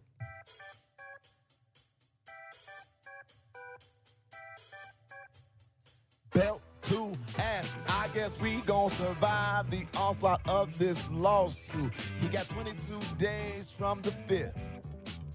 But boy, I know that he coming back to YouTube because he needs some help because his grip is gone. I might not have the lyrics, but I'm telling y'all that we're looking real strong, and I guess do say we ain't going nowhere. So this is what I'll say. You tried, they helped you, you failed. Good luck. Bye-bye. Dismiss. Get your ass out of here. So Man, you corny. Next nigga say something while I'm talking is getting shot. Please believe that. Who you gonna put on Luca? Lou Dort? It don't matter. Divorce court, child support, Lou Dort. Lakers in 5.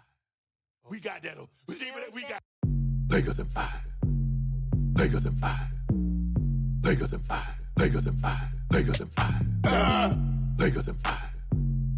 Lakers in 5. Lakers in 5. Lakers in 5. Lakers in 5. It don't matter. Divorce court, child support, Lou Dort. Lakers in 5. OKC, KFC, UFC. Lakers in 5. It doesn't matter. Chris Paul, Jake Paul, Logan Paul. Lakers in 5. Serge Ibaka, Chewbacca, Waka Flocka. Lakers in 5. Tyler Hero, superhero, guitar hero. Lakers in 5. You can have hard, you can have a par, you can get a garden. Lakers in 5. White side, back side, sunny side. Lakers in 5. I'm putting cakes on all you bitches. About to say it. Lakers in 5. Lakers in 5.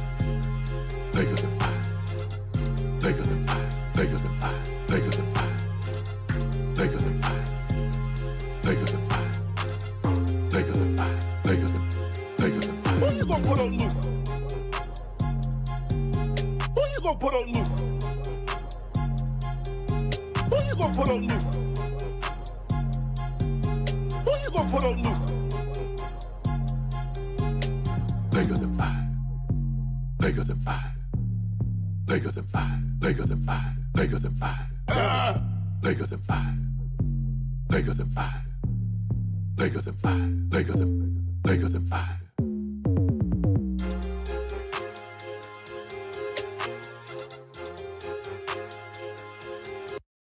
To my family, friends, supporters, and colleagues, I want to speak to you directly and from the heart. This is a shakedown. I'm going to be open, transparent, and defend myself because this isn't right. This is all being orchestrated by Tony Busby, who has targeted Jay-Z. Tony Busby targets black men, and I believe he's going to release a 30-second clip of a sex tape that tries to make me look guilty and play into every stereotype you could possibly imagine. That video should actually be 10 minutes or so. Hey, Tony, instead of releasing your edit, put the whole video out. I don't have it, or I would myself. You know what happened, and you're trying to manipulate the media. The encounter in question took place during the day at her invitation, and now that appears to be a deliberate setup, coordinated by Gabby, also known as Carly on OnlyFans. Gabby and Tony Busby want $50 million. What they're getting is sued for defamation and trying to take me down. My career is all about real talk and honesty. I know my family and fans know exactly what this is about. And I'm going to be out there telling you whatever I need to say, just like I always do. I love all you guys. Thanks. I only heard from 2 teams. Guess what the 2 teams that called me, Ocho, say, what's your phone number? Where you gonna be? Who that?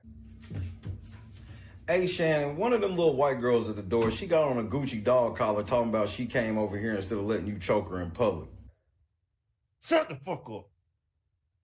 Hey, don't think you can start disrespecting me because you got the little white girl at the door and you live on the air, bro. I don't care about you being live on the air. Who you think you talking to? Next door. That's what I thought, bro. You better be talking to next door, man. You got me all the way messed up. Don't you ever disrespect me like that again. Just because you got all these cases and all that stuff going on, man, don't mean you gonna start disrespecting me, bro. Stop choking them little white girls. Got me all the way messed up. Hall of Fame head ass. Cincinnati Bengals was one. Well, what, Gabby? Well, you're coming to LA tomorrow? Yes.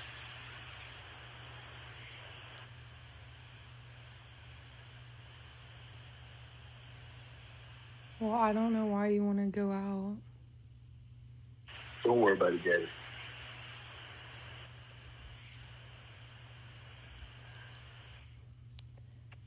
Well, okay. Okay, what? Well, I'm not really interested in getting choked, so I guess we're going. Yeah, I might choke you in public. Sweetie! Sweetie!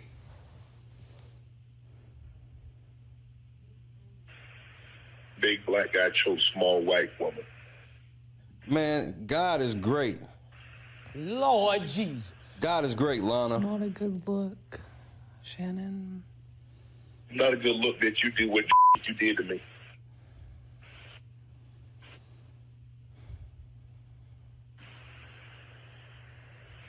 Okay, well... Well, what? I would never intentionally hit somebody with a baton in the head. It would look intentional. But I wouldn't do nothing like that ever. I would never inflict pain on anybody. I'm not that type of person. I would never do that to nobody. You have to believe me. Why would I do that to somebody? If you look at the footage, you will see that I'm innocent. You know what I'm saying? I'm not that type of. I'm not a monster.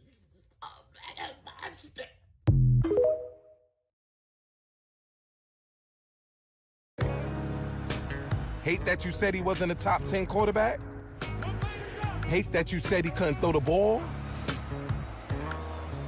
Hate that he got over when push came to shove? Hate that he always say the right thing? Money is nice, championships are better. Hate that in your all-knowing, armchair wisdom, you were sure he'd come up short. Hate that you got it wrong?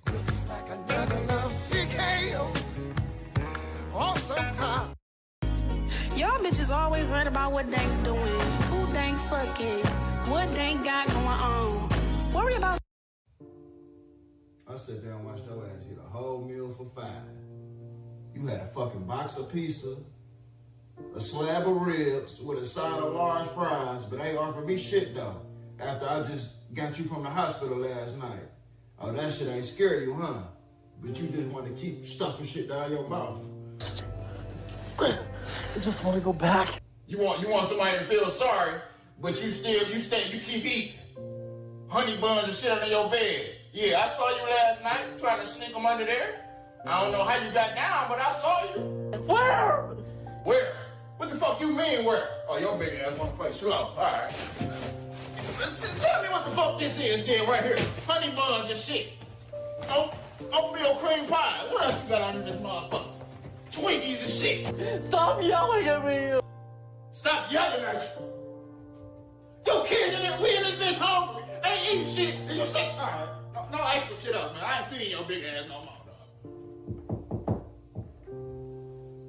Hey, baby. Me and the kids about to go to Burger King. You want something? Y'all see it. Yeah. That's what it is. Best yams in the world. That's my favorite part, Kendra. Good night, Nessa. Come taste it yourself. See all that butter? Deliciousness. Y'all want to know the secret so bad about it? A little bit more. A little bit more. And this is why big backing is an epidemic. This is why big backing is an epidemic. I had to take a shot of insulin. Get some insulin from somebody else to finish watching this video. Y'all swear y'all be cooking. You got a whole 40-pound bag of sugar on 3 pans of yams. Talking about you see it. We see it. We see diabetes. We see gout, cavities in all teeth, hypertension, headaches, limb amputations, the big arm disease. I don't know what they call it, but just big arms. And if you can spread sugar like that, it's too much. Talking about it in a little bit more. That's enough. Jesus said that was enough. It's more than enough. It's abundant. You cooking up disease at this point. I wouldn't eat them yams with somebody else's mouth. We gotta do better. We gotta stop this mess. God is great. You don't believe me? Just look at Lana, fool. Go Pacers. Yo, what's going on, boys? How are you? Yo, dap me up. Hey, all right, damn. What part of the city are you from? Yo, What's up? there, brother. Hey, Yeah. What's up? Yeah. You guys ready for this? Take this. Oh, all right, sick. Why don't you guys come inside? Don't ski. These are the guys. I'm Octavius Gray. And I'm Steve. Steve LeVois. It's okay, I have vape in here, right?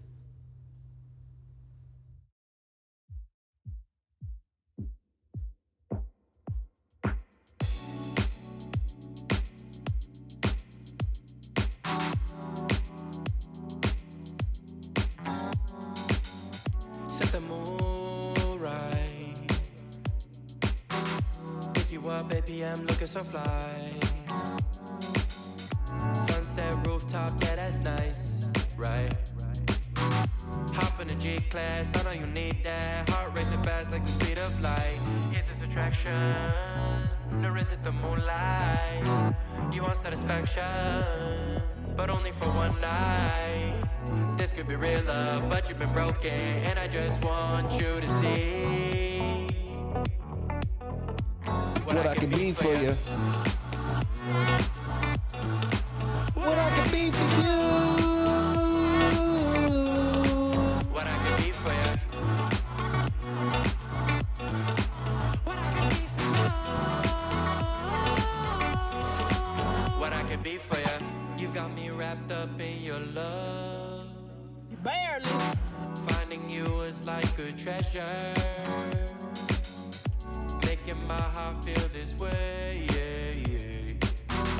And I'll treat you so damn special.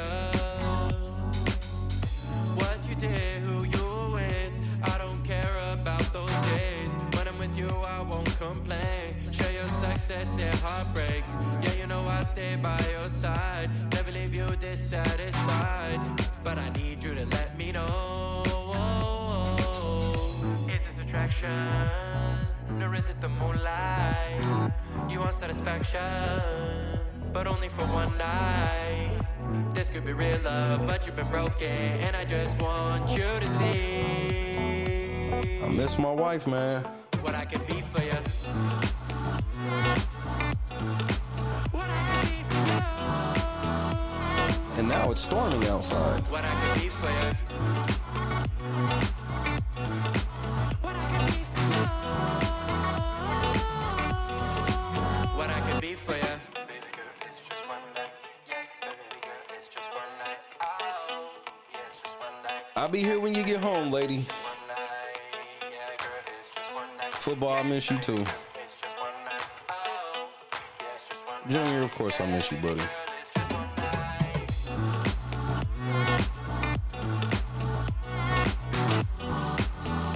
Tony's Tacos when you get home.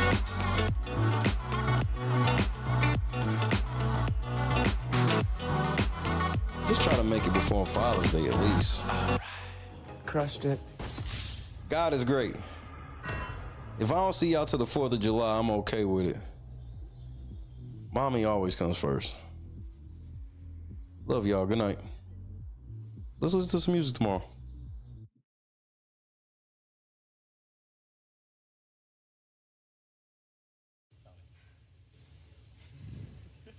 I gotta go. You got it, I don't Jess. want to hurt myself. You got to pee? It's all right. No, You you got gotta it, go. Jess. You gotta go, girl. Let go. I don't even want to fall. Turn to the side. You're okay. Just Good. land right on that booty, girl. Just put your legs out Turn and to the pull on side. your booty. Jess, you're amazing. You Say got it. it. You got it. You got it. Turn to the side. Just let go and turn. Like you're laying in bed. Yep. Like you're jumping onto your bed on your side. Just let go and turn to the side. Shut your eyes. You got it, my love. Just turn to the side. You're okay. Alpha. I've never even heard of him. I'm petty.